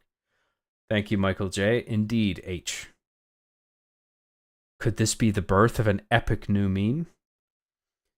Sarah XC for $5 says, Giga, you know the drill. I'm betting he doesn't do the meme. Oh my god, this is I can't believe this is a thing. This is too stupid to be a thing. Don't make this be a thing. It's too dumb. Thank you, Sarah. I hate to see such money spent on such a dumb thing. Thank you very much. Michael J for $2 says, okay, that's enough H. No, we need more H. The H is just beginning. This is the beginning of an epic new meme. And quite an epic meme, if I must say.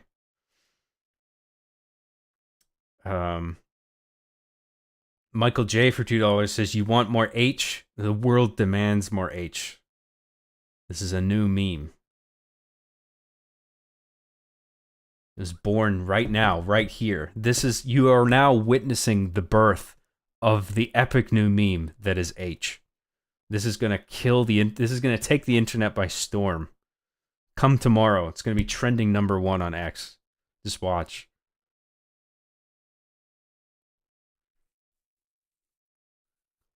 The new meme sensation. H? What is H?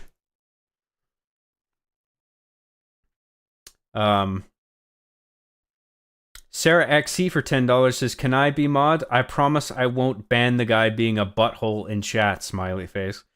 See, I don't want to make anybody a mod. I don't want to have to do that. I don't want to have to give it to anybody. Even someone fit for the job. I'm not saying you aren't, by the way. I'm just saying, like, it's not... I don't want to go there at all if it's not necessary. But, you know, other channels have mods. Nearly everyone I know who streams has, like, moderators. And I don't have any. So I'm wondering, like, fuck. Maybe I should have, like, mods. But then I'd have to, like, fuck, like having to walk them through, because they'd be unsure, like, is this okay? Is that okay? And I'd be like, yeah, sure, I don't know. Like, it's such a fucking gray area that I just don't even want to fucking go in it. I don't want to set foot in that world. You know what I mean? um,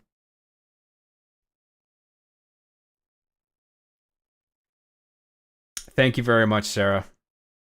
Giga for $5 says, nope, Streamlabs still doesn't work for me, even with my new card. Oh well, John, you're smelly. Hey. Hey. I shower every day, okay?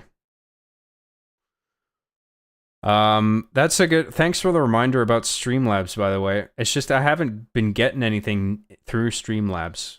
Because I never promote it, because I keep fucking forgetting about it. But it's good to be reminded once in a while just to make sure that there's no stuff coming in through Streamlabs, and there isn't, so cool.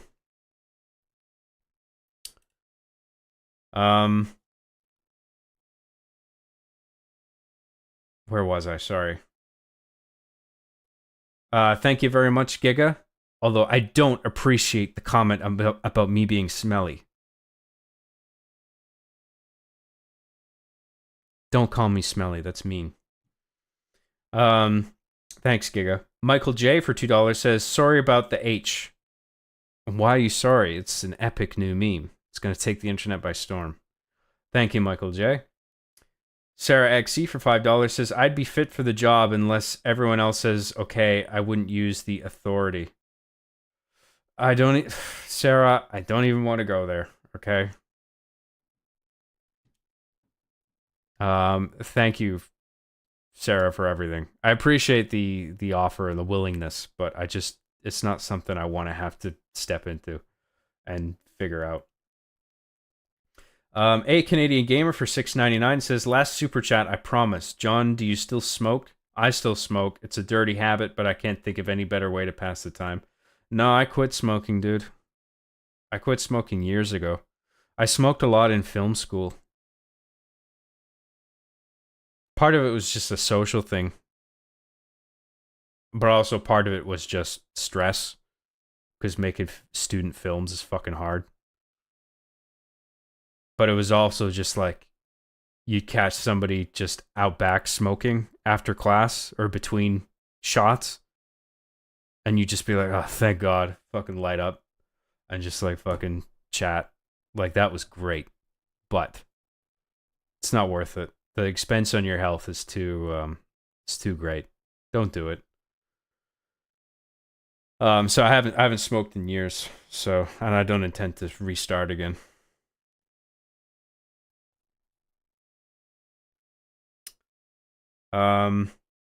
Thank you, A Canadian Gamer. Really appreciate that.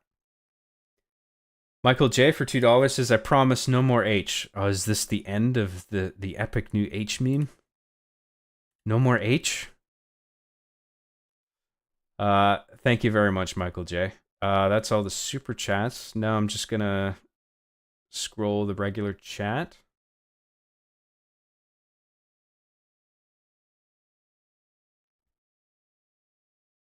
The H will consume all. Indeed, it will destroy the internet, as so many things do every day, supposedly.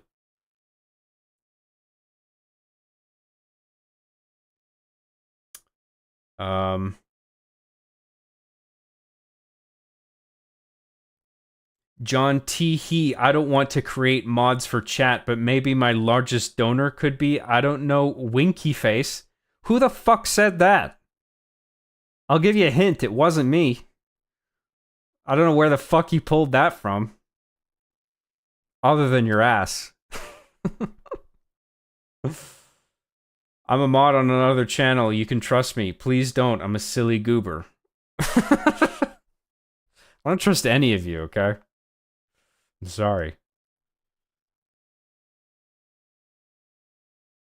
I wouldn't even trust me in that role. Just to be clear. Because it's like, where is the line exactly? You know?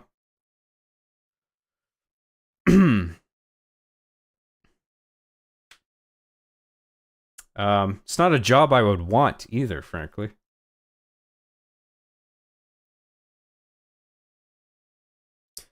Mods are needed when there's too many chatters for the streamer to handle alone. Pretty sure John can handle this. Yeah, that's true. Because I have pathetic concurrent view numbers compared to mainstream YouTubers. They're all getting fucking 20,000 concurrent viewers, and I have a measly 92. How fucking pathetic is that? But that's okay. I don't mind. I actually quite enjoy that, to be honest.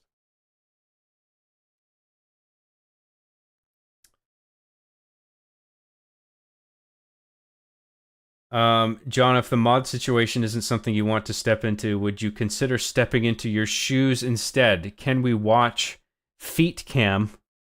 Feet Cam! I'm outraged. This is what it's always been about, just looking at my feet. It's always been trying to get to this. How can we trick John into revealing his feet on camera? Sorry, foot fetishists. You'll have to get your foot fixed somewhere else.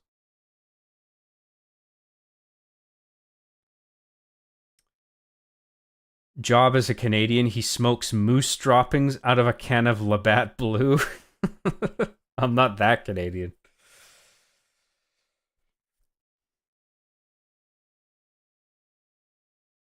I mean, I'm pretty Canadian, I guess, but I don't do that.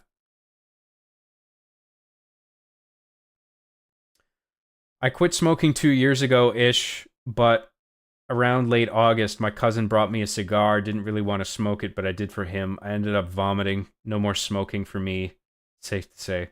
Well, I hope you weren't inhaling, but I know even if you don't inhale, a cigar can make you sick if you do too much of it. I can't do a whole cigar. Especially the fat ones, I can't do that. I could probably on certain nights do a whole one of like the semi-narrow ones, like that yay wide. Or the little tight ones you can get. They're like that long and like that thin. Like those are good. I can do those fine. And I can maybe get through one of the medium ones in a night. But that's it. But yeah, the big ones I can only do like a little bit of that, like one per night. I get sick as well, man. It's not just you. John, I'm checking my statements and my Streamlabs donation is showing up, so you might get it. I have no idea at this point. Okay, well I'll refresh the page and I'll see if something came in. No, I'm not seeing anything, dude. It's all sorted chronologically, time-stamped as well, so if it was here, I would probably see it. Don't know what to tell you, man. If it went through, if the payment went through, then I don't know. Maybe it's a problem with your card. Maybe Streamlabs is having issues. I'm not quite sure.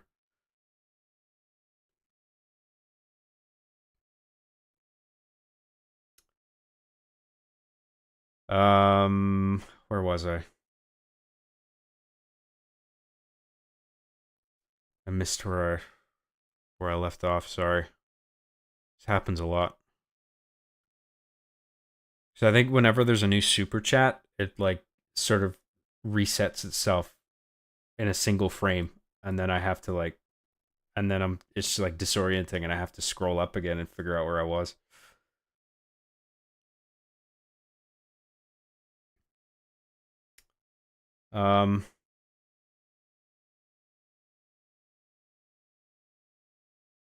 Sarah XC for $5 says, "What about cannabis? I used to smoke out of bongs religiously, but now it's just disposable pens." Yeah, I've done the pens before.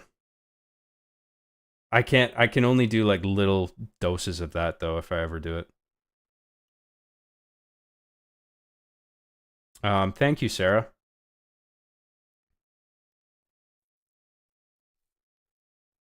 Michael J for $2 says, "Let's just pretend H doesn't exist." How could we forget H? The amazing new meme brought to you by Michael J. How can we forget it? It's just so epic and leet.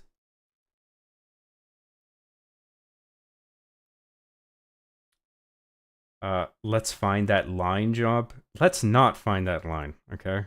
Talking about modding and where the line is in regard to what's too far and what isn't. Let's not find the line. I want negative vibes in this chat. I want us all to hate each other. Negative vibes only in this chat, please. Hey. Chill.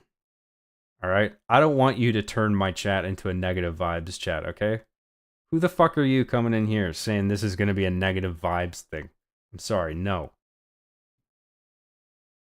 Double Dweeb for $4.99 says, don't trust them, Job. They just want to form a parasocial relationship with you. Kissy face Peach. I said I have no intention of making anybody mods, okay? So it's not something I want to get into. Thank you, Double Dweeb.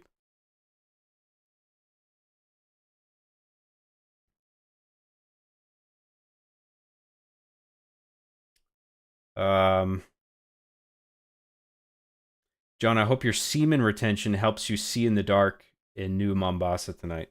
Yes. I have retained so much semen. It has to help me. Has a girl even seen your room, took one look at the dual monitors and light up keyboard, then walked straight out? That does seem to be a turnoff for women, but I don't get it. Like, oh, he has two... If he has dual monitors, just fucking get the fuck out of there. It's like, dude, I get work done on my computer, okay? Fuck off. I'm a video editor. Like, fuck. I like having multiple monitors. I'm sorry. And yeah, I have a rainbow keyboard. Who gives a fuck? That's just so, like, what a shallow thing to sort of leave somebody over.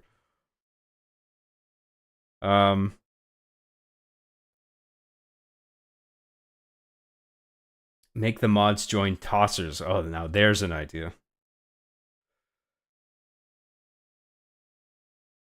John, do you still watch Jordan Peterson? He just dropped a new book. Yeah, I like Peterson. What's his new book? Like We Who Wrestle with God or something like that? No, I haven't checked it out.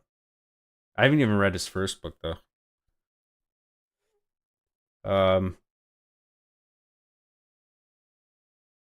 Sometimes some women automatically assume that you do nothing but play video games. Well, I guess that's the association that they're probably making then. It's not even like, oh, he's getting work done. It's just like, oh, he needs 3 monitors to play Call of Duty, which makes no fucking sense. Unless you've got like one ultra-wide monitor. Or I suppose you could... I guess you can tweak some games so that they span across the width of like 3 separate monitors. That's probably done in the operating system at an operating system level. But like, I think that's stupid. Like, why would you want those like the gaps between the monitors interfering with your like your span of view? Like, that just seems annoying.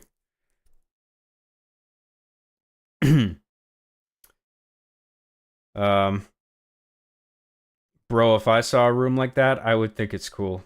I do have a nerdy fucking room. I mean, I got 3 monitors. One of them's a 4K monitor. I got a rainbow keyboard. I got my TV, my game consoles, and my Blu-ray collection on my wall.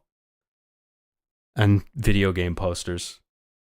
But I mean, it's all stuff I use, you know? Like, I don't have any bullshit in my room that I don't take advantage of. Like, this is all stuff I like. So it's like, people don't like it. Like, sorry, but I do.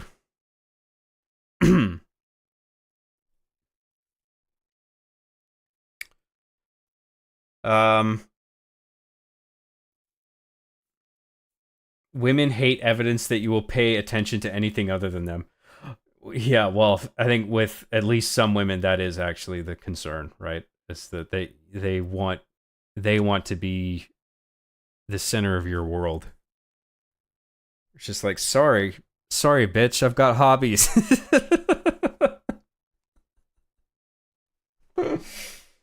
Oh, that's funny.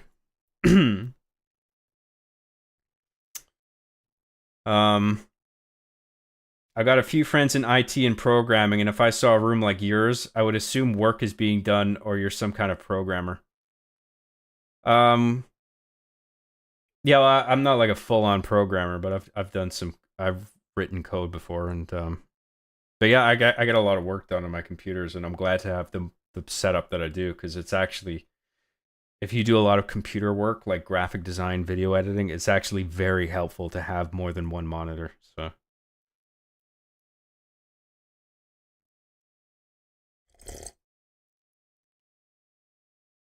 I love your room, John. Mine is nerdy as hell too. That's cool. Yeah, I do. I love my room, man. I I pay close attention to that. Like I really try to make my room like a place I want to inhabit. You know what I mean? Like if it was messy and just not full of things that I think are cool, then I don't know, I just couldn't feel comfortable or think clearly in here. Like I set this space up to be like just a reflection of everything that's sort of me, and things that make me happy and things I use, and a space that I want to be in. And I keep it tidy all the time, and I take a lot of pride in it, to be honest. Anyway, that was my TED talk on my room.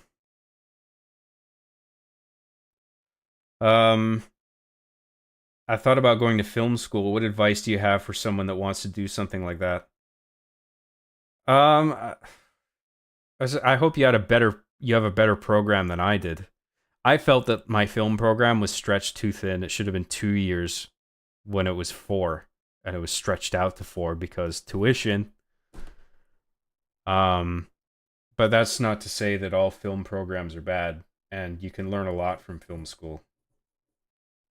But I mean, you're gonna deal with a bunch of pretentious bullshit from other students, and not necessarily, but that's likely to happen.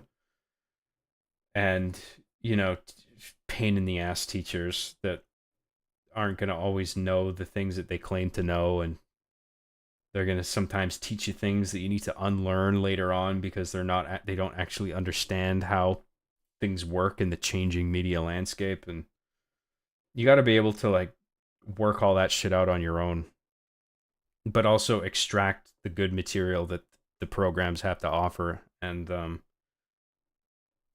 there's I think whatever program you take, there's bound to be at least some value you can extract from it. So I wouldn't say like don't do it. I'd maybe do some like research, see if like people think the program is any good at the institution you're thinking about. And if networking is a particular concern for you, like meeting people and getting to know people who can get your foot in the door in the industry or work with to like get something made, film school would be a good option, I think.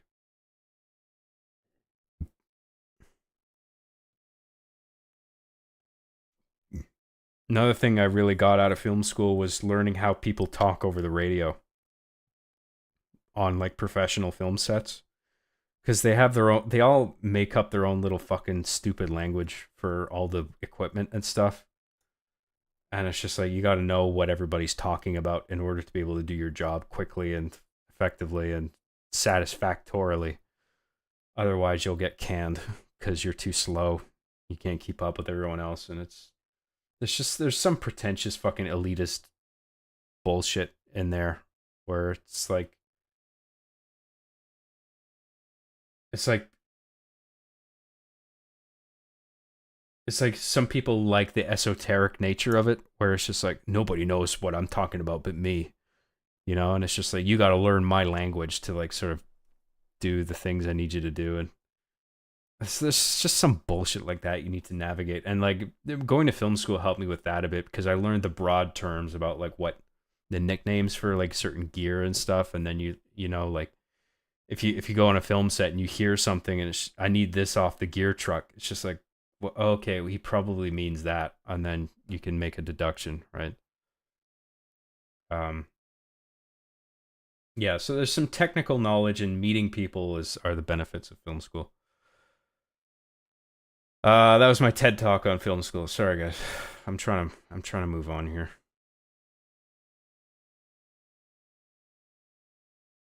I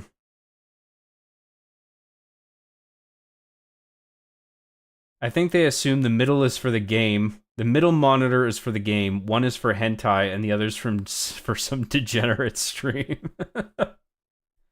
Yeah, one is for whatever you're doing. One is for Subway Surfers, and the other is for some stream that you're fucking gooning to or something. Like mine, for instance. No gooning. That was a joke. Where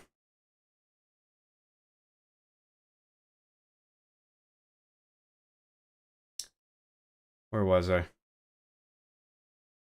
John, I've got a few friends in aeronautical engineering, and if I walked into your room, I'd take one look at your supersonic, triple oscillating, dual-plex, hyper-vibrating fan and gush. What fan is that? What the fuck are you talking about? John, when you applied to Film Academy, did they laugh and spit in your face because you aren't from Los Angeles? No. Can't say they did.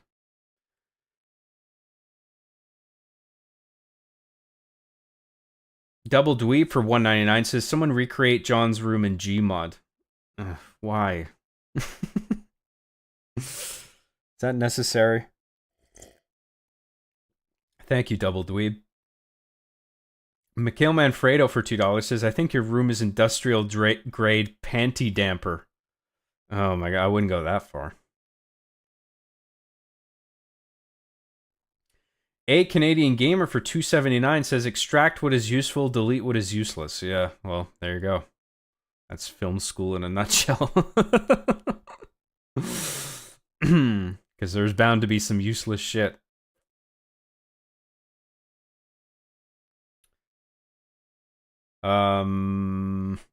Sarah XC for $10 says, when I see how many people are watching these streams, I like to imagine 94 people physically in the room behind you, attentively watching you play XD.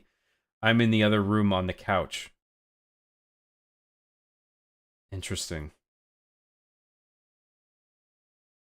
94 people physically in the room behind.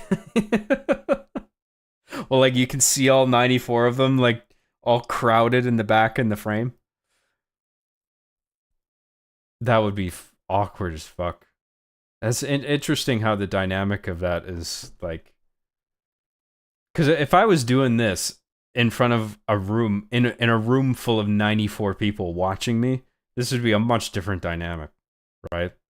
But for some reason, like, I can just sit in my room like some loser, alone, talking to my Logitech Brio camera, and I am interacting with 94 different individuals over the intranet.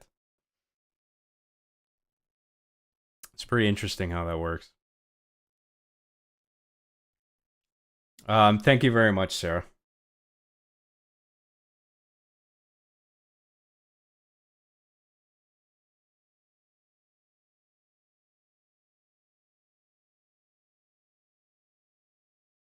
All right. 94 chatbots. Oh, sorry. I thought you were all human beings. My bad. Real human being. All right, let's continue on with the vid again. Volume's on. I think we're all good.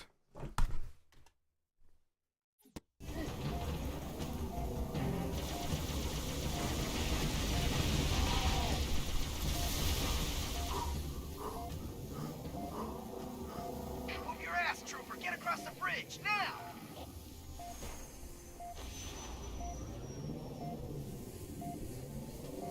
Hey, look at that. It's a zebra. Couple of zebras. Look! The elevator! Incoming! What the hell just happened? Subspace rupture! Must have weakened the support rings. All units. Eddie H for $5 says, John, I, like millions, have been touched greatly by Arby and the Chief growing up as a 13-year-old back in 2007 and throughout my high school years. Much love and support. Thank you very much, Eddie. That's very nice of you to say. Well, like I say to all these kinds of comments, I mean, it was always I mean, making the show was a grind sometimes, but overall it was a pleasure to make it, and I wouldn't have done anything else. So, you know, it was good for me that I was able to make a living making a show like that, and the fact that you can also enjoy it on your end. I mean, that's just so great, you know. So, thank you very much for sharing that. Thanks for your super chat. Really appreciate it.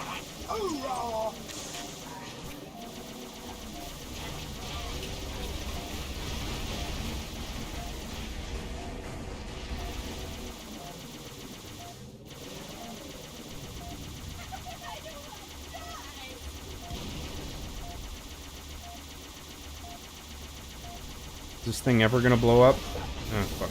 Oh, there we go. I got it.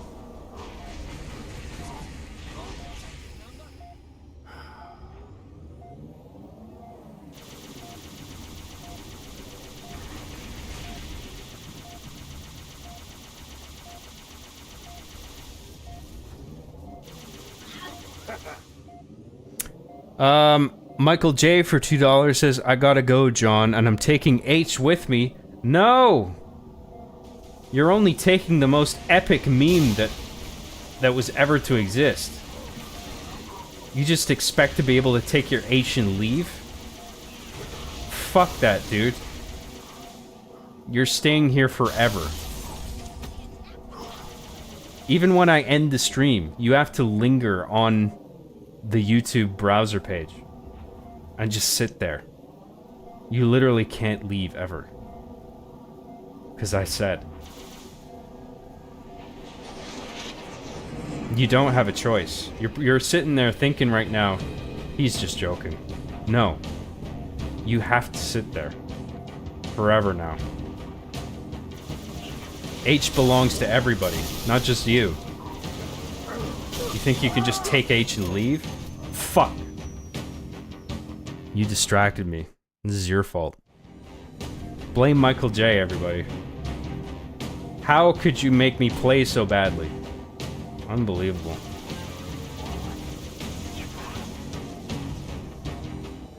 I'm just fucking around, Michael J. Thank you very much, and I hope you have a good night, man.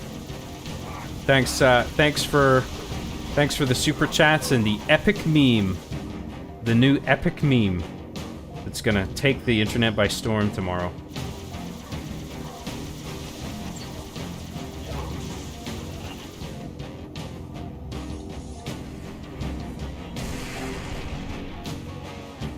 Michael J for another $2 says, okay, fine, H can stay, good night. Okay, we get to keep the H. H is alive and well, boys and girls. Thank you very much, Michael. I appreciate everything you've sent. Really. Have a good night, man.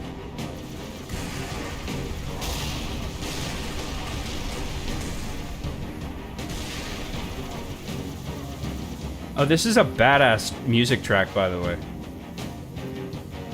I forgot about this music track. This is pretty rad.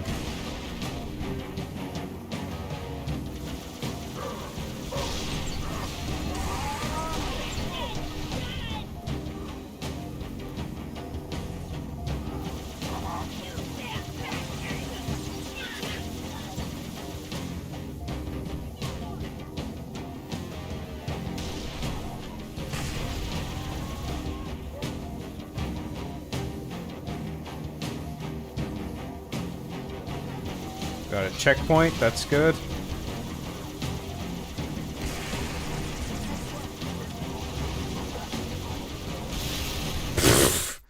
Fuck you. Let's do a little bit of chat.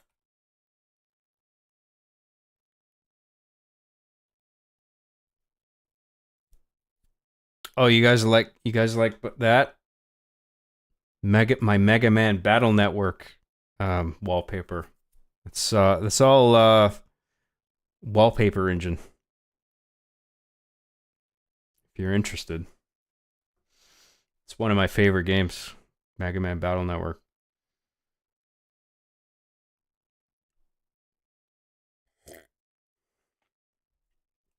I've only actually beaten the first one. There's like 6 of them or something. It's crazy. There's like so much I haven't played. I've played a bit of 2, but I didn't finish it. I got like halfway or something. It was really good. I just got distracted. You know how it is. Us gamers. Where was I? I don't think it was that far behind.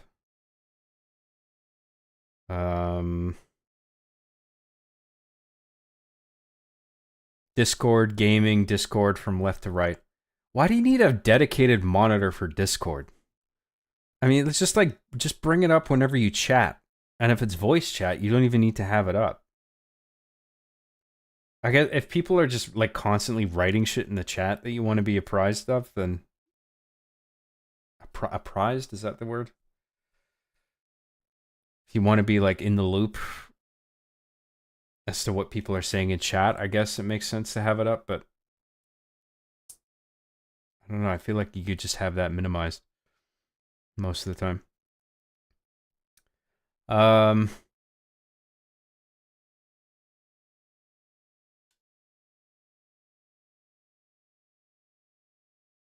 Dude, Adam, you need to chill, dude.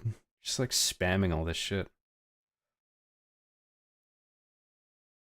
Hey John, I mentioned to my roommate the other day, Arby and the Chief was happy, and I mentioned to my roommate the other day, Arby and the Chief, and was happy he remembered what it was, but he, like many, thought you stopped back like in like 2009. I will spread the good word of Job. Please do. Yeah, I think that's unfortunately the case. Is a lot of people who are a fan of me back in the day think I'm dead or not making content anymore. And I don't really know how to reach them other than just keep making good shit.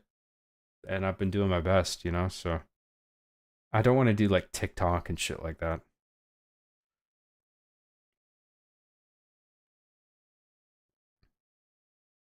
One thing I've been thinking about actually is sharing clips of the show on X and like accompanied by a bit of text sort of describing some little behind the scenes process of like making it. So like each day, or I don't know the regularity, but like I would post, every post would be like a clip from one of the episodes starting from season 1 and going on, and then there'd be a bit of text saying, "Oh, this is how I did this scene" or something. And then just using that as a way to like draw attention to the show, because it's just sitting there on the internet and nobody's like, I feel like people are discovering it, they're trickling in, but I feel like I could probably amplify that with a bit of promotion, but I just don't want to be like cringe and spammy about it. Where was I? Made me a little sad when I saw those album videos and John said he didn't love all of it, but I think it all bangs. Oh, thank you very much. Yeah, but that's just my onion. You know, I'm not happy with everything I've made in hindsight. At the time, for every track, I was just like, this is all right. This is all I need it to be to like score this scene or whatever in my video. But then there's some tracks looking back on them where I'm just like, ugh, that instrumentation is kind of annoying, or I wish I'd picked a different instrument on that layer, or this melody should be a bit different, or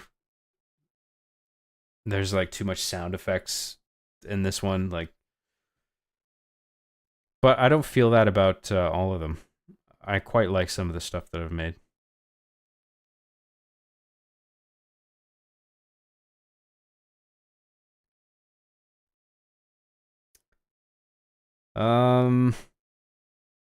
Battle Network is fucking sick, John. I'm so glad you love it. Yeah, Battle Network is indeed awesome. I love how story driven it is. And I love the sort of the dual narrative between Lan and Mega Man. I think that's really well done. And the stories are actually quite compelling and high stakes. And it's good storytelling in those games.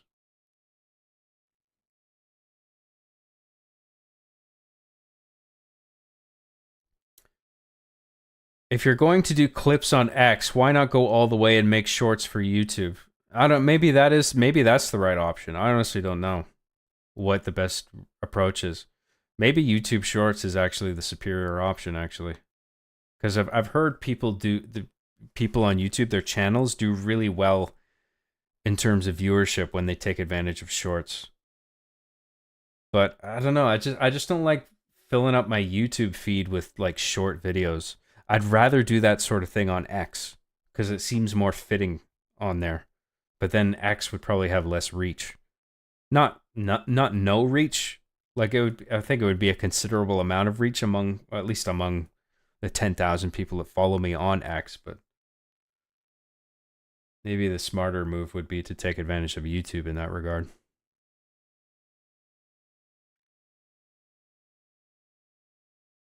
I would pay top dollar to watch John do the shitty TikTok dance of the week. Yeah, no thank you. I'm not interested in that at all. Do you do director's commentary? Yeah, but it's from my the big swinging dicks on Patreon that donate to me that have access to that. Oh, also on YouTube, by the way. That's a membership perk. So anybody who's like a member for anyone who's a YouTube member at the Gosu tier or a Patreon subscriber at the Gosu tier, there's like a whole library of director's commentaries that I've recorded. It's video too, so it's like me on camera talking, and then you see the episode feed as well. And then I just talk about making all the episodes. So there's like seasons 1 to 7 are already on there, and I'm working on season 8 right now. So there's like hours and hours of content. I think somebody added up all the numbers. It's like almost 50 hours of content. So just saying, if you want to sign up, there's a lot of content there if you're interested in the behind the scenes crap with Arby and the Chief.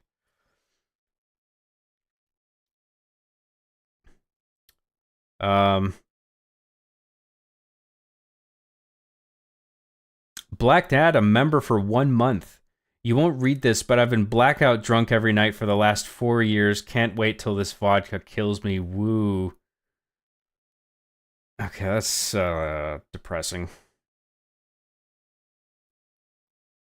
I don't even know what to say to that, dude. I mean, that sounds sad. I mean, I like a drink as well, but you can't let it consume you like that, man.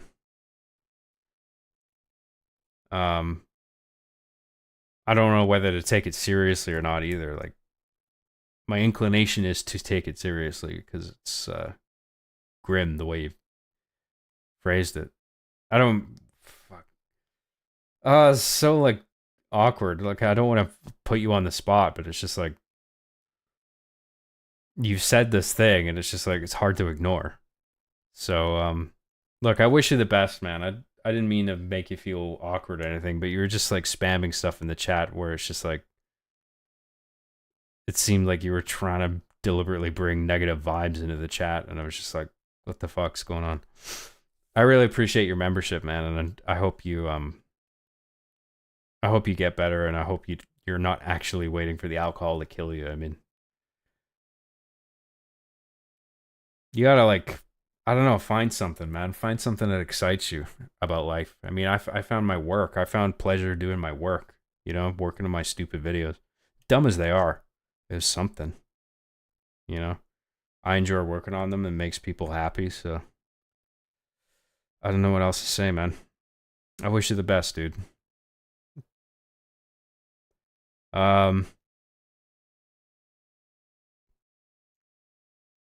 Most artists aren't happy with most of the work they've done. I don't know. I know I don't, but again, it's about mastering your craft because you love to do it, and that's all that matters.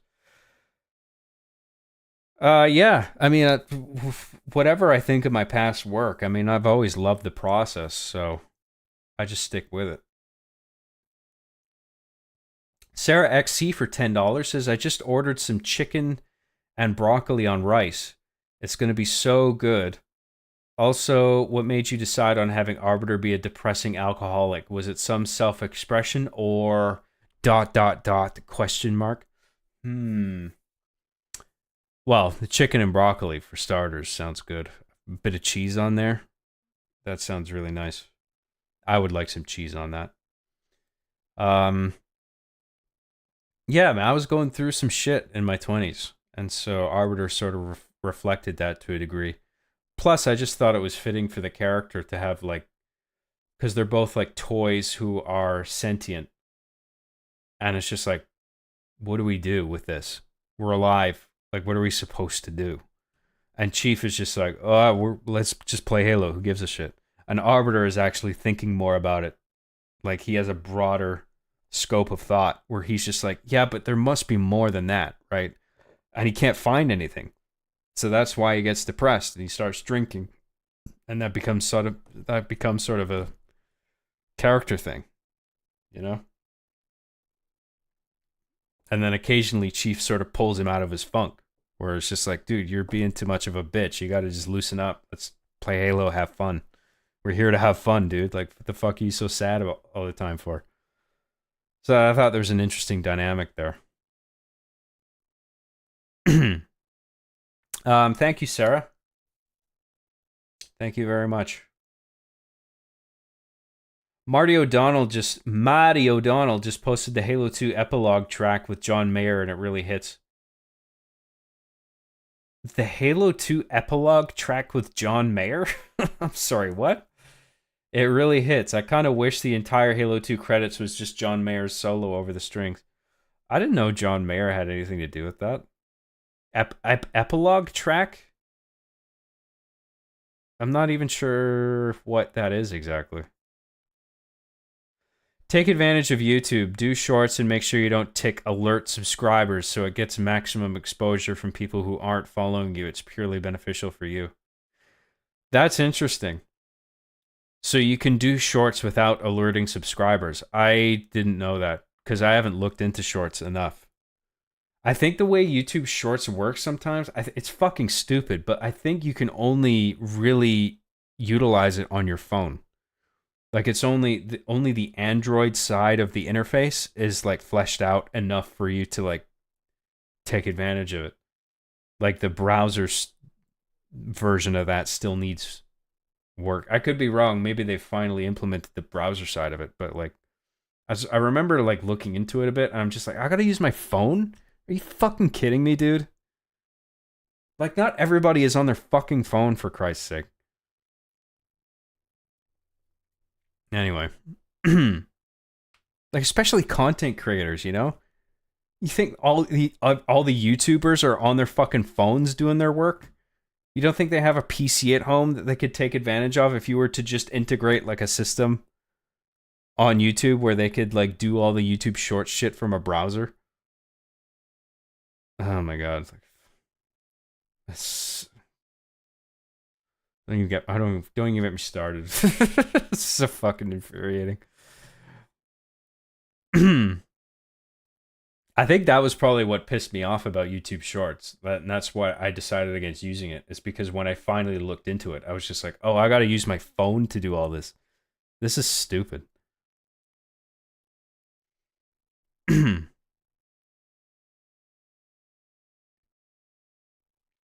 John, all of us that have been following you for a while now know you're a good person, well-intentioned.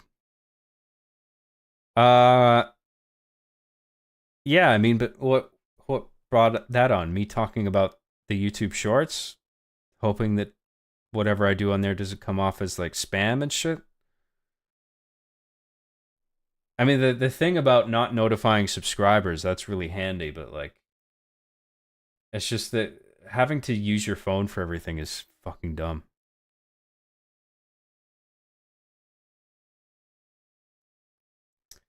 I've often wondered if you had some self stuff in the writing of the show. Part of the reason it's so good, I think. Oh yeah, for sure.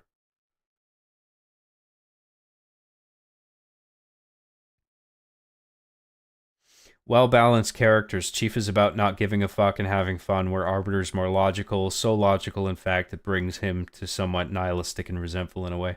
Yeah, well, not only do I think it's good chemistry between two individual characters, but it also works as a sort of metaphor for left brain, right brain within a single person, you know?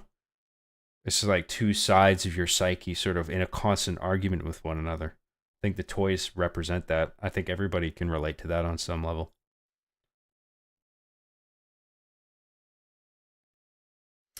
Did you ever lose love for Halo while making Arby and the Chief, but continued because you loved the show, even if you didn't love the game as much as you once did, or have you always just kind of love it? Haha. I mean, I lost. I wouldn't say I didn't ever stop liking Halo, but once Halo 4, and especially with 5, when they came out, I lost a lot of interest in the games. But I mean, I was still like very eager to like make my show, so it didn't really get in the way of that. It just made me sad because I realized that Halo was becoming less popular. And I just maintain working on using the Halo engine to like make my movies and stuff. And it because it just really works for me, and I think it's still the best option, all things considered. Other than like something like Source Filmmaker, but then that gets very technical. Whereas there's a simplicity, there's an ease of use to the Halo, which is like unmatched. Anyway.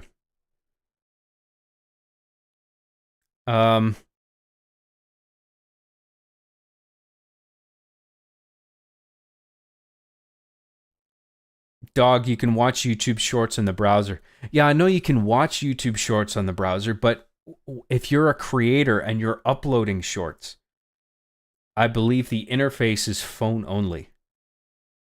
Like, there's no way on a PC on a browser to like upload and fill in the metadata and edit shorts in the way that you can for regular uploads. You have to use a phone for that. That's what annoys me.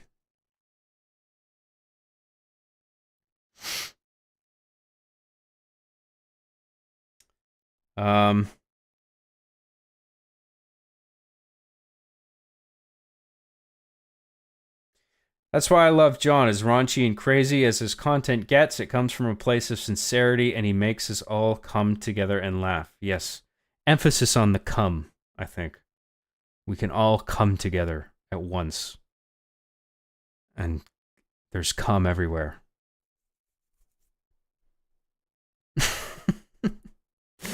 Sorry. Gears of War Machinima when? Yeah, no, that's not happening. Actually, I haven't even like looked into that really. Because doesn't Gears of War have like a cinema mode? But it's probably not as it probably doesn't work as well as it's probably not as easy to work with as the Halo engine.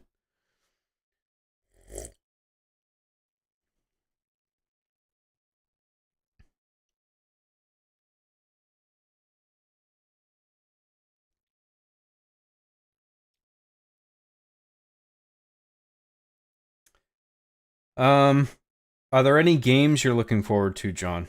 Any games I'm looking forward to?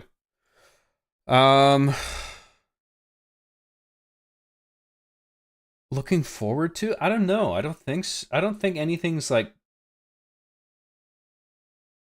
I don't think there's anything I'm like anticipating. The last thing I was interested in is Black Ops 6. And now that's I heard Spider-Man 2 is coming to PC. And I know everybody like I think everybody's pretty lukewarm on that game, if not outright hating it. But I always wanted to play it, and I'm quite glad that it's coming to PC and I'm going to be able to try it. So I would probably get Spider-Man 2. Little Nightmares 3. Yeah, that's a good one. Cuz I played 1 and 2 and I really enjoyed those. I actually haven't finished number 2 yet. I'm like probably halfway through it, but those are good, and I like that Little Nightmares 3 has like co-op. That's like they're putting emphasis on that this time around. So yeah, that's cool. I honestly can't think of much else though that's coming out. I think they might be announcing the next Resident Evil soon. I'm kind of intrigued about that, but I don't know. I gotta wait to see what it's like, because I mean, Resident Evil 8, I didn't mind it. I thought it was okay, but like I think it could have been a lot better. And it had a bunch of problems.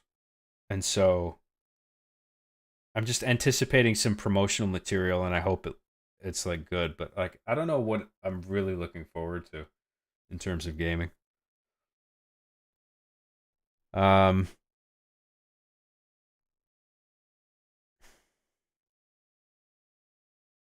Doom Dark Ages? Yeah, that's a good one. Yeah, I saw the trailer for that. That looks sweet. The fucking chainsaw shield, the gun that like you feed skulls into and it fires shards at people. That's pretty fucking rad. The music sounds cool. I'm looking forward to that. Yeah, Metroid Prime 4. Yeah, I forgot about that. Astrobot on PS5 is really good. Yeah, I saw a bit of Astrobot. That actually is like the one.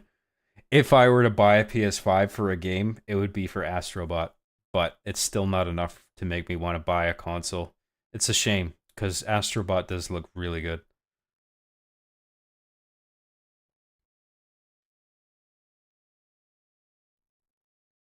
Um, John, do you prefer games with couch co-op or solo games? I mean, ideally they would have both.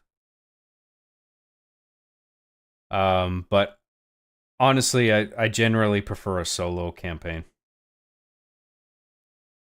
Although I did play through all of It Takes Two with a friend, and that was a fucking blast playing that.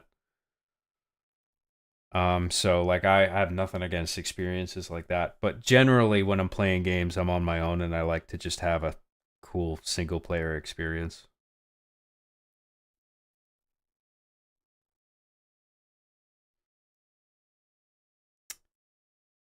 Um,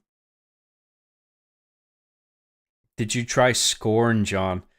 That did intrigue me, but I never really, even when it was on sale, I was just like, I don't know if I care anymore, because like I heard too many mixed reviews on it. Like it had a cool vision, but like the gameplay just isn't that compelling, and it's like too short. I think there's just like not quite enough there on a number of different levels, even though the art style is like quite interesting. But I was just like, ugh, I'd rather just play something else. Um, yeah, I beat it in 2 hours on my third run. Yeah, I heard it was short. Yeah. Um. All right, let's keep going on with the game. Sorry for making you wait, guys. Appreciate everybody's patience.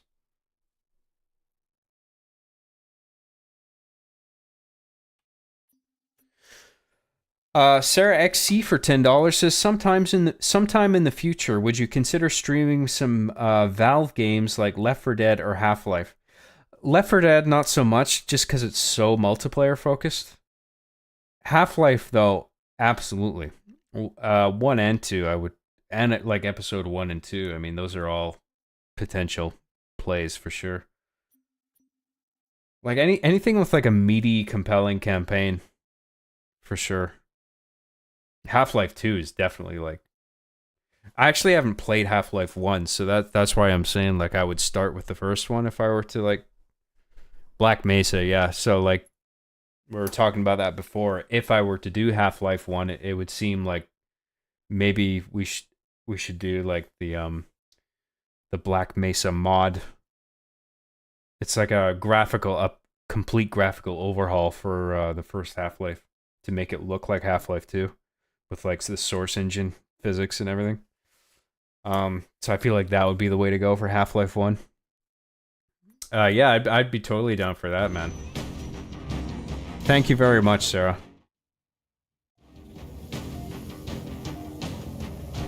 Scorn is a perfect example of graphics over gameplay, sadly. Yeah, I did kind of get that impression. It's unfortunate. Scorn had potential. I quite like the visuals.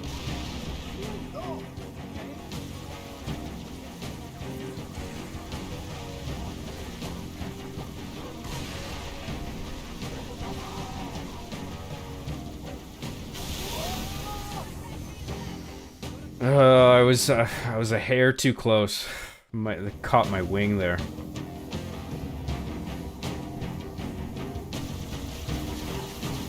Yeah. Fuck off. Get these assholes first.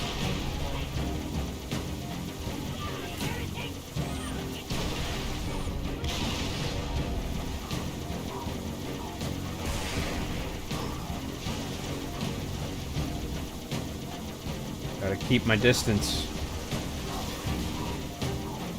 Okay, I got... Oh, I didn't get the gunner yet. There we go. And boom goes the dynamite. You guys remember that meme? That epic meme?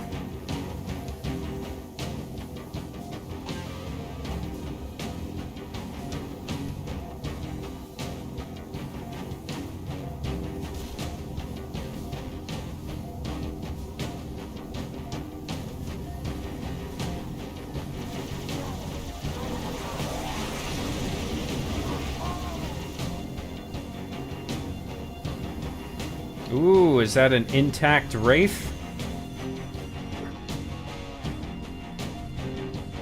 No. Thanks, game. Fuck you too.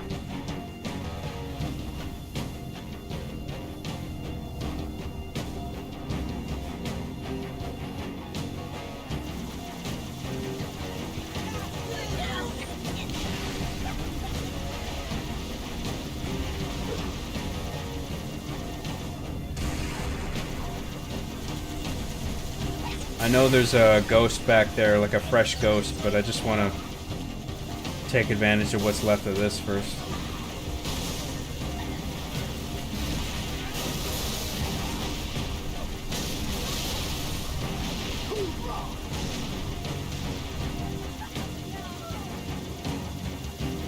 This music track is sick, man. This is one of my favorite ones in ODST so far.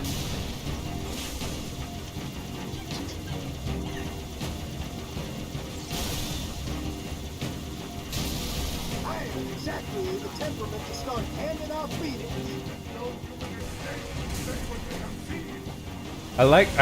I really respect how good of a job Marty did on ODST. It's like he knew this was an expansion, and he was aware of the bullshit Microsoft was pulling regarding like, oh, we want to sell this as a full-priced game, and he took it upon himself to be like, okay, well, the least I can do is just make a fucking awesome score for this. And he did, you know? Like, huge respect to Marty for doing that. For taking this as seriously as he would if it was really just like Halo 4 or something like that. You know what I mean? Like if Halo 4 was like a Bungie release. Fuck off, dude. Sorry. I got my Spartan laser. Why am I not taking advantage of this? I'm a fucking idiot, dude.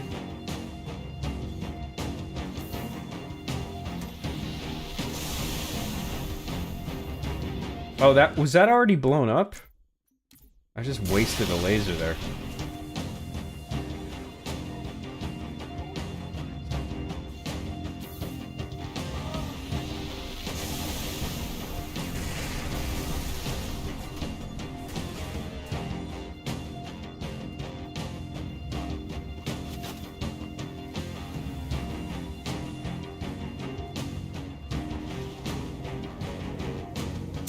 Sarah XE for $5 says, try again emoji?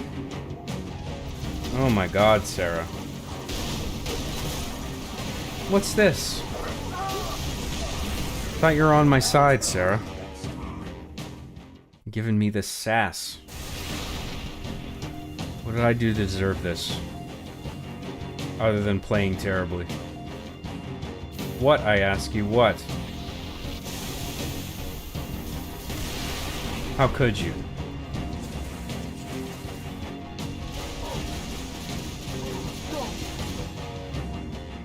I got turret.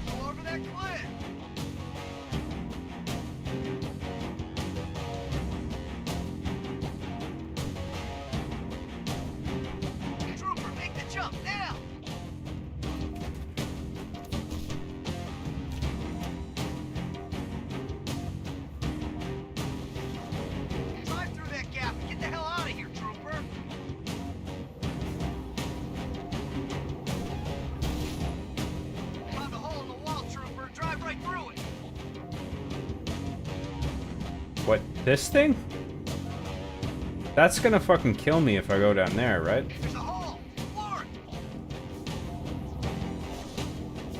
But it does seem to be like where it wants me to go.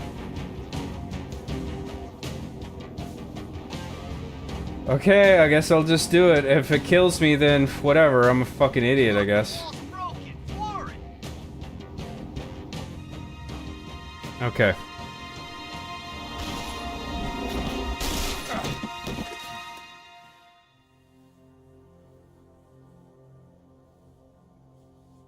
Hold on for a sec, guys. Let us enjoy the cinema kino. I didn't train to be a pilot. Tell me I don't have any more flying to do today.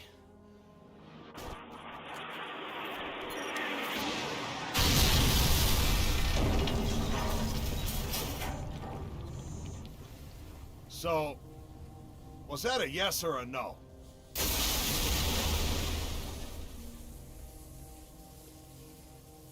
Amen. That's pretty funny. I like that. Again, I just wish the character animation was mocap instead of like hand animated, because it just catches the eye too much.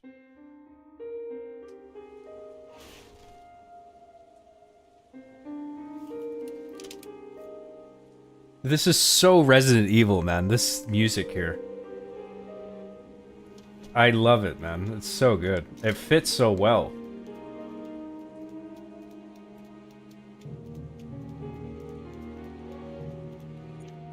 Where the fuck are we going? Oh, jeez. Okay, so where are we? We're down there. That way.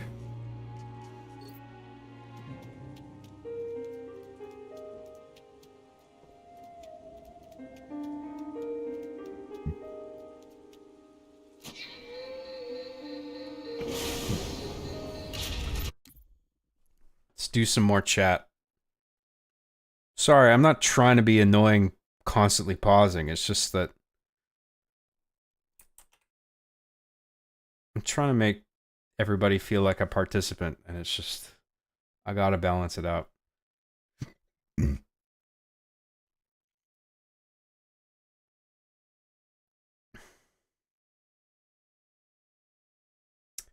Silent Hill F looks interesting. Yeah, it does. I haven't heard anything since the initial announcement. I don't know if there's, I mean, I assume it's still in development. We just haven't heard anything, but I have high hopes for that. If it's anything approaching the quality of the Silent Hill 2 remake, then I'm on board for sure.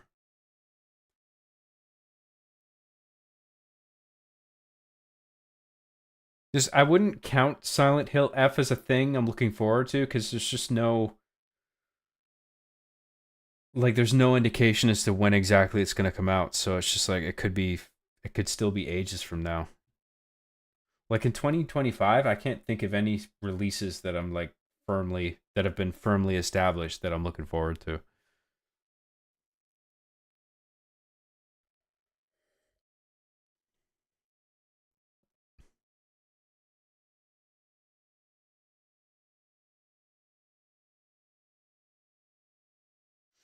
Does you still have laser, John? Yeah, I did. I should have taken way more advantage of my Spartan laser. I'm a fucking idiot. Saw that death coming a mile away, job. Yeah, well, I'm stupid and dumb.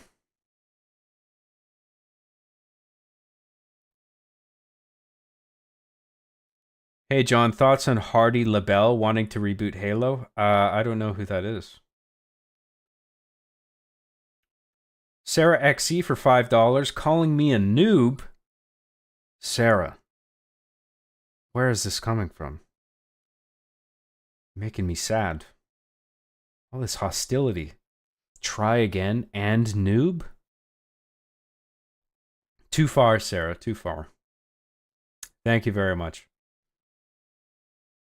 It's a cutscene, dude. Yeah, I wasn't sure, because it looks, if you just look at, in terms of gameplay, if you look down over the edge, it's like a steep jump where it's just like, if there's not a cutscene trigger volume, This is definitely a kill box where it's gonna kill you if you try and jump down. But yeah, the dialogue voiceover was pretty clear that it wanted you to run off the edge.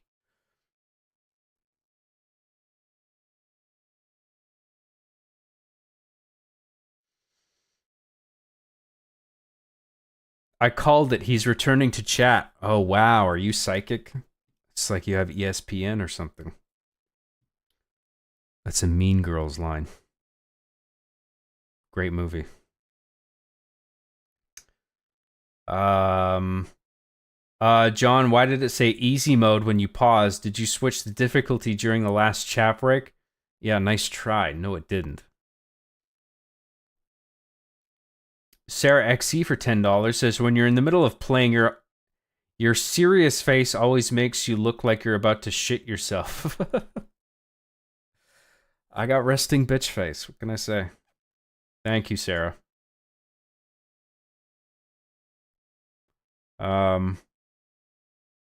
It's just the way I play, bro. We need more Beauty of Desolation Halo. This ruined night city just drips atmosphere. It almost has a cyberpunk Blade Runner quality to it, like Halo with streaks of Fallout. It's a well done environment, yeah. Not only the look of it, but the fact that it is unprecedentedly open.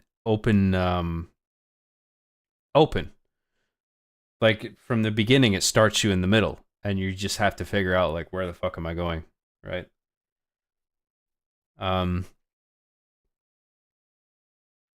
Yeah, it's cool. It's like a little fun hub environment that's unique to the Halo franchise up until that point, and it's just like you're meant to sort of get lost in it on top of the way that it looks. So that also adds to the same feeling. It's a pretty cool approach.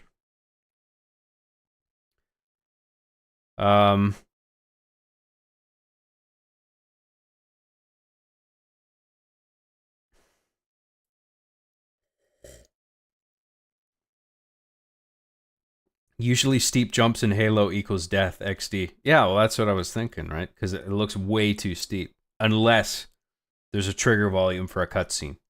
Then that's the only way that it would be the way to go.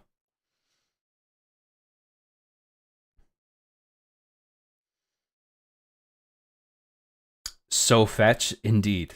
Mean Girls is very fetch. I'm going to be lurking now, Job. If I fall asleep, good night, Pookie. Smooches you on the cheek. Aw. Isn't that nice? Thank you very much. In the expanded Job verse, the Job verse? Oh god, is that a thing? That's a thing now?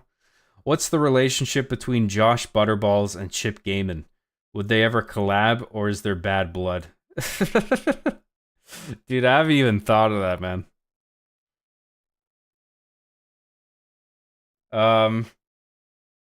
I created Chip Gaiman because Josh Butterballs just seemed like it was a funny name when I first came up with it. But then in hindsight, it was just like you don't really get the sense just by the name that he's a gamer. So I like the name Chip Gaiman because you hear that and you're immediately like, okay, this is like a satirical gamer persona, game reviewer, journalist persona guy. I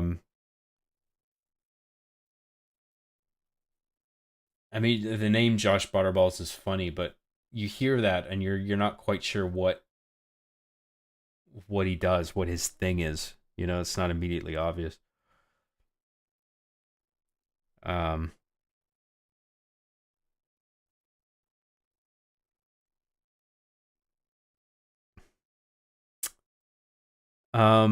John, can you give us a cheeky little semen retention face?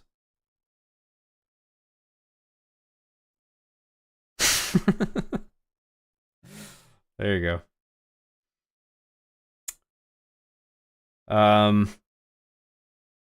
John, have you seen anything on the news about the bigwig politicians talking about UAP, UFO stuff? I want your onion. What's UAP again? I can't remember. Unidentified aerial something. I don't know what's going on with that. I mean, I've heard like there are people with NASA and whatever, like, you know, fighter pilots and shit like that. They have crazy things, stories, accounts of things that they've seen that they can't explain. And some like images where like you can clearly see stuff, but like I don't know what's going on with it. I just wish they'd pull it up, put it all out there, you know? Like, look, here's the fucking aliens, okay? This is what we know. Have a ball. Check it all out. See, think what you will. There you go.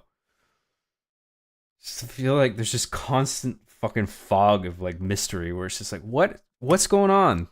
Are there fucking aliens or not? Damn it. Because it seems like a bunch of people know shit. Just tell us. It's the fucking mystery.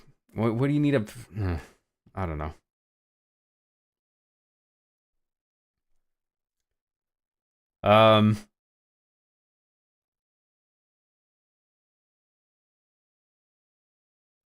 Where was I?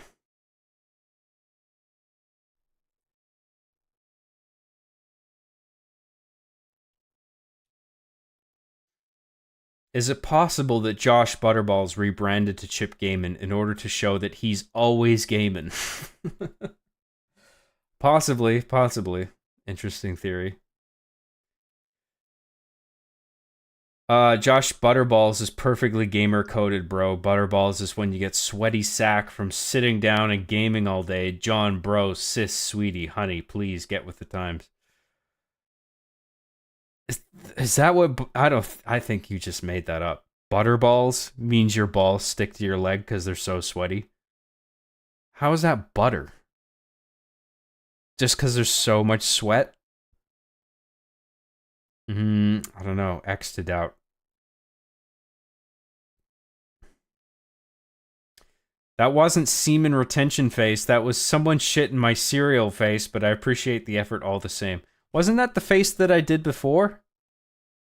I just remember furrowed brow and super frowny mouth. It's almost like angry video game nerd. I look like James Rolfe doing that. This game's a fucking pile of diarrhea!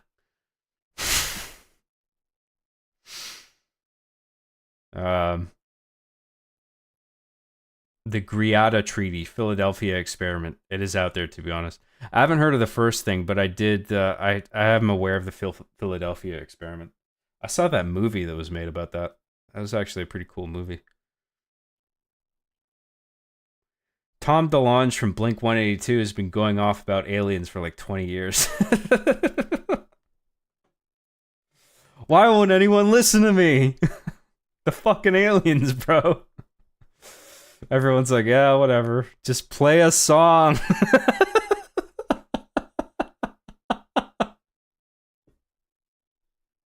He's like on stage at a concert. Just, let me tell you about the fucking aliens. No. Just play a fucking song. We're here to listen to you sing, goddammit. That's fucking funny. Oh, I crack myself up. Har, har, har. I'm so fucking funny, you guys. Wow.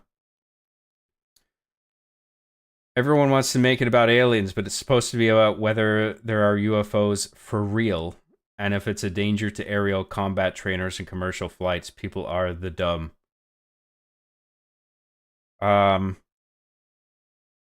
Yeah, well, according to like everything I've heard about these weird fucking things people see, is that the common characteristic is that they move in a way that is unheard of in regard to like the way objects we are aware of physically behave.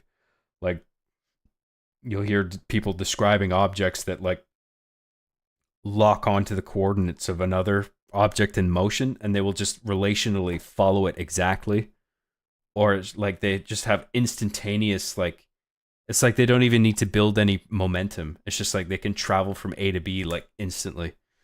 And it's just like, that's fucked up when I hear shit like that. And it's just like, fuck, that involves, that's even beyond like propulsion technology. That's like manipulating space to like travel from A to B. It's like a whole new, it's like a whole different level of like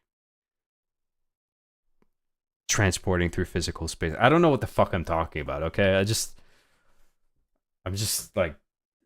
saying like shit that I've heard and I think is really interesting.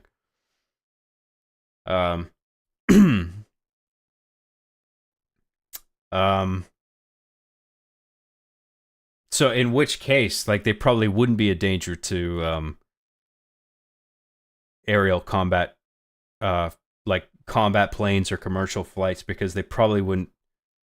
One, they probably wouldn't be sharing the same airspace because like they various levels of altitude I think get locked off based on like industry or like I think you have levels of elevation that are restricted to like military and then like commercial flights and drones to make sure like all air traffic is like segregated appropriately.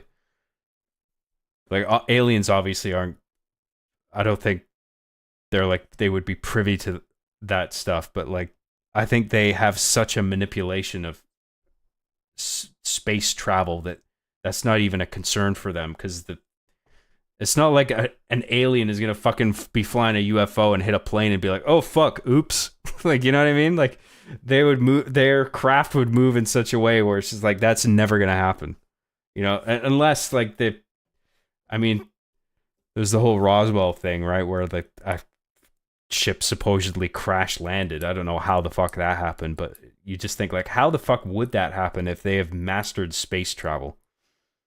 You know, like if they're so sophisticated in their manipulation of space time, it's like, what? How would they get into a situation where they could get shot down or crash into something? You know, because I can't see an alien fucking bumping into shit accidentally. Well, oh fuck! Oh shit! I'm going down. That just seems silly to me.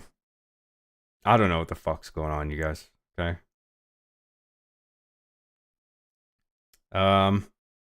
Aliens are constantly around us. We just can't perceive anything past the third dimension. Oh, maybe. I don't know. I'm not. I can entertain the idea of there being other planes of existence, you know? Like there are dimensions beyond what our minds can comprehend. I just don't know, like, what or if there's anything inhabiting those planes, you know? But I do think that is a very interesting idea. John, do you believe Alamaus actually real and real exist in IRL life? John, do you believe Alamaus actually real and real exist IRL life? I think it's more likely that there are other life forms out there than it is that there aren't. It's kind of hard to believe that we're the only ones here in the entire span of everything. You know? But I don't know.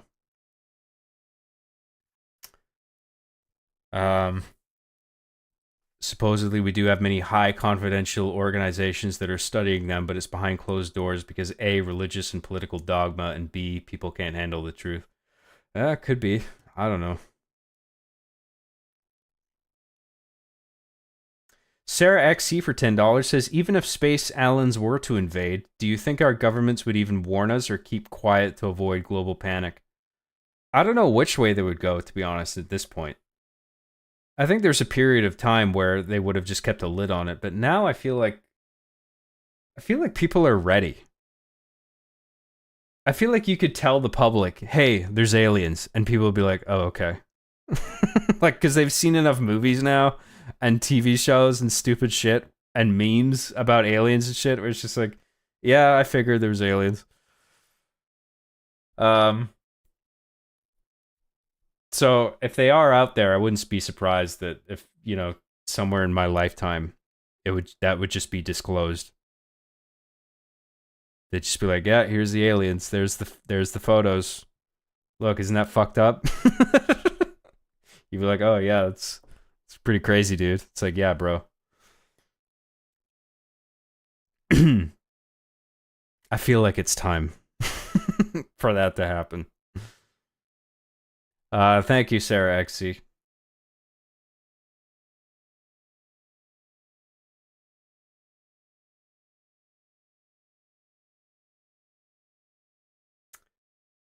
Where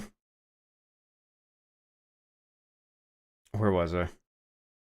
John, we can't even perceive these things in the third dimension. The topic is moot. Talk about gooning instead.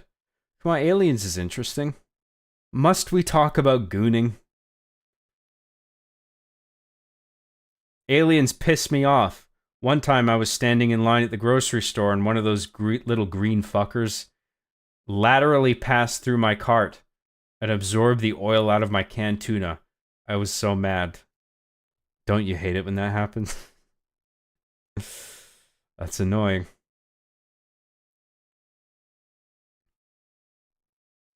Thoughts on the Onion buying InfoWars? That didn't actually happen, though. That was like... There's something fucking stupid and not true about that. I can't remember exactly what happened there, but like... That didn't go down the way people thought it did. I think that whole thing was stupid. Like, it didn't actually... That's not what happened. I think they probably made a bid as a joke. That's what I heard. But it was never supposed to, like, actually... I don't know enough. I shouldn't talk about shit that I don't know about. Rio for $2 says, do you believe in astral projection? I'm not even sure I know what that means. I've heard the term plenty of times, but if you press me to give the definition of it, like, I'm actually not sure. Like, what are you projecting yourself into? Or is it just that you're sort of projecting yourself outward so that you're not even in your body anymore? You're just sort of this ethereal entity that can just travel anywhere beyond the realm of physicality. Thank you, Rio. Yeah, I don't really know what to think about that.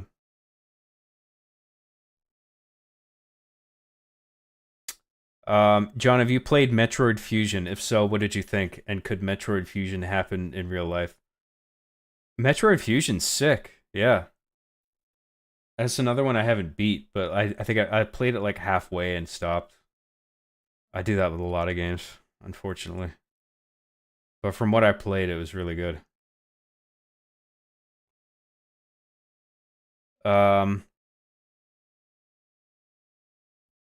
It's not like Joe Biden himself is looking at aliens through a telescope going, holy shit, I gotta keep this to myself. There'd be way too many people involved to keep it under wraps.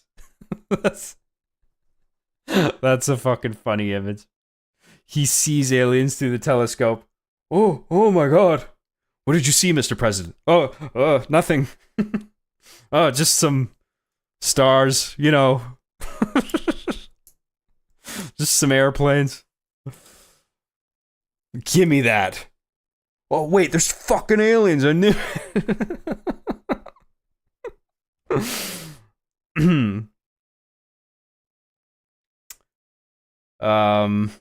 Where was I?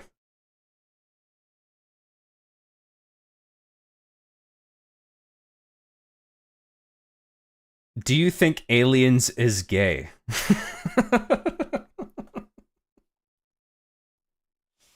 All of them? They're all gay. Yeah, sure. Why not? That's funny.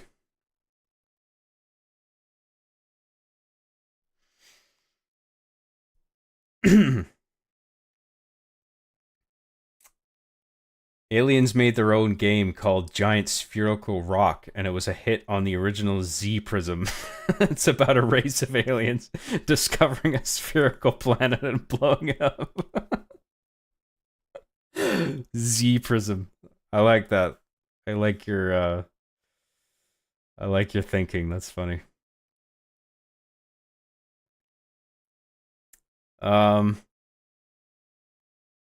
Astral projection is projecting your consciousness out of your body.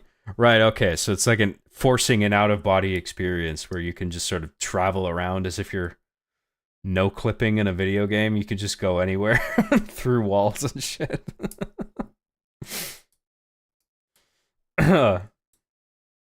And you're in the T pose the entire time you're doing it too.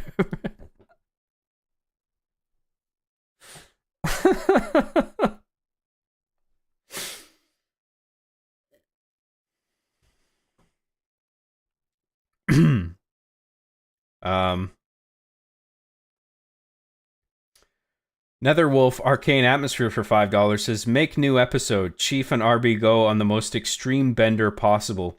The equivalent of the movie The Hangover, but RB and the Chief style, lol. Well, I already kind of did that with the episode Party. So that was like an episode or season 2 or something, where they have a drunken night that's so fucked up that they don't even remember what happened, and then the whole episode is them. I mean, I came up with that before I saw The Hangover. The idea of them. I mean, I'm sure it's not a novel idea. I think I got it from somewhere, but just the idea of the toys waking up one morning, they had a good night, they were drunk, they can't remember what happened, and Chief is missing. You know? I did sort of do that. But maybe I should do something like that again. Or maybe there's something new I could do with that same basic idea, because that is a pretty funny thing to play with.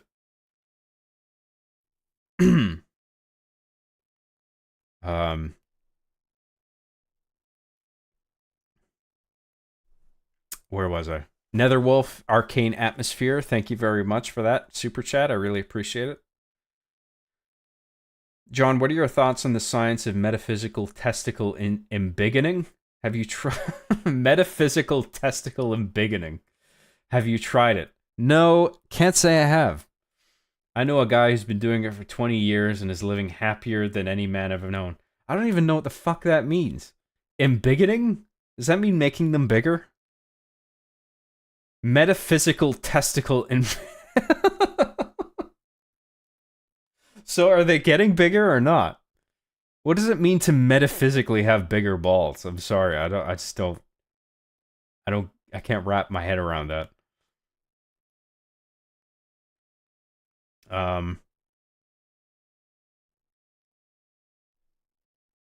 Sarah XC for $10 says, astral projection is essentially your soul traveling interdimensionally, sort of a witchcraft practice. Right. So it's like out of body. You're not even in a physical form. You're just sort of... But you don't even have eyes. Like, it doesn't even work on that level. It's just like you have a sort of omnipotent awareness, I guess, of everything around you. And you can just, like, go anywhere. But if you have omnipotent awareness, why even... What's the need to even, like, travel? You know what I mean? Like, it feels like the travel element is only necessary if you're occupying some kind of physical body. But if you're just some kind of, like, spiritual entity, it's almost like you can be in all places at all times instantaneously. You don't really travel, you just are. Right, okay. Yeah, something like that. I don't know.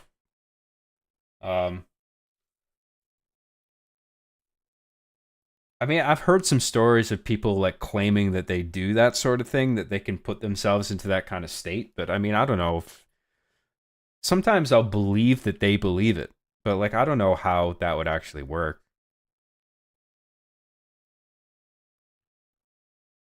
Maybe that's actually happening, or maybe they're just going through some kind of DMT trip.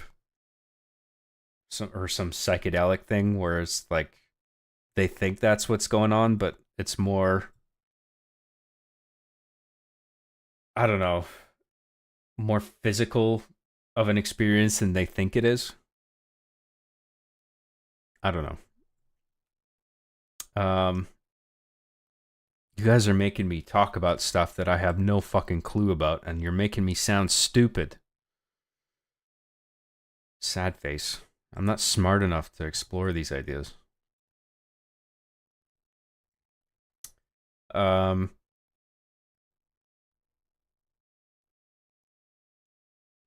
Hangover was the funniest shit I'd ever seen when I was 12.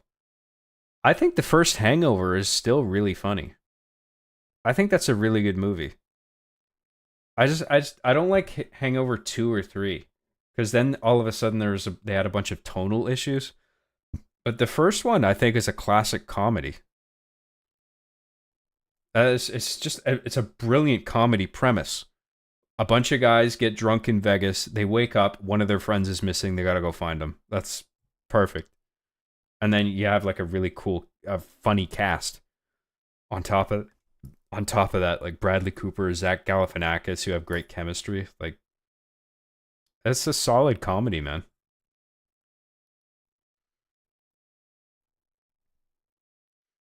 Ghosts have speed limits too.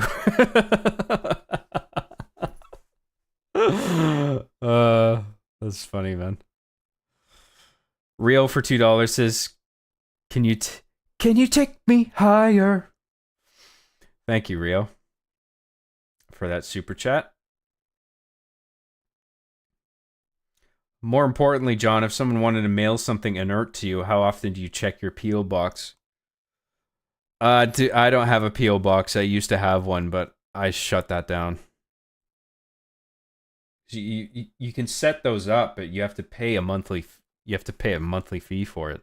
And I just wasn't getting enough in to justify the fee, so I don't want to start that back up again. Remote viewing is similar to astral projection, but it's nicer because there are strong defined protocols to ensure it's actual psychic phenomena.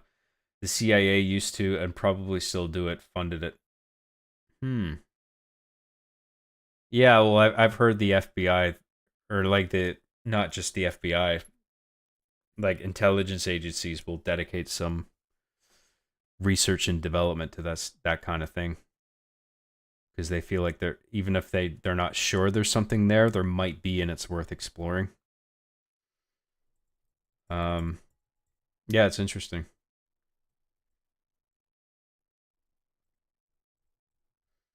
John, will you be participating in Destroy Dick December? Oh, there you go with the alliteration. See, that works. On that level, at least. Triple D. Destroy Dick December. So does that mean you're furiously masturbating after No Nut November because you've not nutted for so long? It's like, oh, it's December now. It's time to destroy my dick after all that semen retention.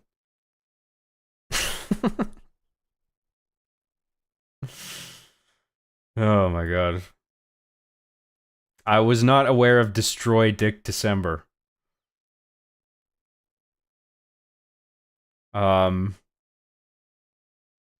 it the first Hangover where someone smacks the baby in the face with a car door? I don't remember that part. I don't remember if that's a gag in it.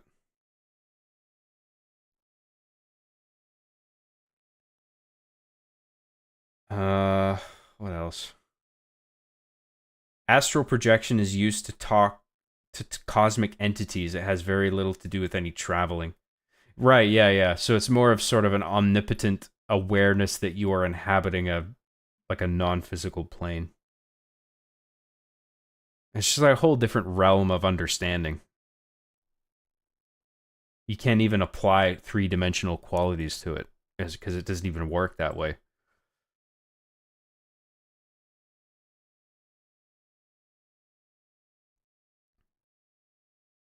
Job should host a remote viewing stream? How the fuck am I going to do that? I don't know how to do that shit. What am I, Professor X?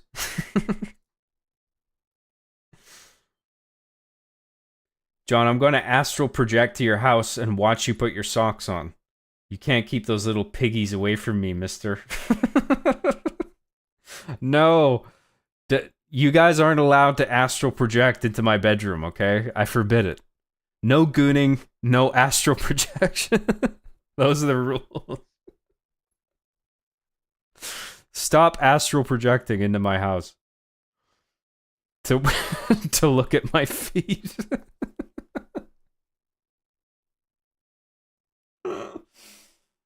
Oh, that's the end goal. You figure out astral projection, and then it's just like, okay, now we get to look at John's feet. That was the game the whole time. It's like you can do so much with astral projection. Like, no. John's feet. That's all we care about. We want to see those feet.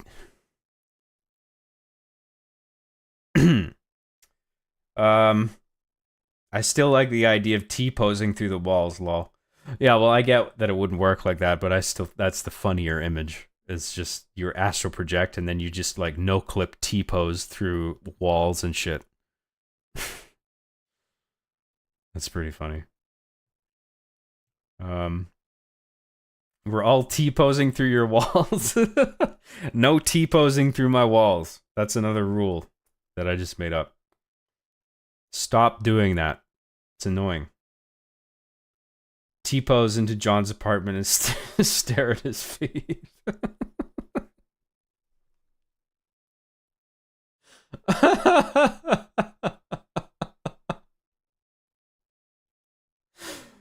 Holy fuck. That's funny. You guys are some funny motherfuckers. Astral projection is basically no clip in real life. Yeah, basically, that's how I like to imagine it. Sarah XC for $10 says, what a crazy concept. No gooning and no astral projection. Such a wide set of rules. I know. Those are the rules. I'm sorry. And no, you can't T-pose while you're astral projecting into my room either.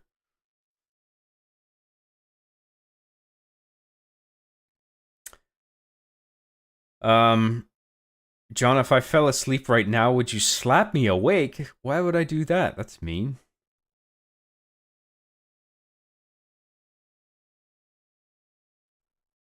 Thank you very much, Sarah. Thank you, everybody, for all your chats. And we're caught up. Let's play a little bit more The Adventures of Johnny Rings, or whoever the fuck this is. ODST guy. I think that's his official name. Kind of like Doom Guy, except it's ODST guy. Let's switch to gameplay. And resume. Let's resume the game.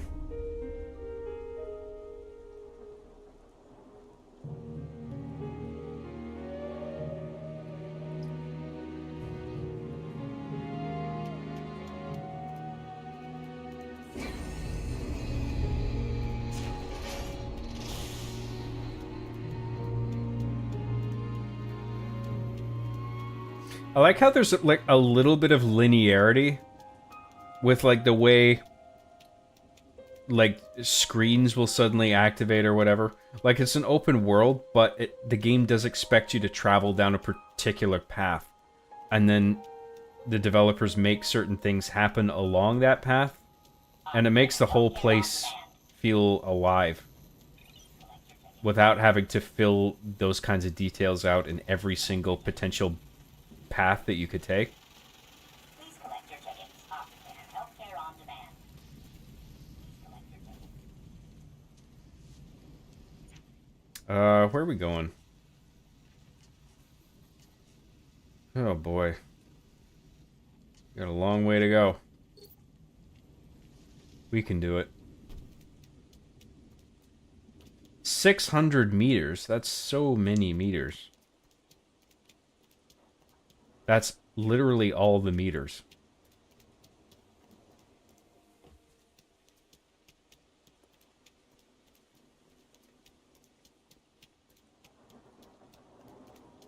Does this work? Nope.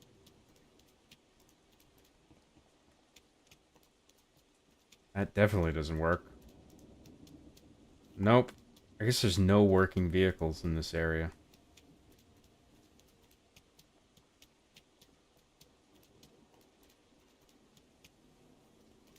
Oh boy.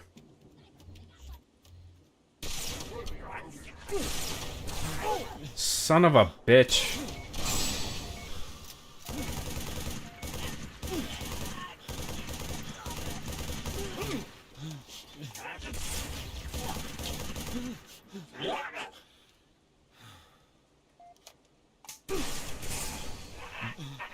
Wait, what?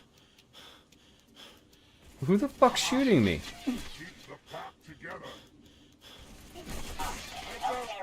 Oh my god. Fuck off. Where's this guy behind me? There's somebody shooting at me from the back.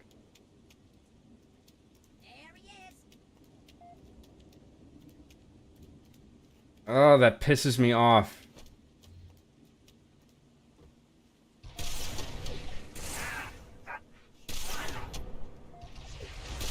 Oh, for fuck's sake, man.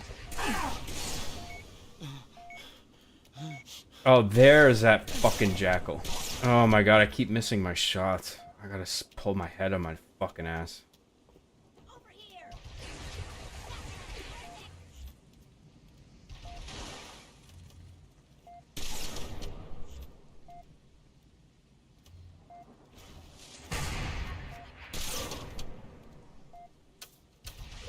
Great. Oh, Jesus Christ. Well, there's nothing down that way.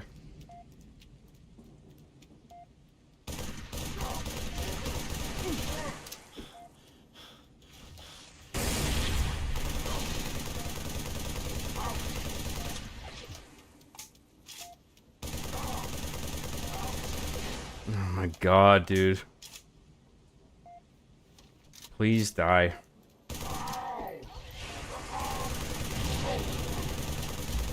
Thank you.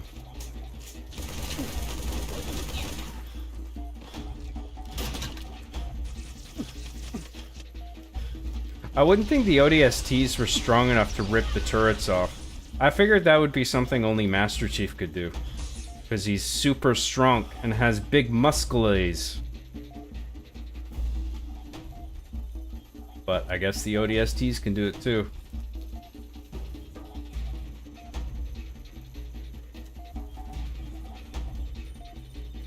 Plus, it's just a good way to give the player an edge in combat, right?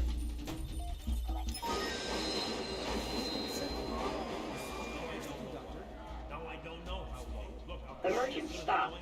Please remain calm. Emergency stop. Virgil, we can't stop the train. There are other people on board. Receive me, Mark. Emergency stop. Get out, Virgil. Please remain calm. Oh, so like it follows the same character across the different entries. Detour. Proceed with caution. That's interesting. I thought they were all just going to be random civilians. Sir, I'm really sorry about this. I was just trying to get out of the city. Virgil, I am going to enlist. Watch your speed. Children at play. I'm 19. And besides, the UNSC is taking everyone it can get. That's exactly what Dad would say. You know, Train's got a point. A lot of soldiers are dying these days. He's not a train. He's a city. A bad, bad city. That worked when I was a kid, Virgil. Open the doors now!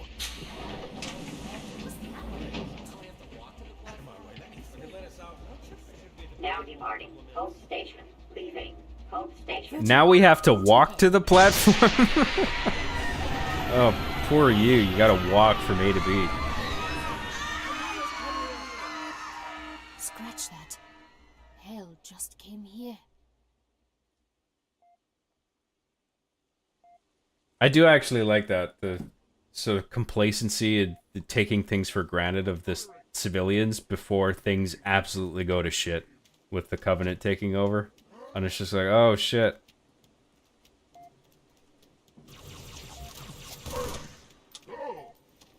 Oh my god. Are you fucking kidding me?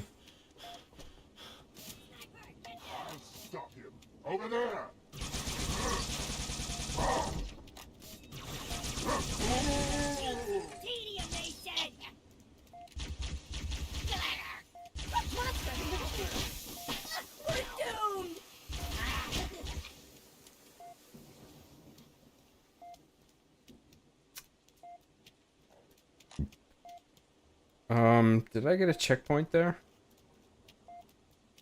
I don't know, whatever. I got some super chats. Some super duper chats. Sarah XC for $5. Says noob. Come on, I'm making progress. It's heroic difficulty. I'm getting through it. Where's this coming from? Sarah XC for $10 says, John, can I use you as a reference on my resume? As soon as I resume this game, yes, you can use me as a reference on your resume.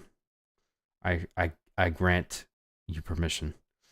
Thank you, Sarah XC, for everything. Roxas C for $5 says, are you the same John from Garfield and Friends? Yes, that's me. My cat is called Garfield. If you are, where Garfield and Audie? It's Odie, okay? 1D. They're off camera, okay? Well, you expect them to be fucking dancing around like this is a Peanuts cartoon? Dancing around on my desk? They're off doing it. They're around the house doing cat and dog antics. Okay? Garfield's in the kitchen eating lasagna and Odie's doing something fucking stupid like he usually is. And Garfield's looking at him going, fucking hell, you're stupid. And Nermal's here too. And Garfield doesn't like Nermal very much.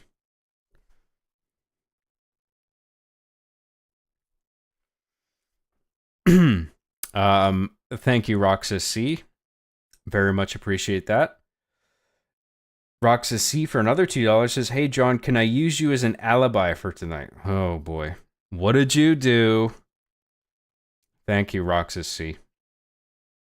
I think that depends on what you've done. Sarah XC for $5. It's resume, you noob. Yep, I was making the joke. Because I made the joke about saying it wrong, and then you said you got the joke, and you flipped it to make the word mean the other thing, even though you're using the opposite context, and I was playing along, and I was doing the... Come on, Sarah. You know what's going on. Thank you very much. Thank you, everybody. Let's get a little further in this before I go back to chat. I want to get the new thing going.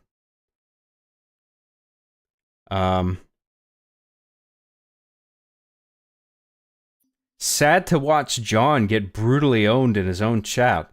What the fuck are you talking about? Care to explain?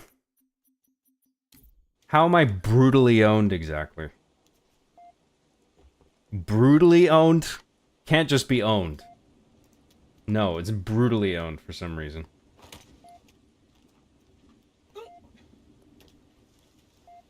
Where the fuck am I going? Yeah, let's go that way.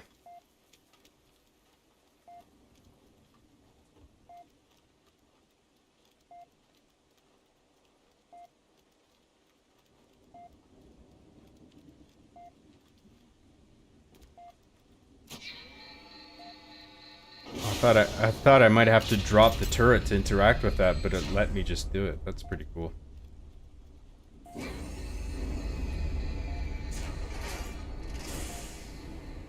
Fuck, this is really dark.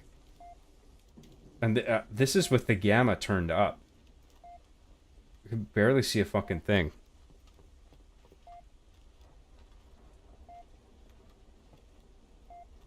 Like, I've got higher... Like, the gamma, I think, has more of an effect on me than it does on you, and I still can't see a fucking thing. But I guess that's what the visor is for, right? The visor. Which I forgot about, because I am le dumb.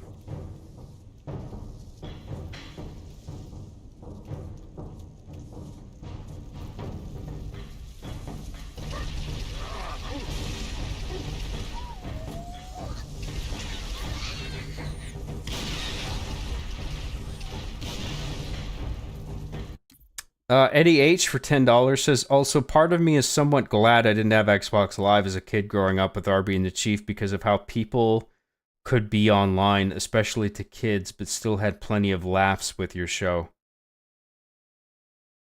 Yeah, I mean, I enjoyed it personally. I mean, the whole Xbox Live toxicity thing, I got a huge kick out of that, man.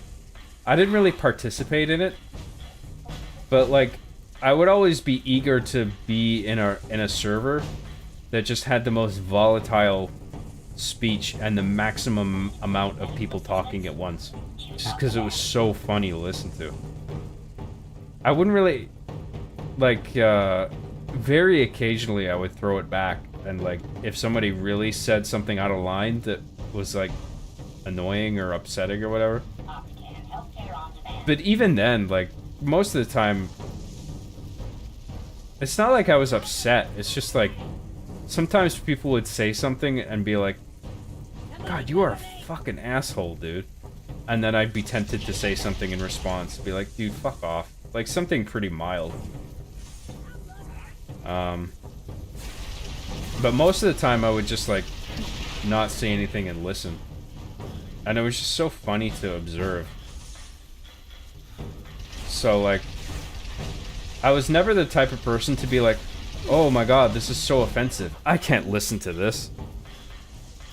And, like, I always thought it was funny. But, I mean, those days are over now. It's all different now. Can't talk like that anymore. Used to be that online content wasn't rated by the ESRB. The Entertainment Software Ratings Board. In case you didn't know. But now it's just like every online game wants you to sign a do not be an asshole agreement, basically. Don't you agree by checking the box, you agree to not hurt anybody's precious feelings and whatever. No shit talking, basically. It's just kind of lame now. Whatever. Oh shit, there's a hunter right there. Can we go around those guys? Yeah, we can. So let's go this away.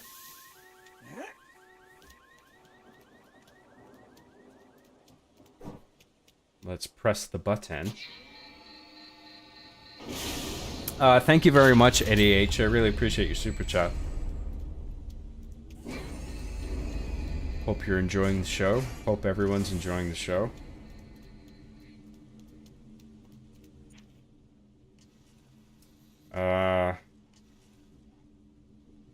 Let's just see if I can sneak past all these buttholes. Must we fight? I don't think so.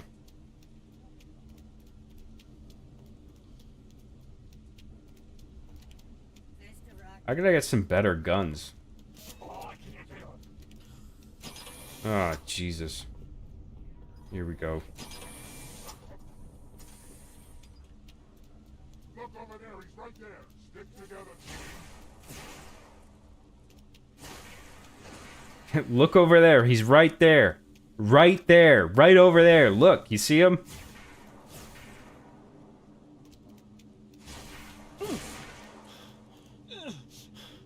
This is a time where a fake mustache would really come in handy.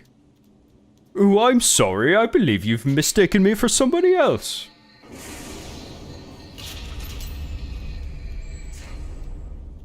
Never mind, that's not him. He's wearing a fake mustache. Wait a minute. This fake mustache comes right off.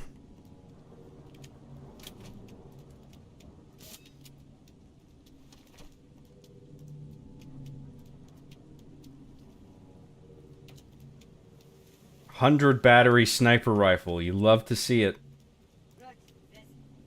I love to see it.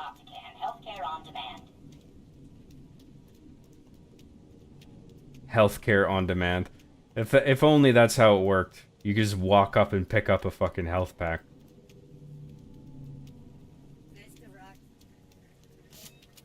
Reminds me of that Family Guy bit where Quagmire's in the future. He's like, oh no, I got AIDS.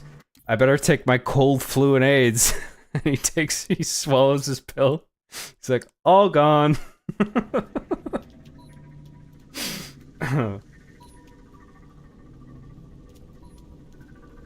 Oh, there's the new thing is somewhere around here. I don't know where though.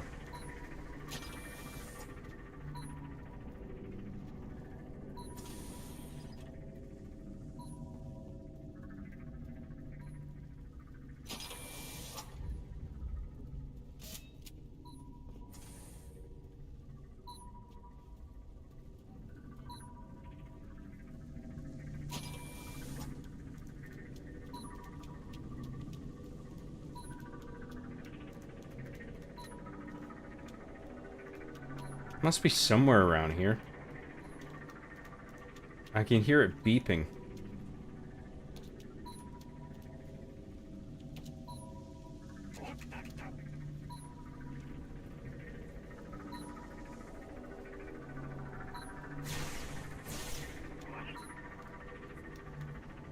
It must be further up. There's probably like a stairwell I'm missing.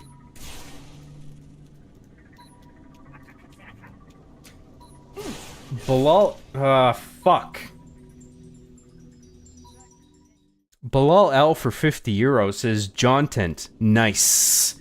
Nice. Nice. Nice. Indeed, it is nice. Thank you very much, Bilal L, for that. That's very generous of you.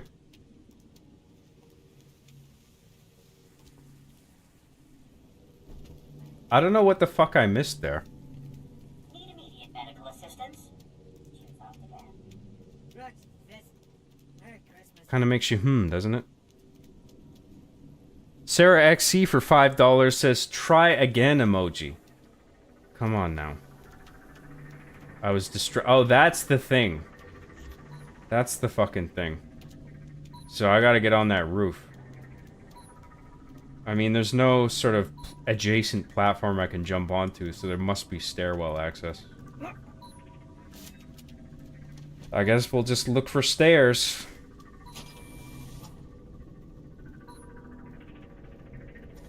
There's the stairs.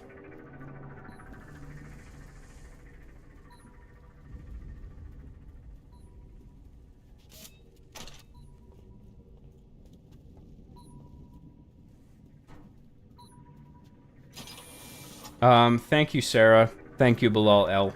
Really appreciate everything. Thank you.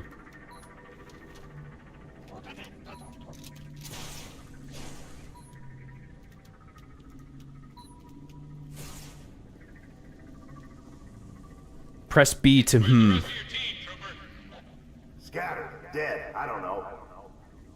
That's too bad. We're gonna need all the men we can get.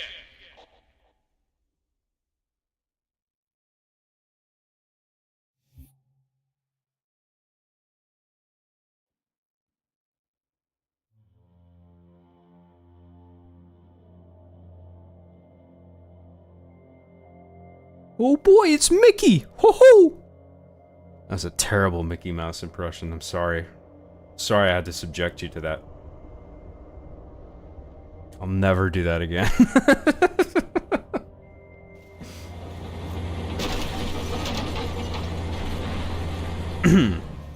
Hey, where's the fight at? Take a guess, genius. Oh, look at the way they're running. It's so cartoony.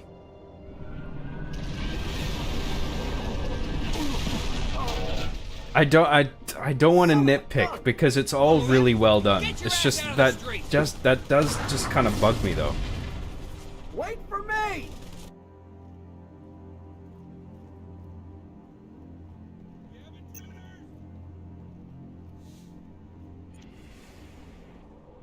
Save Marines and Scorpion Tank. Tell me what you need.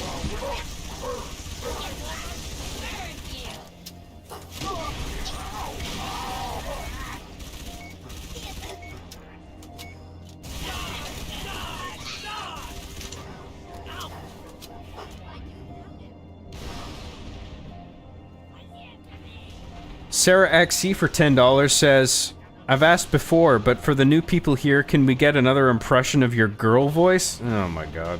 This is under the bad category. See, I can't do a high pitch. Not anymore, at least. Those days are behind me. But fuck you. It's about an attitude. Like, if I talk like this, I'm like a girl all of a sudden.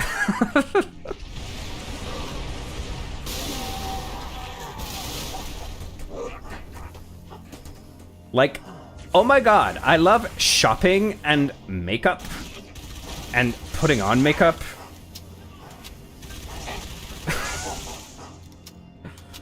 That's sexist. I shouldn't say that. Not all women are all about shopping and putting on makeup. Backblast clear. But whatever, it's a stereotype voice. This is less Like, good and more bad. oh my god.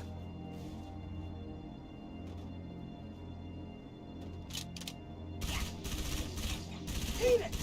Eat it!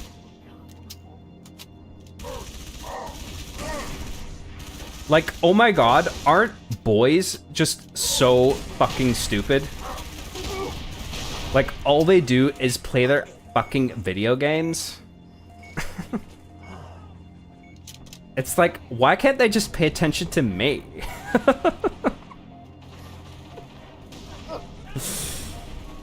Like, oh my god.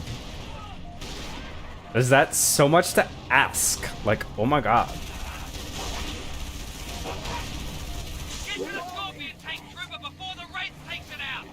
I don't know what else to say. I hope that was satisfactory, Sarah XC. I can't do the higher pitch. It's all just in stereotypical attitude. Thank you very much. Get the tank? What tank? Oh fuck, the NPCs are even telling me. I'm too distracted by trying to do a girl voice, god damn it. Where's the tank? That's broken. That's broke as fuck. So there must be a scorpion tank, right? Oh, it's over there. Of course. Fucking blind.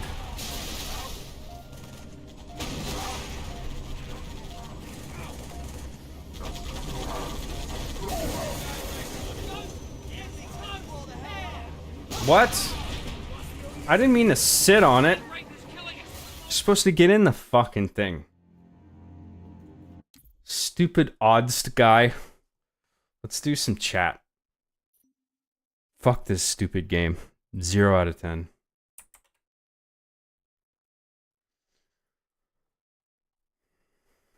Zero out of 10 would not ODST again. This is the last time I ODST. I'm just kidding, it's pretty good. Where was I in chat?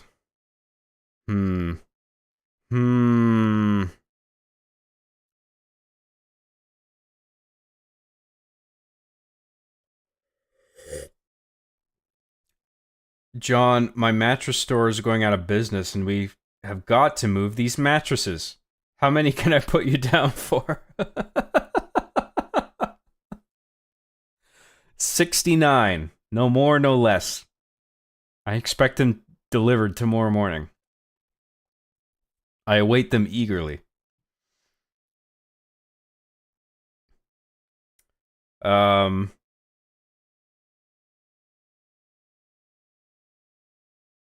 eyes look fooked. Yeah, well, I'm tired.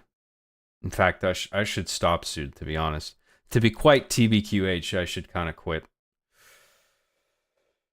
But maybe we'll do a little bit more. I got a little bit of energy.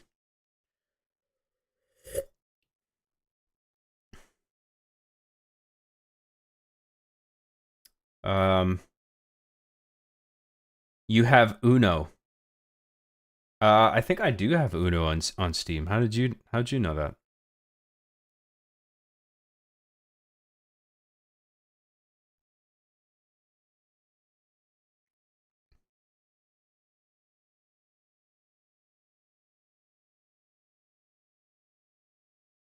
John, you got the tan and muscles down. Now you need moose gabagool and some bling, and you're a Canadian Guido. Oh, is that all I need? Moose gabagool? Is that a thing? Can you make gabagool out of moose meat? I guess the meat doesn't matter where it comes from. Maybe? I don't know. I think you're the Italian, right? I mean, you would know.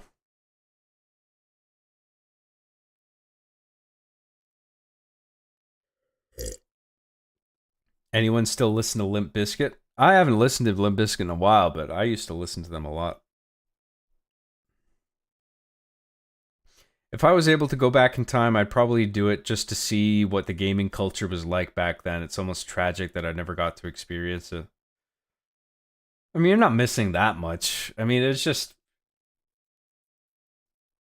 It was so new, right? Like, broadband console gaming.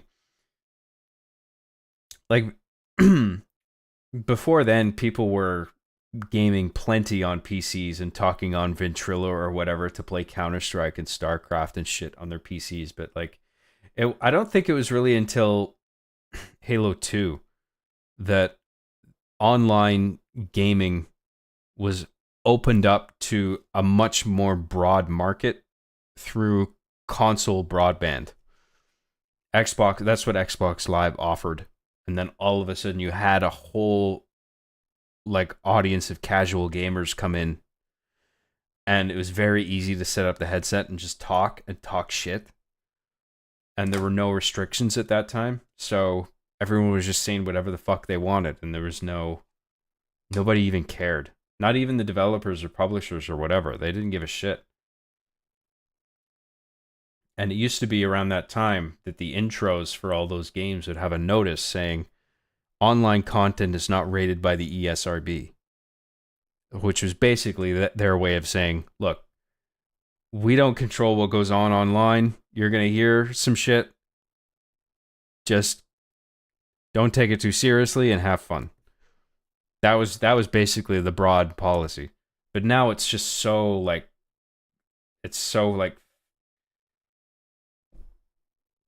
there's such an effort to control it and make it like pure and not have it any toxicity or hate or anything sort of disparaging towards any other person on any sort of criteria. Because they don't want any hurt feelings or anything that can potentially be sued over or something, or like, I don't know. It's just, there's just an effort to control the discourse now that wasn't there before in the 2000s. And it's just like, I feel like they should always have just stayed out of it like they used to. And now it's like they got to involve themselves, and they make all the players sign this agreement at the beginning saying, hey, don't be a dick. If you want to play online, you agree to do this, do that. Don't be a fucking prick. Don't call anybody names. Don't say anything or do anything mean. Just like be totally friendly all the time.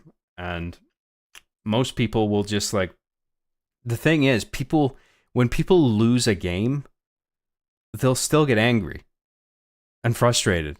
But now it's just they don't vent it. So now they'll just turn their mics off. So you end up having nobody talking anymore, unless they're in private chat or private Discord groups. So now you still have people talking with each other, but it's all segmented in these little individual parties, rather than in the old Xbox Live days. It used to be like everybody in the lobby could all hear each other, you know? But now all of that is like splintered off into their own friend groups.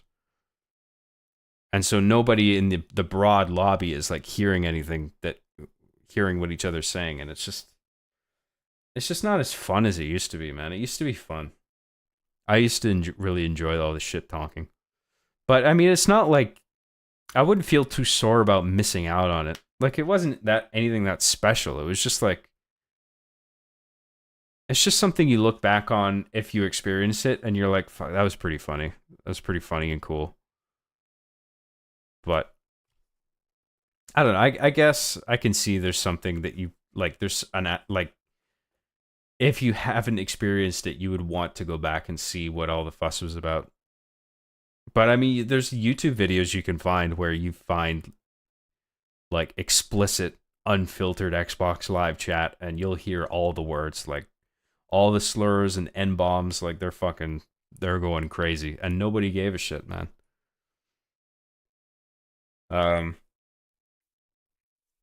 It's just the way it. It's just. It wasn't any game's fault, or any developer's fault, or any publisher's fault, or any. It wasn't Xbox Live's fault. It's just that's just how human beings behave when you put them in an environment like that. That was one of the reasons I did Our Being the Chief fundamentally, was because that broad idea fascinated me. It's just like, what happens when you put human beings in an online, anonymous, competitive environment? You know? How does that affect all their behavior? And then I made a show out of that. And which I think, as dumb as my show is, I think it's provided a fairly sophisticated examination of what that was actually like and the psychology behind it to a degree, especially as the show went on. You know, season after season, I think it got more and more in depth. But yeah, that's my TED talk on Xbox Live. There you go. Thank you very much, Eddie H. Appreciate the super chat.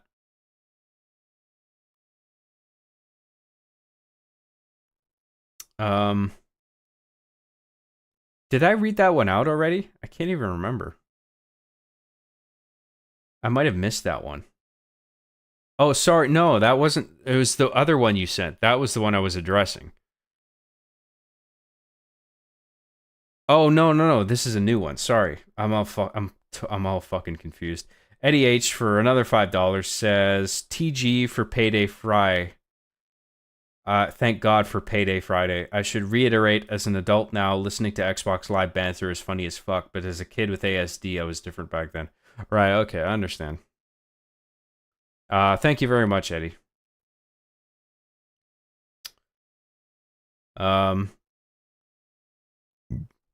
Sarah XC for $50. Holy shit.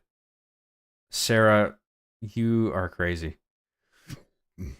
Would giving you this make more incentive to go longer? Also, I love you and your current projects, but I need you to hurry on Hard Justice. I know, I'm working on it. Honestly, I've not entirely, but I have largely put it on pause along with everything else because I'm working on my Christmas special. Because I want to put out an Our Being the Chief Christmas thing in time for Christmas. But yeah, I'm working on the script for that, and I'm trying to get a little bit of like Hard Justice done every day. I don't know what else to say. I mean, I know I've taken way too long with it, but I need the time with it. It'll be done when it's done. I don't know what else to say beyond that. I will go a bit longer. Yes. I don't mind. I have some energy left, and we'll go. Maybe we'll see if we can. I don't know if we'll finish this mission, but we'll see how far we get. I'll at least do a little bit more. Really appreciate everything you've sent, Sarah. Thank you very much. Let's do some chats, some regular chat before we go.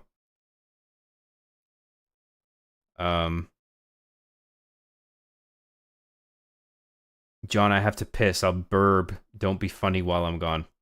Oh shit, I forgot to not be funny. Who am I kidding? I'm never funny. I'm cringe. This is 100% cringe from start to finish.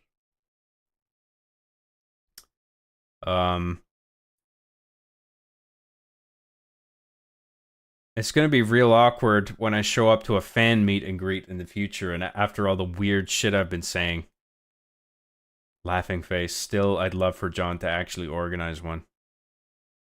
I don't know if I would ever do something like that. I mean, I certainly wouldn't organize one, but I'm aware of like some other YouTubers. They go to like conventions, they show up, they have like a booth or something.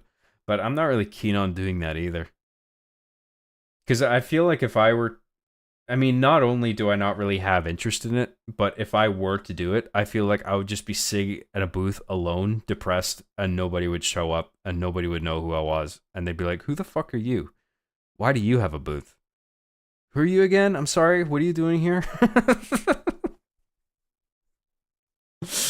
That would just be so embarrassing if that happened. So I just want to stay home and play my video games and watch my movies, okay?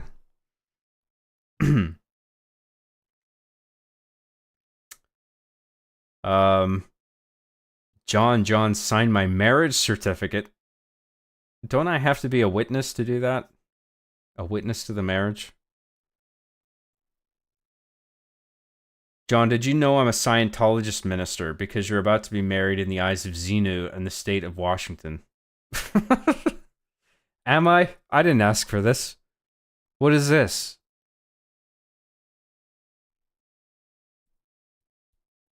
Show me the time code where I asked for this. I don't want to be married to Xenu.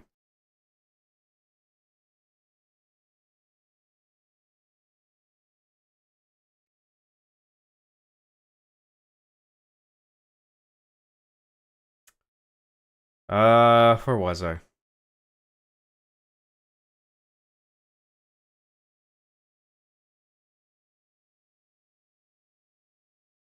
Visor, bro. Yeah, I know. I gotta remember the visor. It's like the flashlight.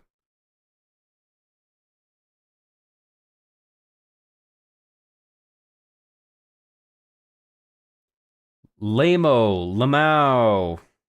Oh, you guys are laughing at what each other's. What? You're laughing amongst yourselves. I thought ESRB stood for edging slowly, really beautifully. In fact, it does not stand for that. Entertainment Software Ratings Board. Actually, no, you're right. It's actually edging slowly, really beautifully. Well done.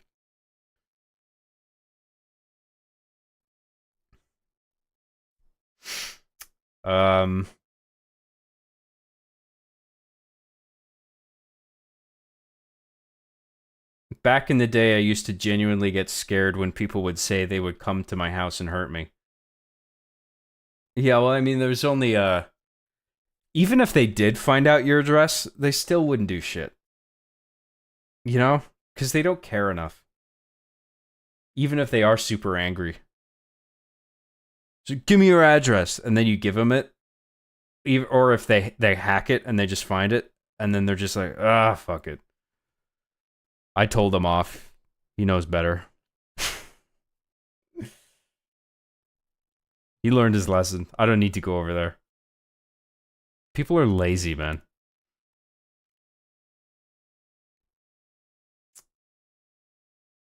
But you don't want them to SWAT your house, that's for sure. That doesn't require them to go anywhere. They can just call the police or call some establishment and make them call the police. That's a problem.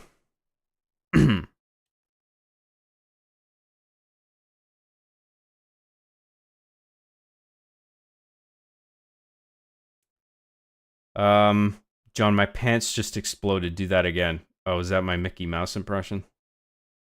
That was old Mickey trying to be famous again?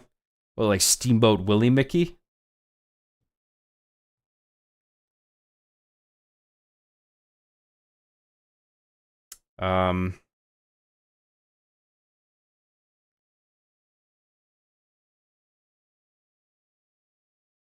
LA Valley girl voice. Yeah, that is basically my my girl voice summed up. Bro, shopping and makeup is my shit, son. I secretly knew it. That is what girls are all about. It's all shopping and makeup with them. That's it. Nothing else. That's it. That's literally it.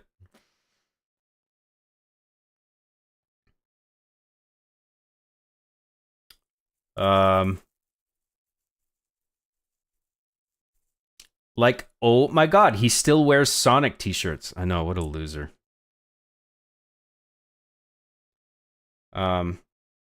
Like, oh my god, you slay queen. Yas, yas. Yas, queen, slay.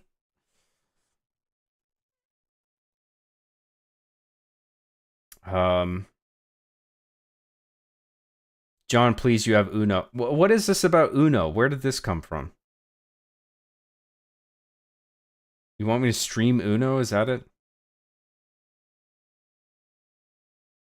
Nobody ever meant the banter they were saying. We're just making sure our satire is peak vibe check, essentially. Peak vibe check? Jesus Christ. These new generations and their terms. Peak vibe check. Fuck off. Oh, I'm so tired. Fuck, I don't know if I can go for much longer, to be honest. I'll see if I can go a little bit. Once we wrap up the chat, we'll do maybe a little bit more, and then I gotta call it a night soon.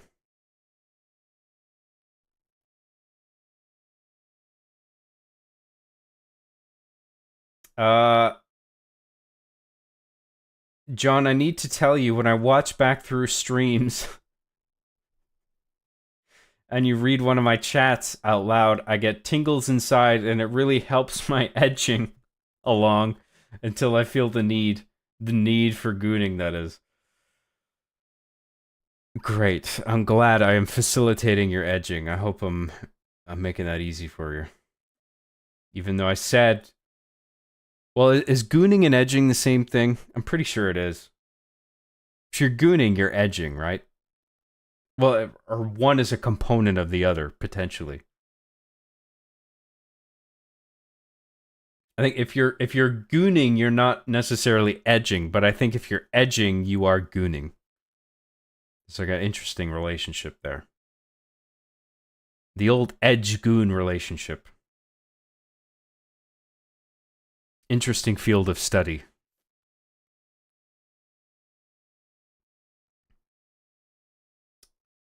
You used to be able to goon in public matchmaking, and now you have to be invited to a private goon chat, and it kills the mood, because it isn't genuine gooning.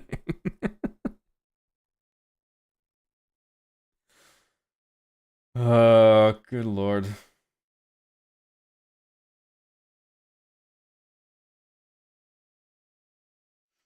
How's an honest gooner meant to make a living? Not gooning. Gooning doesn't pay the bills. I guess it depends on who you are. Maybe there's some streamers who earn a bomb gooning.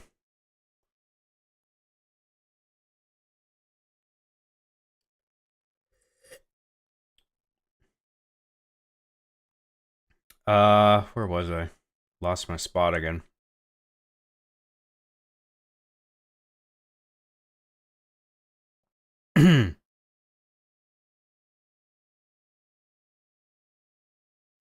People back then were much more receptive to being in public voice lobbies. No one talks in public anymore, and that's boring. Even if they do, everything is monitored. Can't say shit anymore. Yeah, that's right, because you don't know whose stream you're gonna be on. Right? Because like back when Xbox Live first became a thing, people weren't broadcasting all their gameplay. Now everybody's fucking recording their gameplay. So you don't know what fucking YouTube show you're going to show up on if you say something too edgy, and so nobody wants to take the risk, right? Back then, nobody gave a shit because there wasn't really the risk of that happening. Everyone just understood, you know? It's just like, what happens here stays on here. And now that's not true anymore.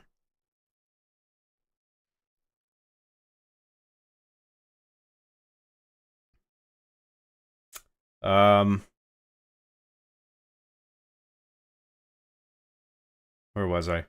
Christmas special, woo! Indeed, woo. I am actually excited about it. I'm working on it, and it's all clicking together. Its script's not quite finished yet, but it is coming along quite nicely, and everything's clicking together. And I'm happy with how it's turning out, and I think it'll be pretty awesome. So, hope you guys are looking forward to that.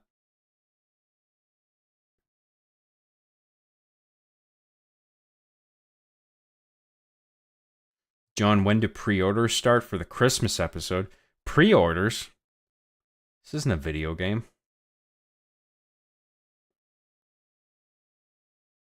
If you swat a Canadian, do they send a Mountie?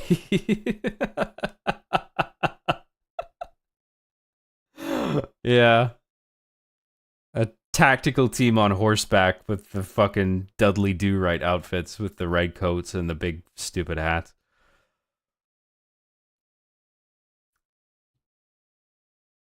Oh my god. I actually don't know what the Canadian protocol is. Like, I think Canada has a SWAT, but I don't know if it's not called the same thing over here. I think it's something else. It's not Special Weapons and Tactics. I can't remember what it is over here. Maybe it is the same. I'm not sure. I think it's different.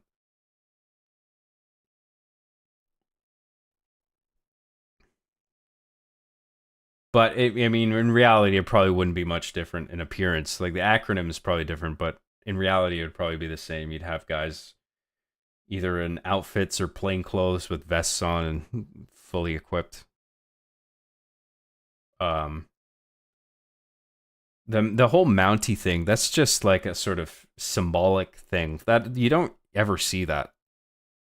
And maybe there's regions of Canada where they're still fucking galloping around on horses. I mean, I don't know, but like all the places in Canada I've been to, like around BC, like that's more of a symbol. You don't actually see that.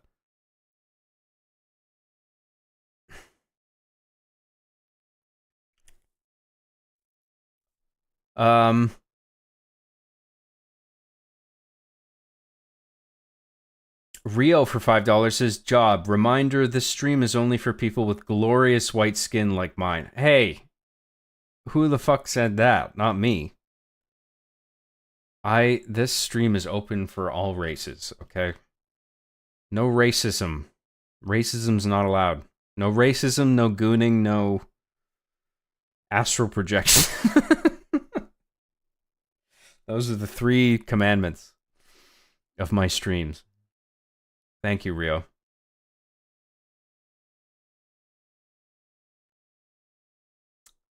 Sarah XE for $10 says, which would be a problem because I do have guns in my room, locked away, of course, but still. You got like guns in a safe in your room. What would be a problem exactly? I think I missed it. I can't remember what I was talking about earlier. Thank you very much, Sarah. You have Uno, John. Where's Uno coming from? I think I do have a version of Uno on Steam, but like, I don't think I ever mentioned it. John's not passing the vibe check. On God, for real, skibbity. How am I not passing the vibe check? What did I do? What does that even mean? How do I pass the vibe check? How does one pass the vibe check?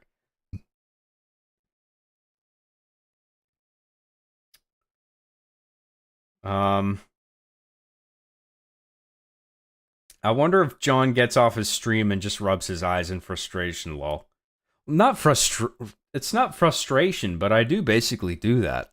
Because I'm just tired, man. Because doing these is exhausting. I mean, I can keep up the energy, and then when the stream goes off, it's just like, oh, fuck.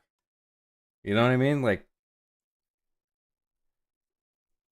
because there's just that sudden realization, like, oh, it's over. Like, I'm not on camera anymore. I'm not streaming. It's just like a sense of relief. It's not like I'm having a bad time. I'm just saying, like, the camera goes off, and it's just like, okay, I can, like, relax. You know what I mean?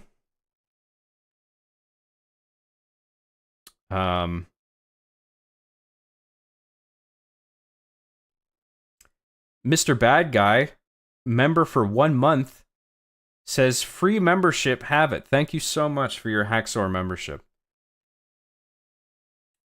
I don't know if, did you just get one or you had one already? And I mean, there must be something about your chat that made it go green like that. So I guess you must have just upgraded your membership or something. Thank you very much for that. Appreciate that, Mr. Bad Guy. Zier for £2 says, when is See Me After Class season 48 on Spotify? Here we go with the season numbers again. 48 seasons. I didn't do 48 seasons. Thank you, Zier. The See Me After Class podcast is a stinky old show that doesn't exist anymore. Now you're stuck with the crappy, inferior John Graham show. I'm sorry.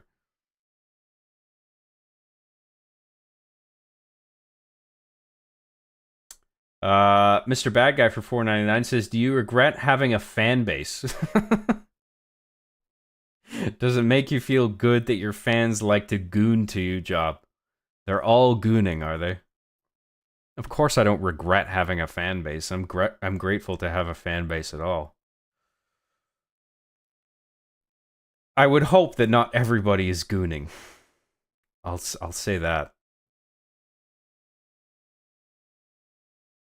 That would be kind of hilarious, though. If everyone watching was actually gooning.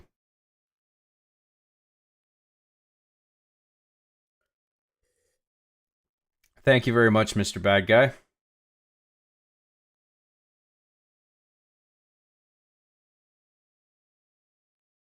I just imagined a SWAT team crashing through windows while on horses. Yeah, that's not happening. Well, you know, Canada's, I mean, I wouldn't put it past them to do something that fucking stupid. But I don't think that's happening.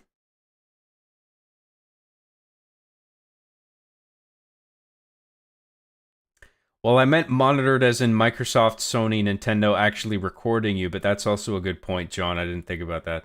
Well, yeah, it's that and what I said. So, like, you're being recorded on all fronts. So nobody wants to take the risk anymore. You know? And everybody's a fucking streamer now. Even if they're not actually streaming, everyone, I think a lot of people are at least recording their gameplay so they can clip it and make videos out of it, potentially. And it's just like, you never know when you're going to say something fucking stupid and then somebody clips it, even if they're not a streamer, even if they're just recording gameplay. It's just like they have that footage of you saying this thing. And it's just like, why even take the risk? I'm not even going to say any edgy shit anymore because, you know, someone's going to make me look bad.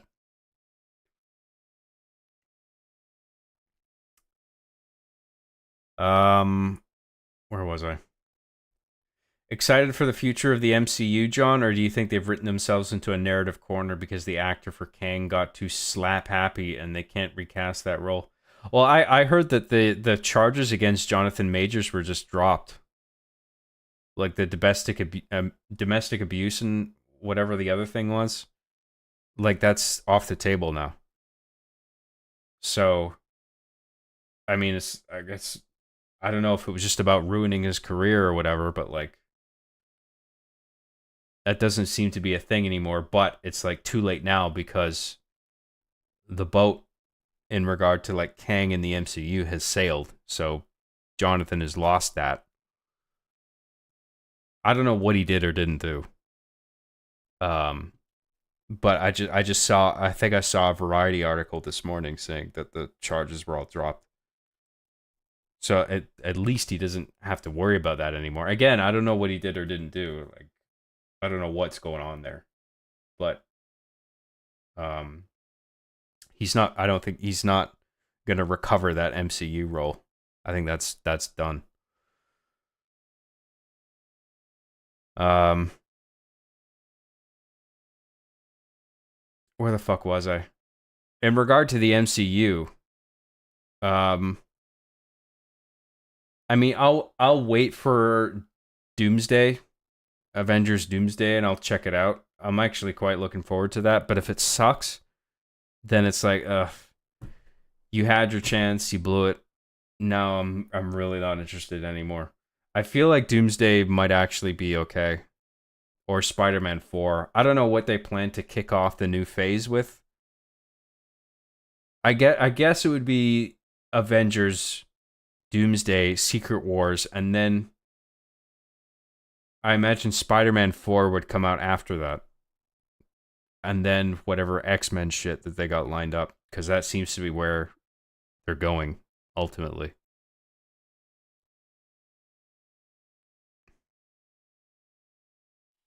And if they do find a Wolverine, I don't think it's going to be Hugh Jackman anymore. I think he's done, because I mean, he's getting old, and that's a sort of physically intense role to take, and I feel like he probably wouldn't want to take it because it's just too demanding.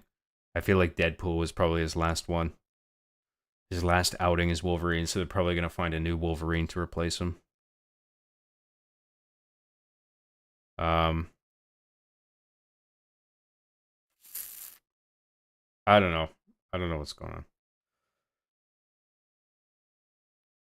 I think they're done with Kang. I think they're moving on to. I mean, that was clear ever since the Robert Downey Jr. reveal as Doctor Doom. It's like they're moving on from Kang and they're doing Doctor Doom now, because Kang was supposed to be the new big villain, and now it's Doctor Doom. So I don't think Kang fits anywhere anymore.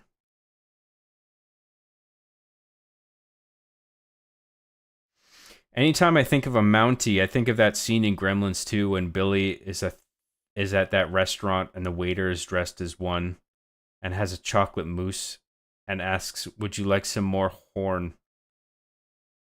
I don't remember that scene. I saw Gremlins 2 not that long ago. I'm surprised I don't remember that. Oh, actually, you know what? I do actually kind of remember that now. The line of dialogue isn't familiar though. Would you like some more horn? I don't even know what that means.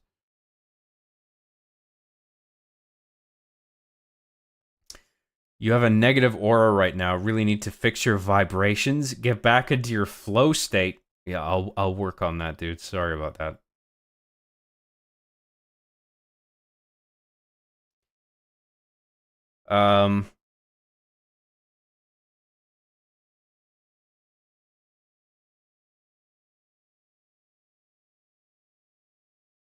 Not everyone who goons subscribes to John, but everyone subscribed to John goons. That's a great way of putting it. It does seem to be that way.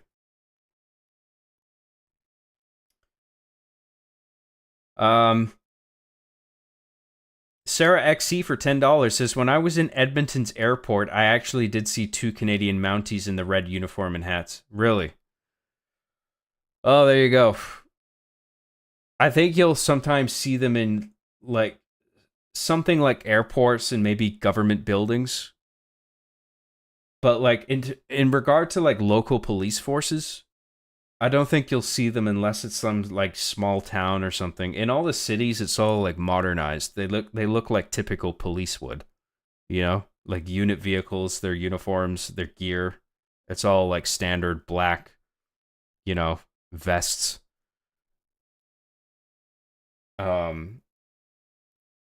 Like, I think, like, maybe airports, government buildings, parades, any sort of symbolic sort of event where there's a police presence, they might have them out in the Mountie uniforms. But I just don't think it's like it's not a widespread thing. It's not like all fucking Mounties are all compose the entire police force across Canada. You know what I mean? I don't know the extent of it because I'm pretty ignorant to the rest of Canada, to be honest. I mean, I'm only somewhat familiar with with my region of BC. You know, there's a lot about Canada that I don't know. Thank you very much, Sarah. You know more about Canada than I do.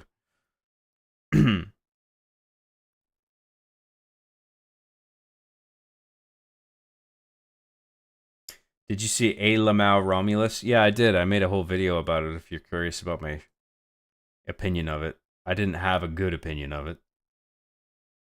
I didn't think it was awful either. I know people who did, and my opinion on it is just like, if you don't compare it to the older Alien movies, it's just okay. If you do compare it to the older Alien movies, it sucks because it's just like, fuck, the first ones were so much better than this. On its own, it's just like an okay, flawed sci-fi movie.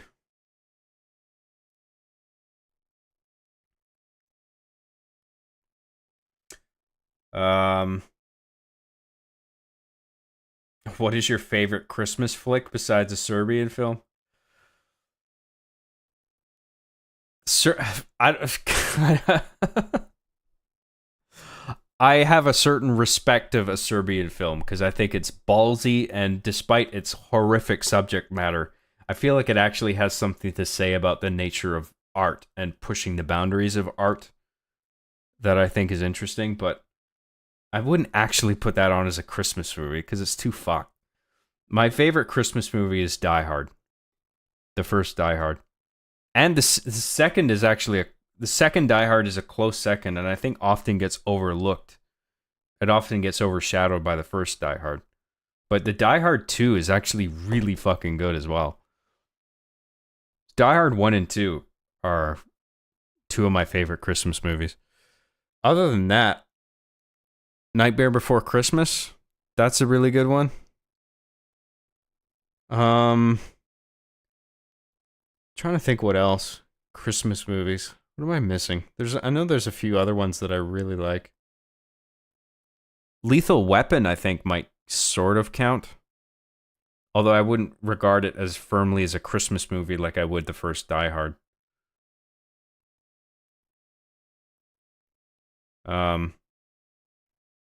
Anyway.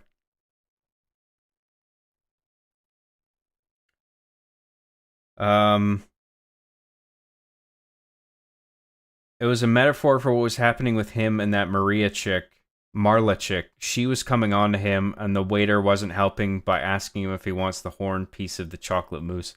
Oh, right, the mousse cake, the horn on the cake. Right, yeah. Yeah, I forgot about that scene. It's sort of visually familiar, but like you reminded me of it. Yeah, that was funny. I really like Gremlins too. I think it's hilarious. I don't think it's not as good as the first one. I think the first one is actually like a really solid film. Gremlins 2 is just like schlock, but it's like super entertaining, and actually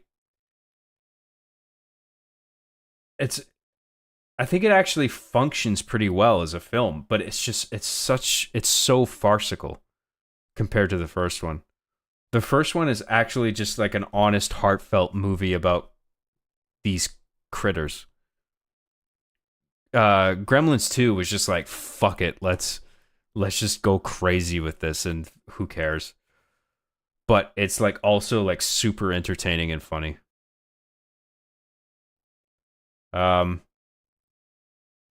That was my TED Talk on Gremlins.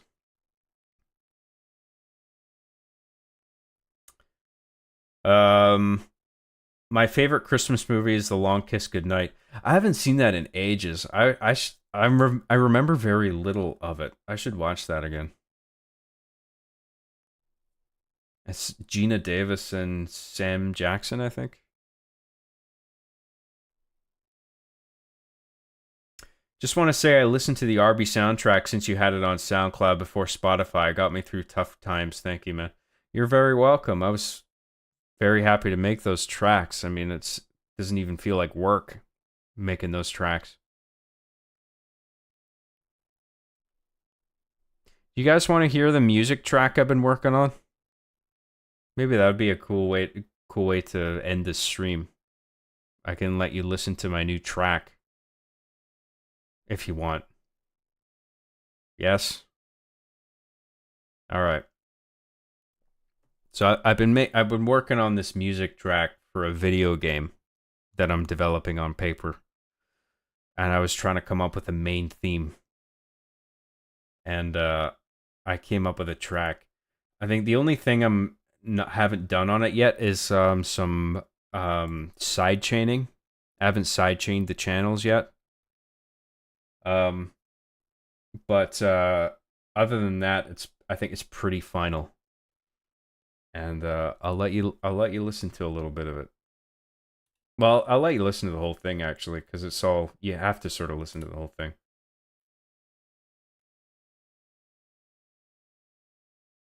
Hopefully you guys will like it.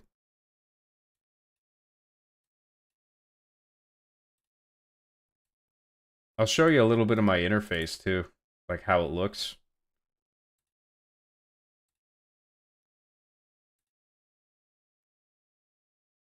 I'm loading up the project right now. Just give me a second here.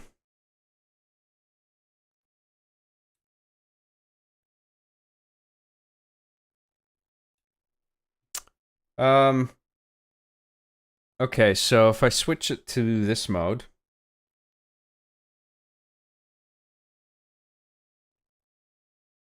What are you trying to sidechain? What's the signal in out?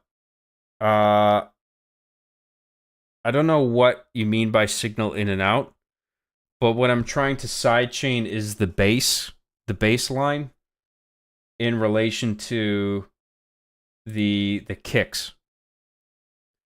So you guys can see this, right?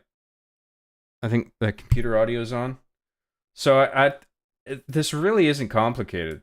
So I got my instruments here. These are my kicks. Oh, can you hold on?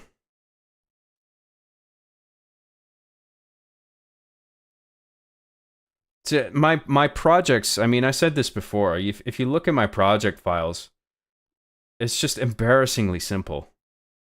Like it's not complicated at all.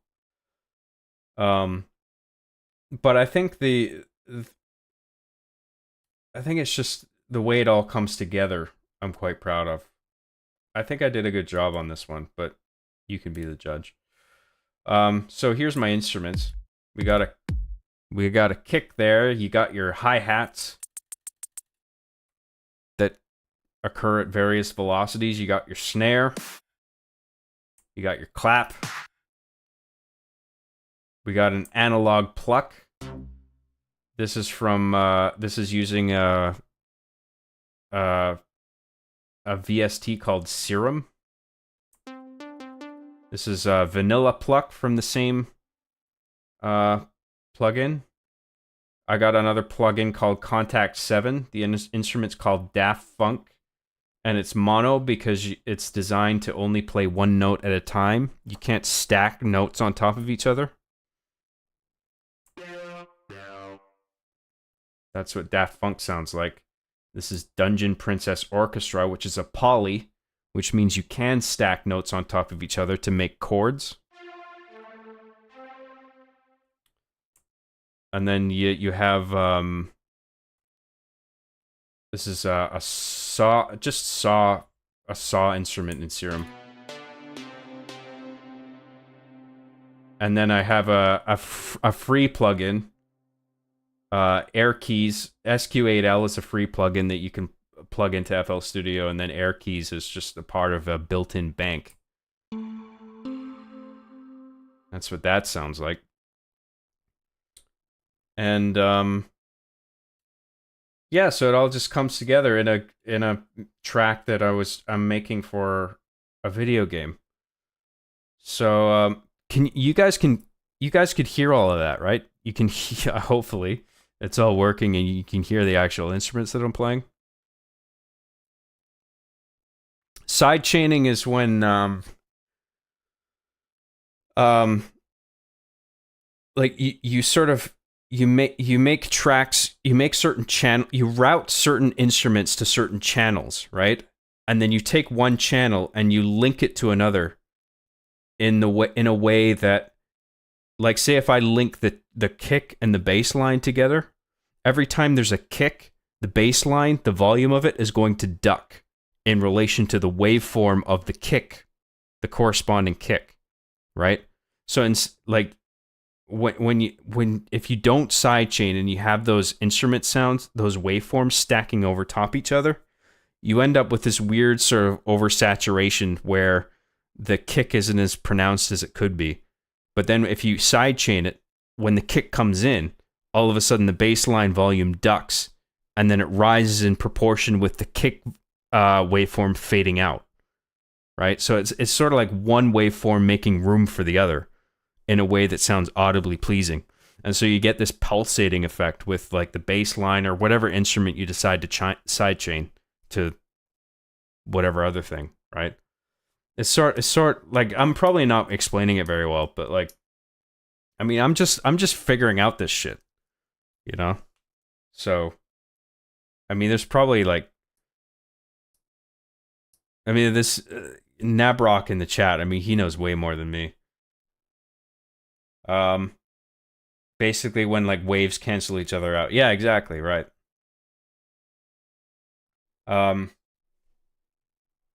Okay, you guys want to hear this track? Here we go. I'll just play it from the start, and I'm going to turn the volume way up, okay? So, I'm going to turn the computer audio up to 0. So, that's how loud it's going to be. Just so you know. Just if you need to adjust your volume, go ahead, do that now. So, here we go, okay? This track is called Go Get It. And it's supposed to be the main theme for my video game that I'm working on.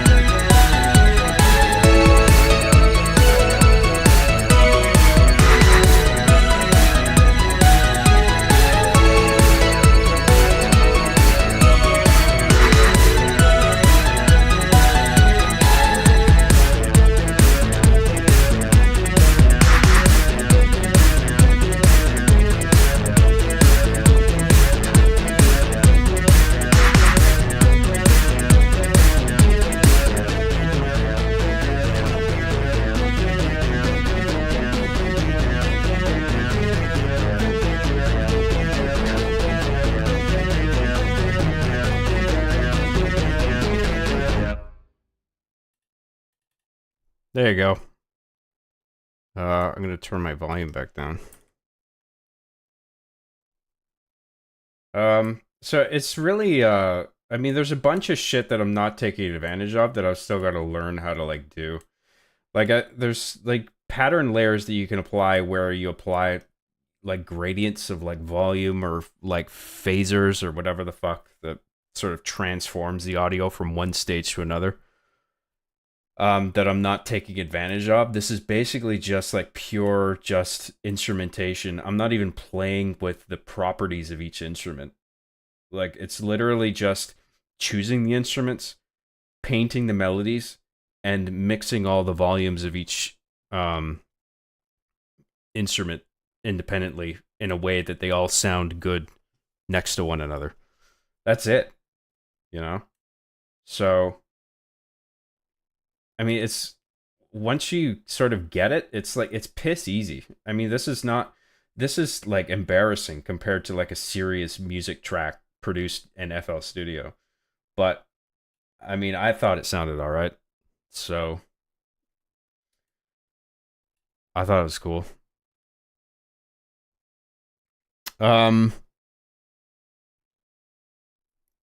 Thanks for listening, guys. I'm curious what you guys have to say about that. I wasn't really paying attention to the chat there. Good old sidechain compression. What do you say? Oh yeah, sorry. What DAW do you use? I'm not even sure what. I've heard the term DAW, but I'm not even sure what it means, to be honest. Like, there's so much technical stuff, like jargon, that I'm just not familiar with. Like, I just feel all this stuff out. You know, I just go by ear. I'm like, that instrument sounds cool. That sounds cool. That sounds cool. I usually start with a melody, and then I just apply an instrument to it, and I go through all the sound banks, and I'm just like, what instrument sounds the best with this melody? And I'm just like, oh shit, that's cool. What if I combined it with this bass line or this pad or whatever? And then you just do it layer by layer, and then eventually I'll get to the kicks and the hats and stuff. And I need to stress, like, I don't think this is a sophisticated project file, but it's just, I feel like the way it turns out, it's just not that bad. I actually quite like this track that I made. And it's designed to loop, right? So I'm not really making it sort of highly produced with like effects and gradients and stuff is not really a priority. Like, the idea is to make this for a video game, and the idea is for it to like loop indefinitely until a certain until a certain condition has been fulfilled, right? Sarah XC for $10 says, John, you should watch Tenet. It's such a trip. It reminded me of Fight Club because of all the mindful stuff. I've seen Tenet. I have it on Blu-ray, actually. I've been meaning to watch it again. Because I think it sort of baffled me when I first saw it in theaters. I was just like, what the fuck? Like, I feel like I would benefit from watching that again just to get a better sense of it. So, yeah, but I did like it. It was really innovative filmmaking. I appreciated that. Nolan's good at that kind of thing. Thank you very much, Sarah. FL Studio, yeah, it's easy. Yeah, easy to work with. I find it's the easiest sequencer. I've used a couple. FL Studio I have the easiest time with. What matters is the mixings and the mastering. Yeah, and I've listened to your stuff, dude. Nabrak, you sent me your work, your SoundCloud, and you make some really terrific stuff, so I really appreciate your input. Thank you.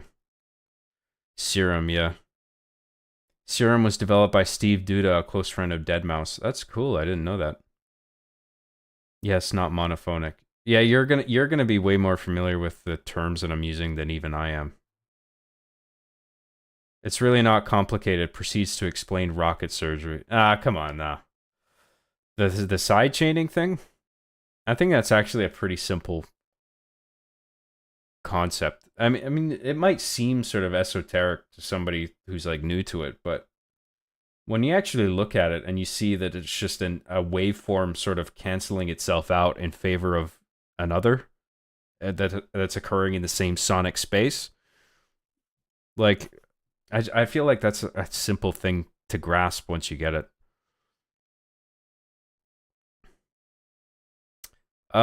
Sarah XC for $10 says, "Can you make an Arnold and the Chef-esque song right here in front of us?" Not now. I'm too fucking tired, Sarah. I've been playing this game and I gotta go to bed, man. I got up early this morning. I would like to get up early again tomorrow because I've been good in that way. I've been getting up at a reasonable hour and going out and having the afternoon to sit and write, and I would like to maintain that if I can. So I would like to go to bed. But eventually I'll do a stream where we just make a track. I would be totally down for that. Thank you very much, Sarah. Sidechain is like when you take one signal and make it turn another signal down when it appears because you don't want your bass and kick to get lost. That's called waveform cancellation. Yeah, because they're operating the same like frequency band, right? So like you don't want one type of I don't even know the proper way to phrase it. Phase cancellation, basically when like waves cancel each other out. Right, yeah. Given whatever the plugins you have, you could also alter all of that.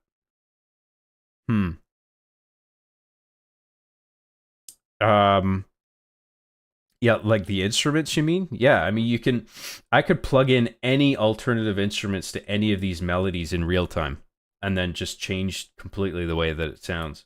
But I spent a lot of time deciding on each instrument. Like I spent a lot of time carefully figuring that out, what sounds the best to me in relation to everything else.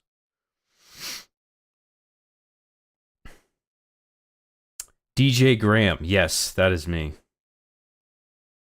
I could goon to this. I said no gooning. Where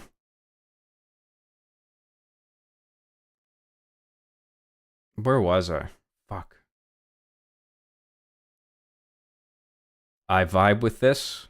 That's cool. It's high praise. Sarah XC for $10 says, "This sounds like a track you would hear when a character is running around after a revelation, or maybe a static shot of them throughout dialogue." Funnily enough, like what you first described there is actually a scene that I had in mind in the game. So that's interesting that you would come to that conclusion, because that is basically what the feeling that I was trying to capture. So well done. That's cool. I'm glad my track sort of resonated in that way. It signals that I actually got it right based on my intention. In my onion, I feel this track's composition is well composed. You've chosen good synth sounds and drums that mix well. I would advise lowering the defunct synth because it seems to eat up a lot of mid-range, and perhaps add some reverb to the higher end stuff to give it more space. Okay, yeah. Yeah, so adding effects to channels, that's actually something I woefully neglect, and I need to pay more attention to. So I appreciate that advice. So far, so great. Good job. Thank you very much. Mix of tranquil and yet an up and at them undertone. This is really good, John. Thank you. You are a great musician. Thank you very much. I wouldn't go that far, but I'm trying to make something that I think sounds cool, you know? And then I can use it and I don't have to pay any fucking licensing fees because I fucking made it. No copyright claims on YouTube. You layered everything really well, and your music theory and notation is very good, and nothing sounds out of place. Dude, I know nothing about music theory, man. I have a book on it, Music Theory for Dummies, that I have on my reading list, but right now I'm trying to get through a book on A+ computer networking and repair. I'm reading that back to front, and I'm almost done. And after that, I'm going to move on to the music theory book. So I am trying to learn this shit. It's just I can only do so much shit in a day. Like I'm spinning so many fucking plates constantly. I mean, I'm not complaining. I like it. It's just like, but I can only do a little bit of everything every day. You know, I'm doing my best. Um, I know nothing about making music, and that track made me wiggle in my chair. Good job, John. Thank you very much. Glad you like it. Sarah XC for $10 says, I don't care what you or anyone else says, you're a great musician, okay? Hey. Thank you, Sarah. I mean, it's I do like the track. It's not like I'm so pessimistic that I think it's like shit. It's just I think my project files are so simplistic and I don't tweak anything as much as I should. Like if like I'm very ignorant to like effects and like channel effects, instrument effects, panning. But I feel like I know a good melody. Like I can come up with something in my head that's catchy, and it's just like, okay, how do I get this?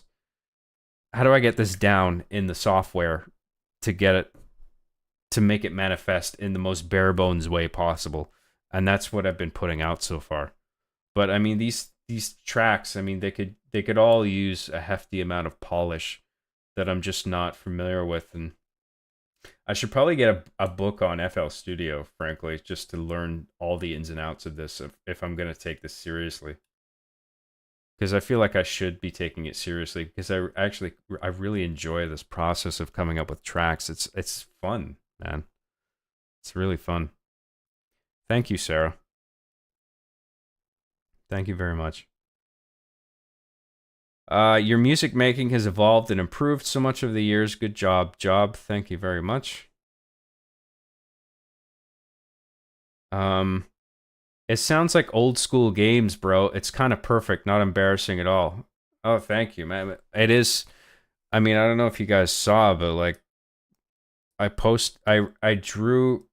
Do you guys know the program Aspirite? You can get it on Steam. You can get it like as a standalone install executable thing, I think, as well. But I have it on Steam, and I use it to draw pixel art. And I sketched out the main character for the video game I want to make. It's sort of like a top-down sort of... If you imagine, like, just in terms of the way it looks, if you imagine Pokemon, you remember how that's like top-down, but at a slight angle? So you can see, like, the characters, the top of their head and their feet, and it's like, it's based on a certain perspective, like the camera's looking down at them, but not directly down. It's not like 90 degrees, but it's like tilted a little bit. The sprite is drawn like that. So I do want I deliberately want it to look like pixel art. I want it to look like I haven't really made up my mind on the resolution that I'm going for, but I'm thinking like Game Boy Advance or Super Nintendo, where it's like, fuck, I can't remember the resolution of the Super Nintendo. It's like 300 by 100 something pixels or something like that. The Game Boy Advance I think is similar. But I want to make a game of that resolution, like something like that, where it doesn't look too shitty, but I don't want to make like a full 3D thing either. I want to keep it as simple as possible while also looking quite nice.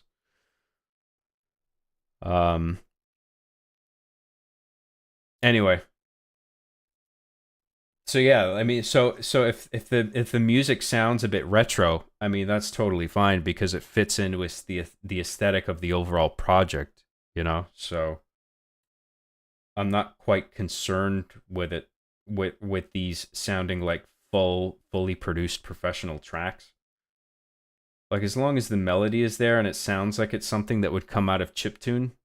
Well, this isn't chiptune. I mean, this is higher fidelity than chiptune. But I do want the tracks to like sound better than chiptune. You know, like I want the kicks to sound like high quality.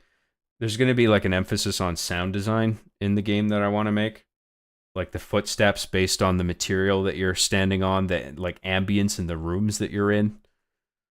I don't want to go into detail about the story or the environments too much because I don't want to give too much away, but like sound design will be an important thing, and I want the music to sound cool, catchy at the very least, and I want like the sound to sound cool. Like there's like ambience, appropriate ambience for every room that you're in. The footsteps are appropriate. There's like like sound effects, reverb, the way that they should based on whether the room that you're in is tight or like cavernous.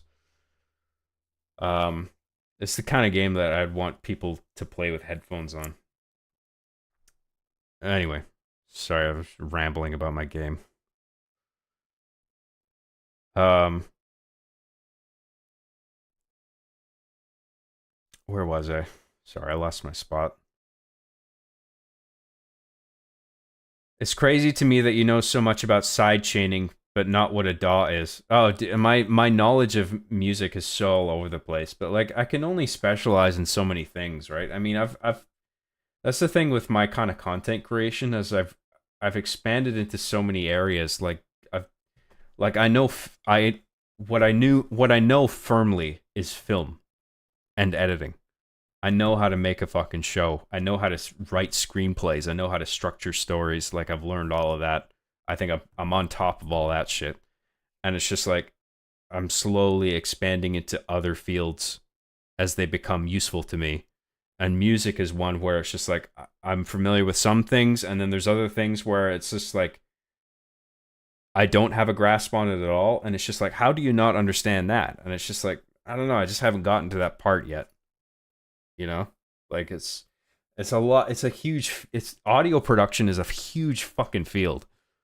You know? And I'm just like dipping my toe in.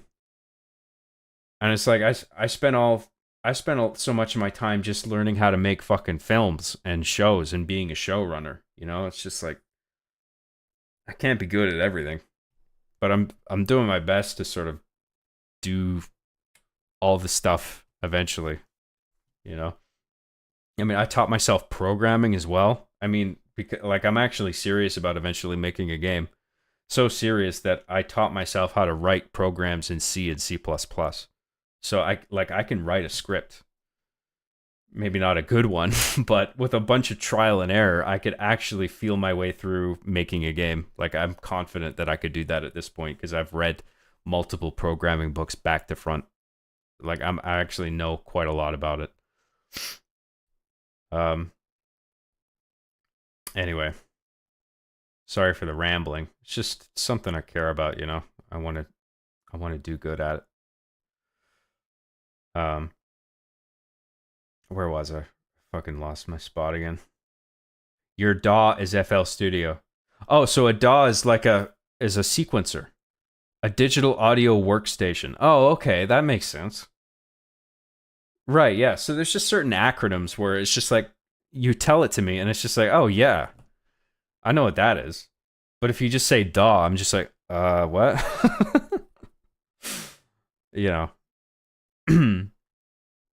Mine is Ableton Live. Yeah, I've heard. I'm familiar with Ableton. I think I tried that trial software version of that, and I couldn't really get the hang of it. I got kind of lost.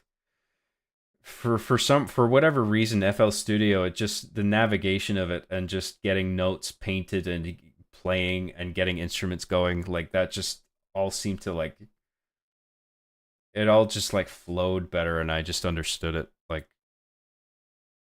I don't know. I just had an easier time with it. I don't know how to put it any other way. I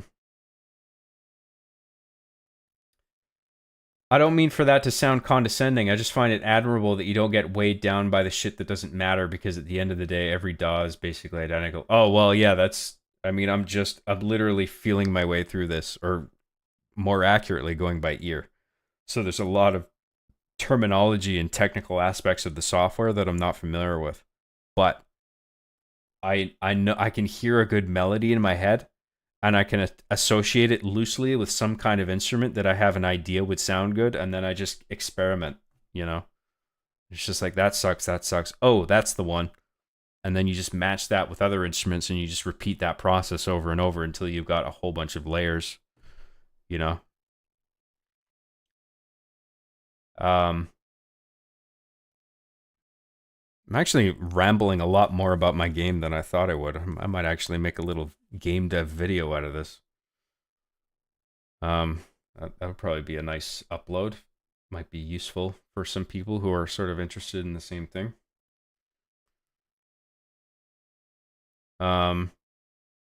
Thank you, Nabrock, for your input. So now I know that what a DAW is, and I appreciate your advice regarding my track. Thank you very much.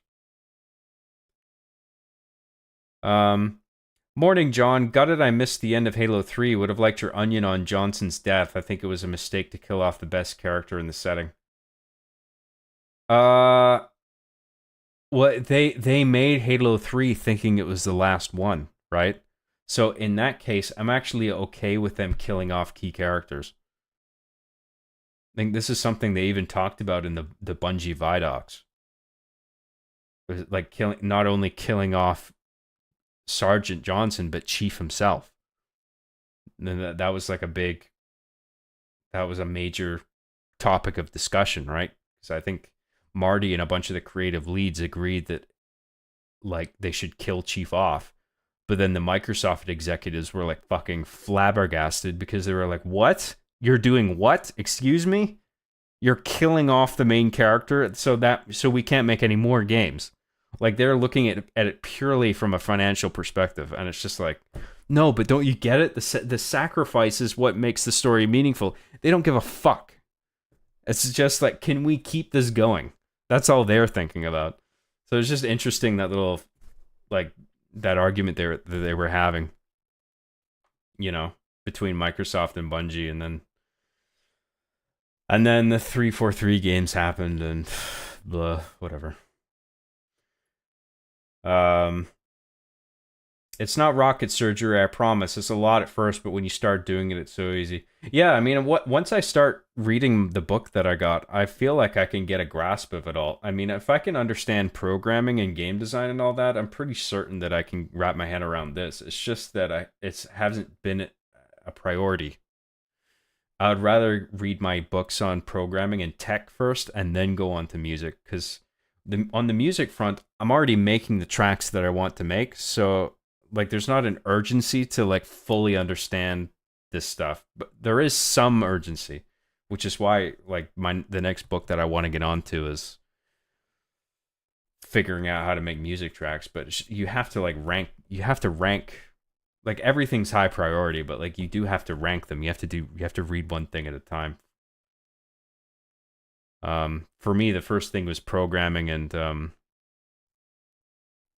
and computing, because I might actually try to get my certification for computer repair and networking repair. Anyway, where was I? We'll wrap up the chat and then we'll call it a night. I'm sorry I can't play anymore because I'm honestly too tired right now. But I'll wrap up what's left of the chat. I forget where I was. Fuck.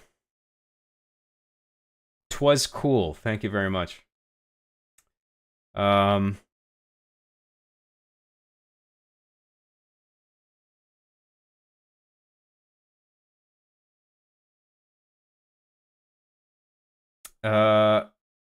you're literally Mozart. Come on, dude. No. How much have you lost in a coin toss job? Is this a No Country for Old Men reference?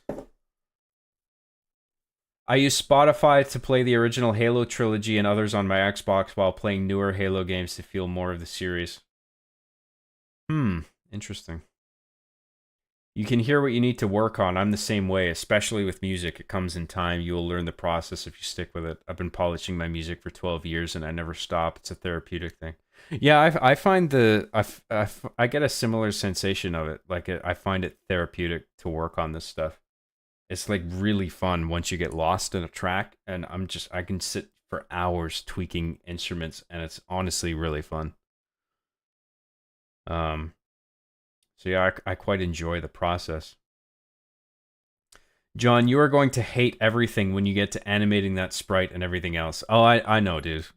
Trust me, I'm not going into game design naive. Like, I actually understand better than most what this is actually going to demand of me. And I'm not saying I fully comprehend how fucking angry it's going to make me, but, like, I'm just saying I have a better idea than I think most people would. I actually know what this stuff takes. I understand animating all the sprites for everything, every NPC, every object, frame by frame. I do get it. And I'm not saying it's something I'm going to accomplish anytime soon, but it is something I'm determined to work on nonetheless. So, I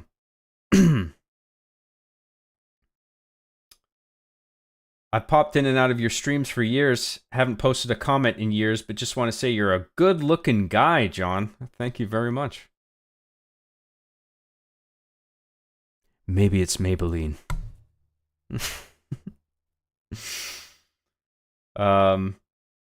John, don't worry. Just because it isn't overly convoluted and layered, it still sounds great, and we love it. Lost my V card to activate. Well, activate is the ghost. Or the goat. The ghost. Activate's the goat. I'm never going to top that. Which game engine are you using? He's using Godot. Not necessarily. Godot is still what I probably am inclined towards, but I still honestly don't know what engine is the most appropriate. I think because Godot had that recent stupid fucking controversy that made me go like, oh my god, like maybe this isn't the way to go. But it actually still might be. I'm honestly not sure. Because all the other ones, they seem to take like way more of a cut of your earnings, or they're just not like Unreal and Unity, I feel are a little more 3D oriented. I'm not saying you can't do 2D games in those, but I feel like if you're making a 3D game, you'd want to use one of those engines, whereas like something like Godot or Game Maker Studio, I feel like those are a little more inclined towards two-dimensional video games. And I do firmly want to make a 2D game. So, and I like the fact that Godot was open source. And they didn't take much of a cut, if anything. So, I figured that was the way to go. And I might still use Godot. I'm not entirely sure yet. John's music is so well adapted to whatever scene is on screen. Well, that is kind of the idea. Like I have a scene in my head or an idea or an emotion that I'm thinking of, and I try to sort of capture that in a series of melodies. Like there's some little idea that I start with, like a little idea in one of those categories that I want to convey, and it's just like, how do I capture that? You can't just start with nothing and then just like, I mean, I suppose you could. You could just like paint a bunch of notes and then be like, this makes me feel this way or that way. And then you start to get an idea and then you build off of that, you know? It's sort of like writing where you can start from anywhere, right? You can start with like a piece of clothing a character's wearing just because it pops into your head. And then you start thinking about the character. And then you start thinking about why they think the way they do. And then you start thinking about the setting that they're in. And then you start thinking about the plot that puts them in that setting. And then you start thinking about the overall theme. It's just like, where is this all going? Where did it start? Where's it going? What's the sort of overall idea? And then it's like you can potentially start from anywhere, and you try to work your way up to theme as quick as you can. And then just have a theme in place. You can toss it eventually if you want, but the important thing is to have something there as a guidepost, and then you sort of trickle down into the other elements. And then you're just like, okay, back to the plot, back to the characters. What's going on? What are they doing? How do they interact with each other? What are the other characters? Like, is there a MacGuffin that they're all chasing? Like, shit like that, you know? And then you might decide eventually that like, oh, the theme of this is not what I thought it was, and then so you replace the theme, and then it's just like, okay, now what am I doing with everything?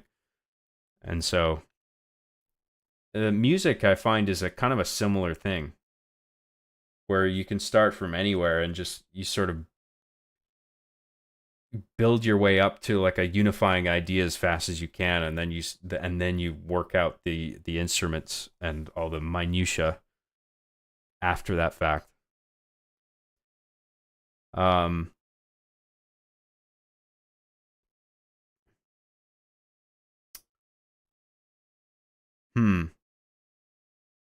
Sarah XC for $10 says it's like you use the vibe of the 90s synth music vibe, which kind of makes your videos so distinguishable from other machinima directors. Yeah, sure, 90s. I mean, some of my VSTs that I use are distinctly 80s themed. Like one of the plugins I have is Vibe Rewind, which is an instrument that is a component of a broader instrument package called Contact 7. Well, it's called Contact, but 7 is the one of the, I think, the latest version of it. And Vibe Rewind is dedicated to like 80s sounding or inspired synths. That's just one of the instruments that I have on there. Serum is more of a broad, like just various synthetic instruments, not necessarily 80s. But I can totally see the 90s thing. I guess the 90s is sort of what I'm going for personally, because I grew up in the 90s, and that was sort of my era, especially that's when I started gaming. I started playing video games in 1993. So 90s was definitely my decade for like soaking in media. That's when I started, you know. Thank you very much, Sarah.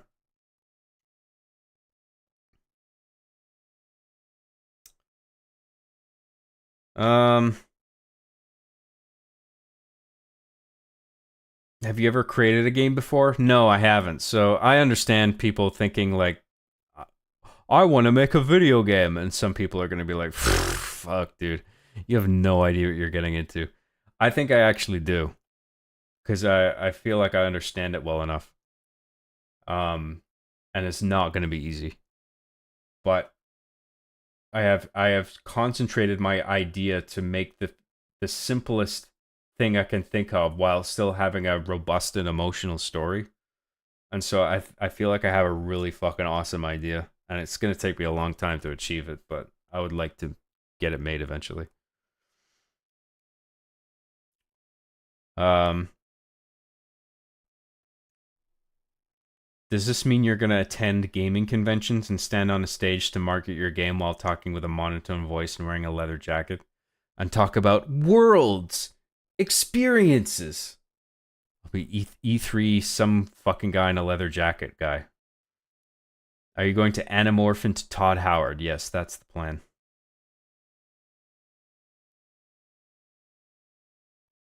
Thanks, John. Your determination to strive to do more and create helps my own creativity and input. That's very nice of you to say. Thank you. And I wish you all luck on your creative projects.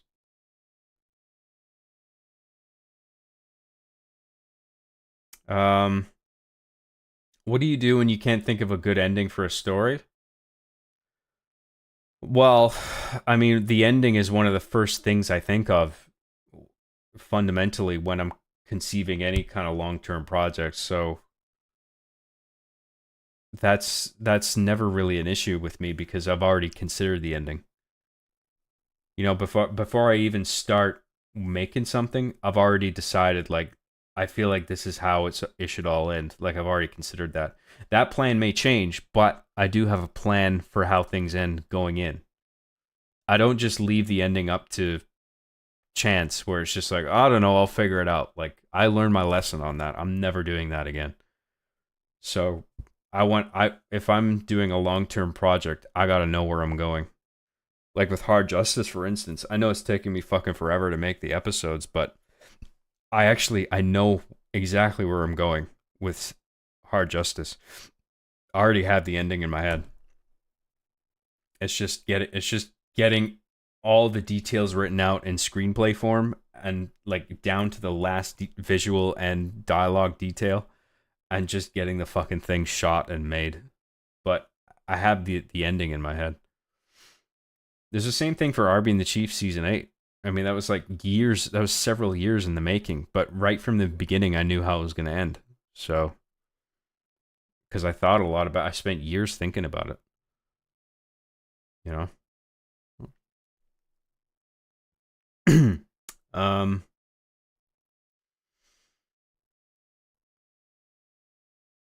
Also, what do you do when you can't think of a good conflict between characters? My story has internal conflict, but none between the characters themselves. I don't want a beta reader to point that out.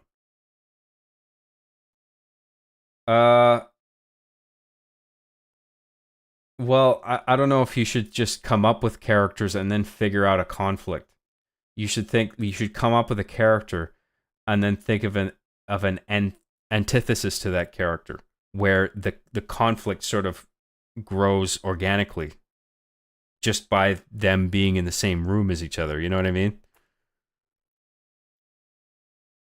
It's sort of like Spider-Man and Venom, for instance, right? You got Spider-Man with all his abilities and his nobility, and then you have someone like Venom who's driven by bitterness and resentment and is this terrible monster. He can Spider-Man's spider sense doesn't work when Venom's in his presence. Like he's sort of like, he takes all of Spider-Man's abilities and ambitions and personality traits into consideration and sort of flips that on its head, and you create a character that's sort of almost the negative. And then it's the conflict just sort of is created organically. You don't even have to like, it's like, how do I make these guys fight each other? Like, it's just so, it just comes organically.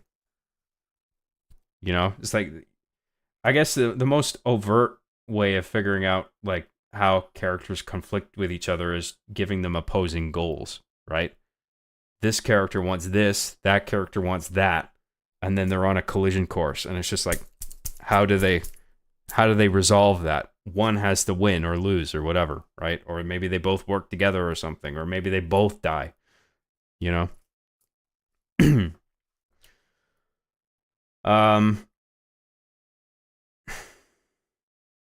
Despite the controversy, Godot is still good for 2D, not so much 3D at the moment.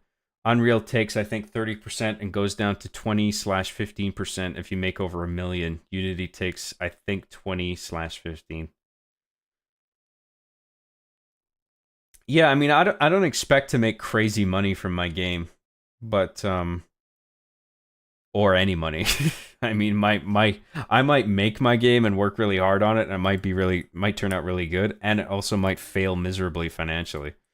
So I'm not really thinking too much about the money of it.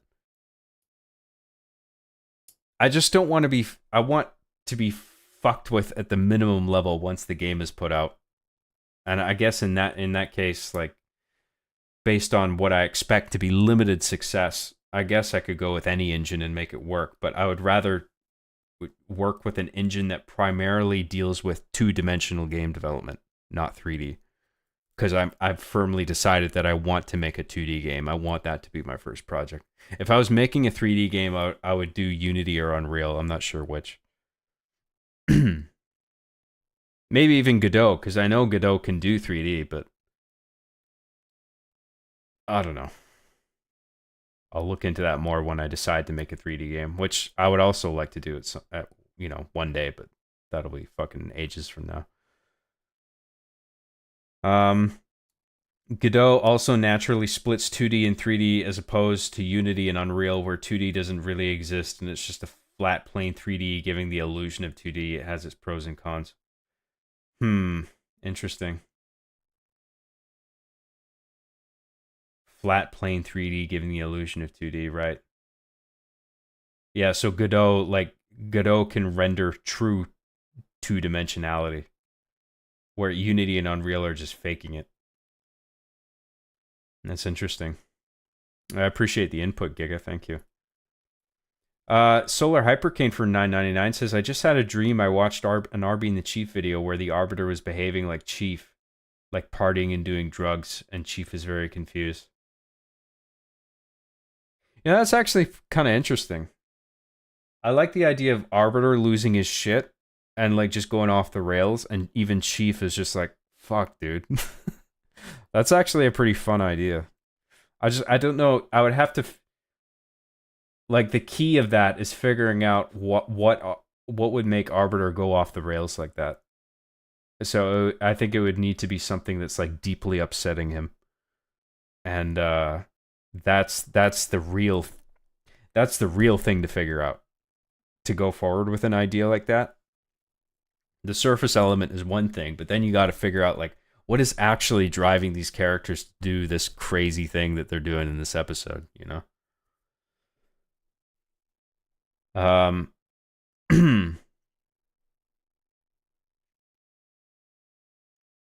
Thank you very much, Solar Hypercane. That's a cool idea. I'll think about that. Random fun fact: Deadmau5 met Steve Duda, developer of Serum, while working with him during FL Studio's development. They met officially offline in Belgium, and FL Studio used to be a porn game company. Really? Wow, interesting. Yeah, companies and careers have all kinds of interesting origins. I can also personally attest to the fact Godot is significantly improving in 2D. I've seen incredible performance gains every update, both for the editor and in-game. Yeah, well, maybe Godot is still the way to go. For me. Sarah XC for $10 says, given the track we've heard, I can imagine snapshots of the character close up to under their feet to behind them or something like that to give a sense of, oh shit. Yeah, maybe I could do something like that. I'm not sure if... I don't imagine a lot of, like, camera work, if you know what I mean. Because, like, I want the pixel scale to be consistent. Like, I don't really want the camera to go, like, in and out and do, like, cinematic moves on across a two-dimensional plane. Like, cutscenes would play out much like you guys remember Pokemon, right? On Game Boy Advance. It's all from that one perspective, you know? Like, if you ever talk to anybody or interact with something, it's all, the camera just stays where it is. That's what I want to do.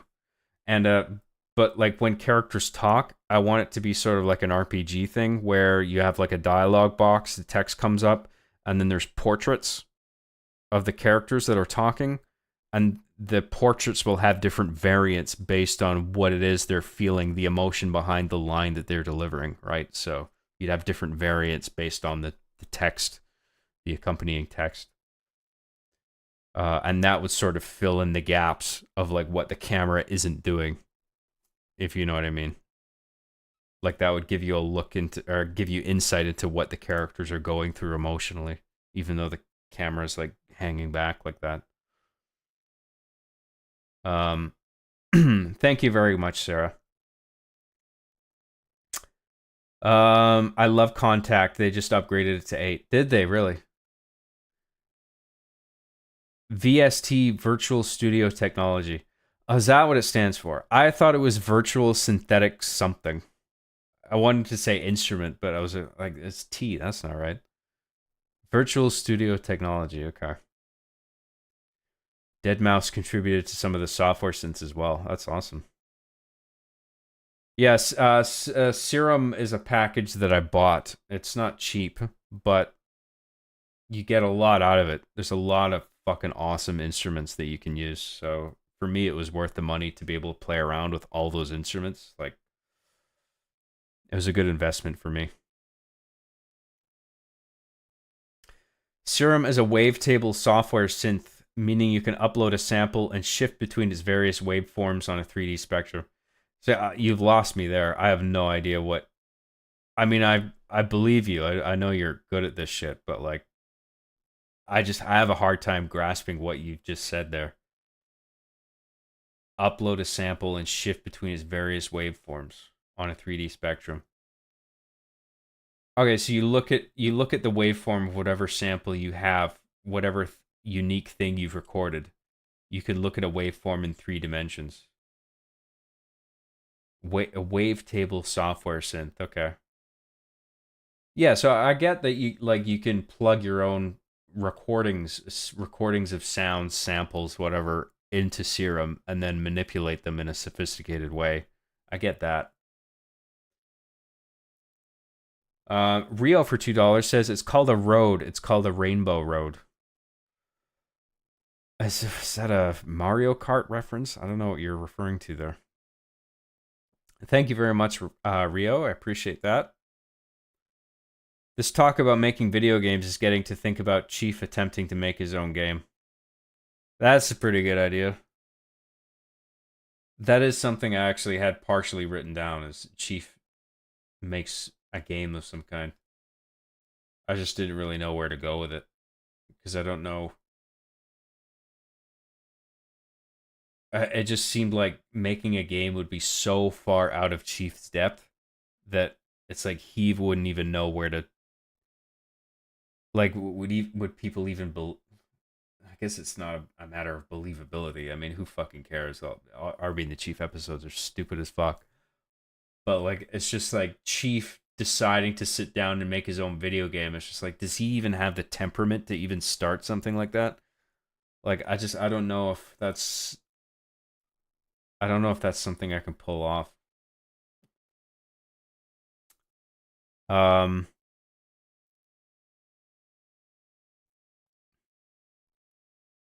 my way to work the other day, Stay by Shakespeare's sister played on the radio. Listening to her repeatedly say "Stay with me" for half that song reminded me of the hit single Activate. Who could forget Activate? The greatest song ever. I see you've got a custom keyb. Have you ever considered or used splits? I'd say they're very well worth it. I don't know what you're talking about, dude, honestly. Keyboard? Have you ever considered or used splits? I'm not sure what that means. Sorry, dude. Hey, John, have you seen the new Jaguar ad? Lol. Yeah, I saw that. That was fucking weird. I don't know what the fuck they're doing. I don't think that was necessary at all for them to rebrand the way they did, but whatever.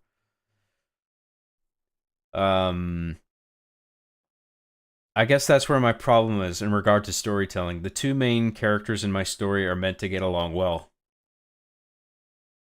Yeah, well, then why would you want there to be conflict? Like, if they're supposed to get along well, fair enough, right? I mean, I don't know. It depends what. This is all determined by theme, right? You need to figure out what your themes are, because that's sort of the guidepost for everything. Theme determines what your characters do and how they interact with each other. So, but I don't know what the message or theme of your story is. I mean, only you can know that.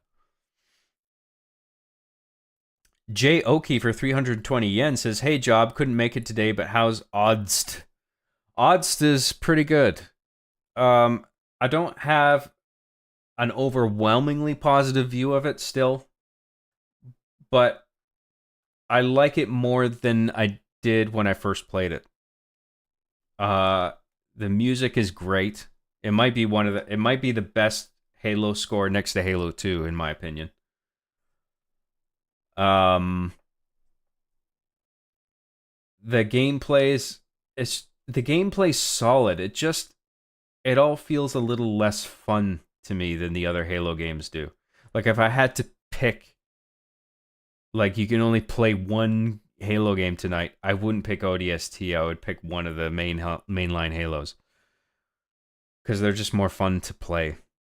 I understand everything that ODST is trying to do with getting you to play as, like, somebody who's weaker than Master Chief, and there's sort of like a desperation and like vulnerability. Those are like themes of the game, things that sort of influence the way it plays, but it just, I mean, I respect it, but it just amounts to it being ultimately less fun, in my view.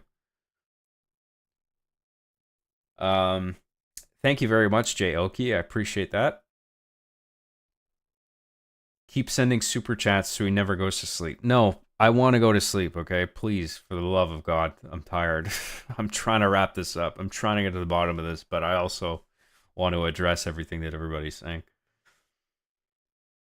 Game Maker or Godot then are fantastic for 2D. You also have to factor in store fees, so those stack up on top of any possible engine fees. Right. Yeah, I'm aware of that as well. Yeah, Godot still seems like the way to go. But I'll evaluate that closer to when I actually start trying to get something developed. Because right now it's all just about getting a game on paper. That's it. I'm not doing any coding. The only thing I did was the character sketching in the pixel art.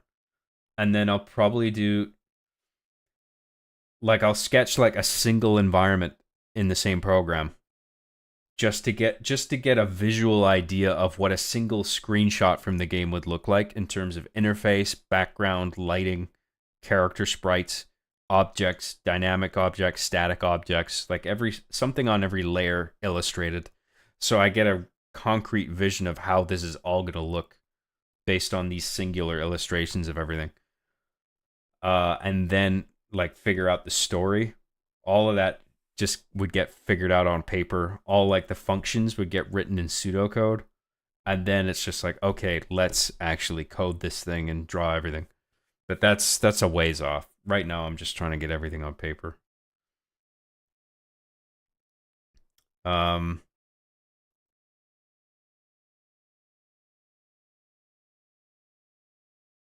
Where was I? Arby and the Chief Freaky Friday. Is that where they switch bodies? Yeah, the mom becomes a teenager and the teenager becomes the mom, I think that's Freaky Friday, right? Yeah, them switching bodies. I mean, I did that at the end of the last Halloween special I did. But that's definitely an idea that could be expanded upon. You know, they switch bodies, but the other characters, they don't know it. So then they have to sort of fool the others by pretending to be the other person. That, there's something there that could be toyed with for sure.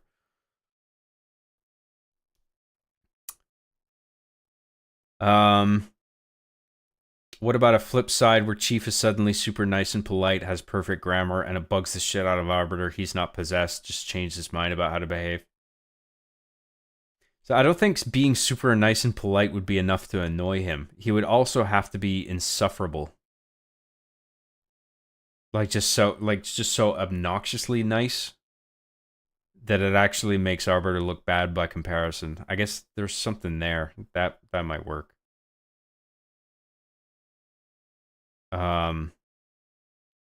Arbiter gets fed up with Chief lashing out at every game that's not Halo, so he tells him does he think he can do a better video game that's not Halo? Yeah, that's actually a pretty good inciting incident to kick off a game dev episode. Yeah, that's not bad. Rio for $2 says, Arbiter gets mad at Chief and shoots him. Brilliant idea for an episode. Why didn't I think of that? Thank you very much, Rio. I'll have a think about that. Arbiter gets mad at Chief and shoots him. There's the log line.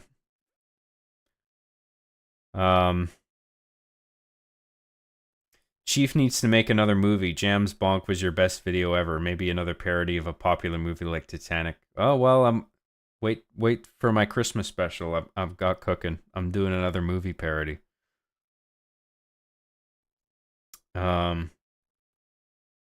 And the script is actually coming together quite nicely.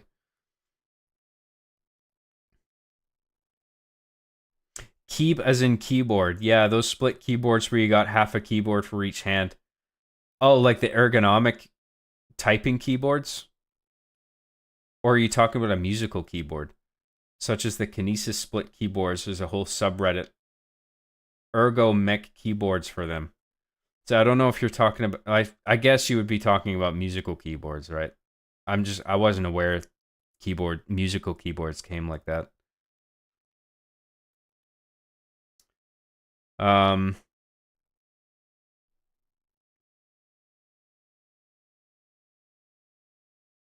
Planning is important, John, and your idea seems simple enough to create relatively quickly. You're on the right path.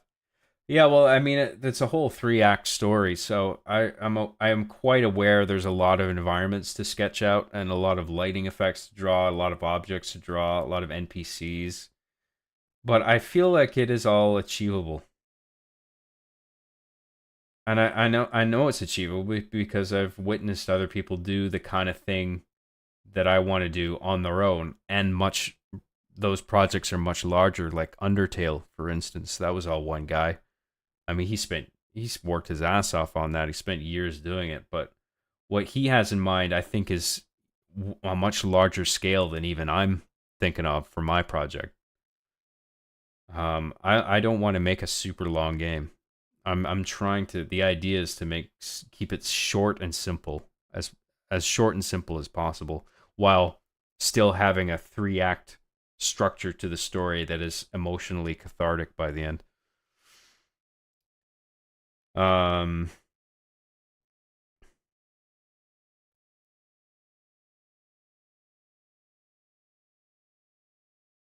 was I?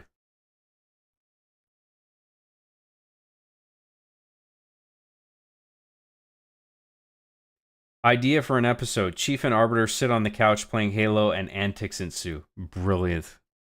I'll write that down. I'ma go sleep. Has a good night, guys. Slept well. Night. Kissy face. Hey, thank you very much for all your input, Nabrock. And I really appreciate all your kind words and your advice. And have a good night, man. Thank you. Nah, not musical. Full-blown split keyboards where they take your standard computer keyboard and split it down the center. Helps without ergonomics since you don't need to angle your wrist too much. Well, they are ergonomic keyboards, right? I think that is the proper term for them, isn't it? Because the idea of splitting the keyboard into 2 halves is because it's more comfortable to type on, supposedly. I mean, personally, I don't like the idea of reaching across the gap to type. Well, I guess the keyboard is split in such a way where you don't need to reach across the gap because every key that you would press with either index finger is on the appropriate side already. I think I've used keyboards like that before in school and stuff, but like they never really appealed to me.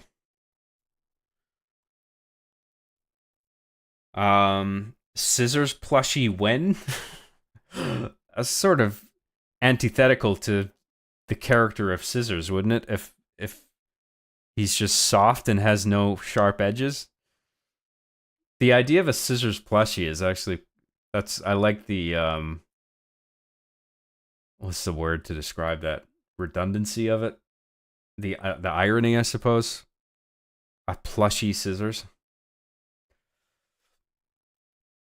The split keyboards tend to be super customizable, from changing keys to defining macros within the keyboard firmware, macros that are stored in the keyboard rather than the computer. Yeah. I'm aware keyboards can have their own chips and chipsets inside of them. That's interesting, but I never felt the need to get a keyboard like that. I just like the standard sort of thing that I have. I mean, this is sort of like a smaller form factor. And there's no number pad, but this is like perfect for what I need. I like to click on these keys as well. It's fun to use.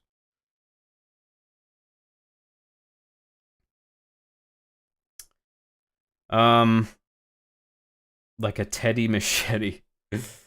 That's funny. All right, I'm caught up on chat, and I must go to bed because I am tired, guys. Okay. Oh wow, we've passed 8 hours. I hope you guys enjoyed the show. Thank you so much, everybody, for watching. I hope you enjoyed it. Thank you for listening to my cringe ass for 8 hours. Thanks for watching me play ODST. I'm sorry we didn't get very far, but we'll pick this up another day. Probably tomorrow we'll play a bit more. Thank you so much for all the super chats, for all the memberships. I really do appreciate everything, and I'm very grateful. So, thank you all very much, and have a good night. I'll see you next time. Bye, everybody.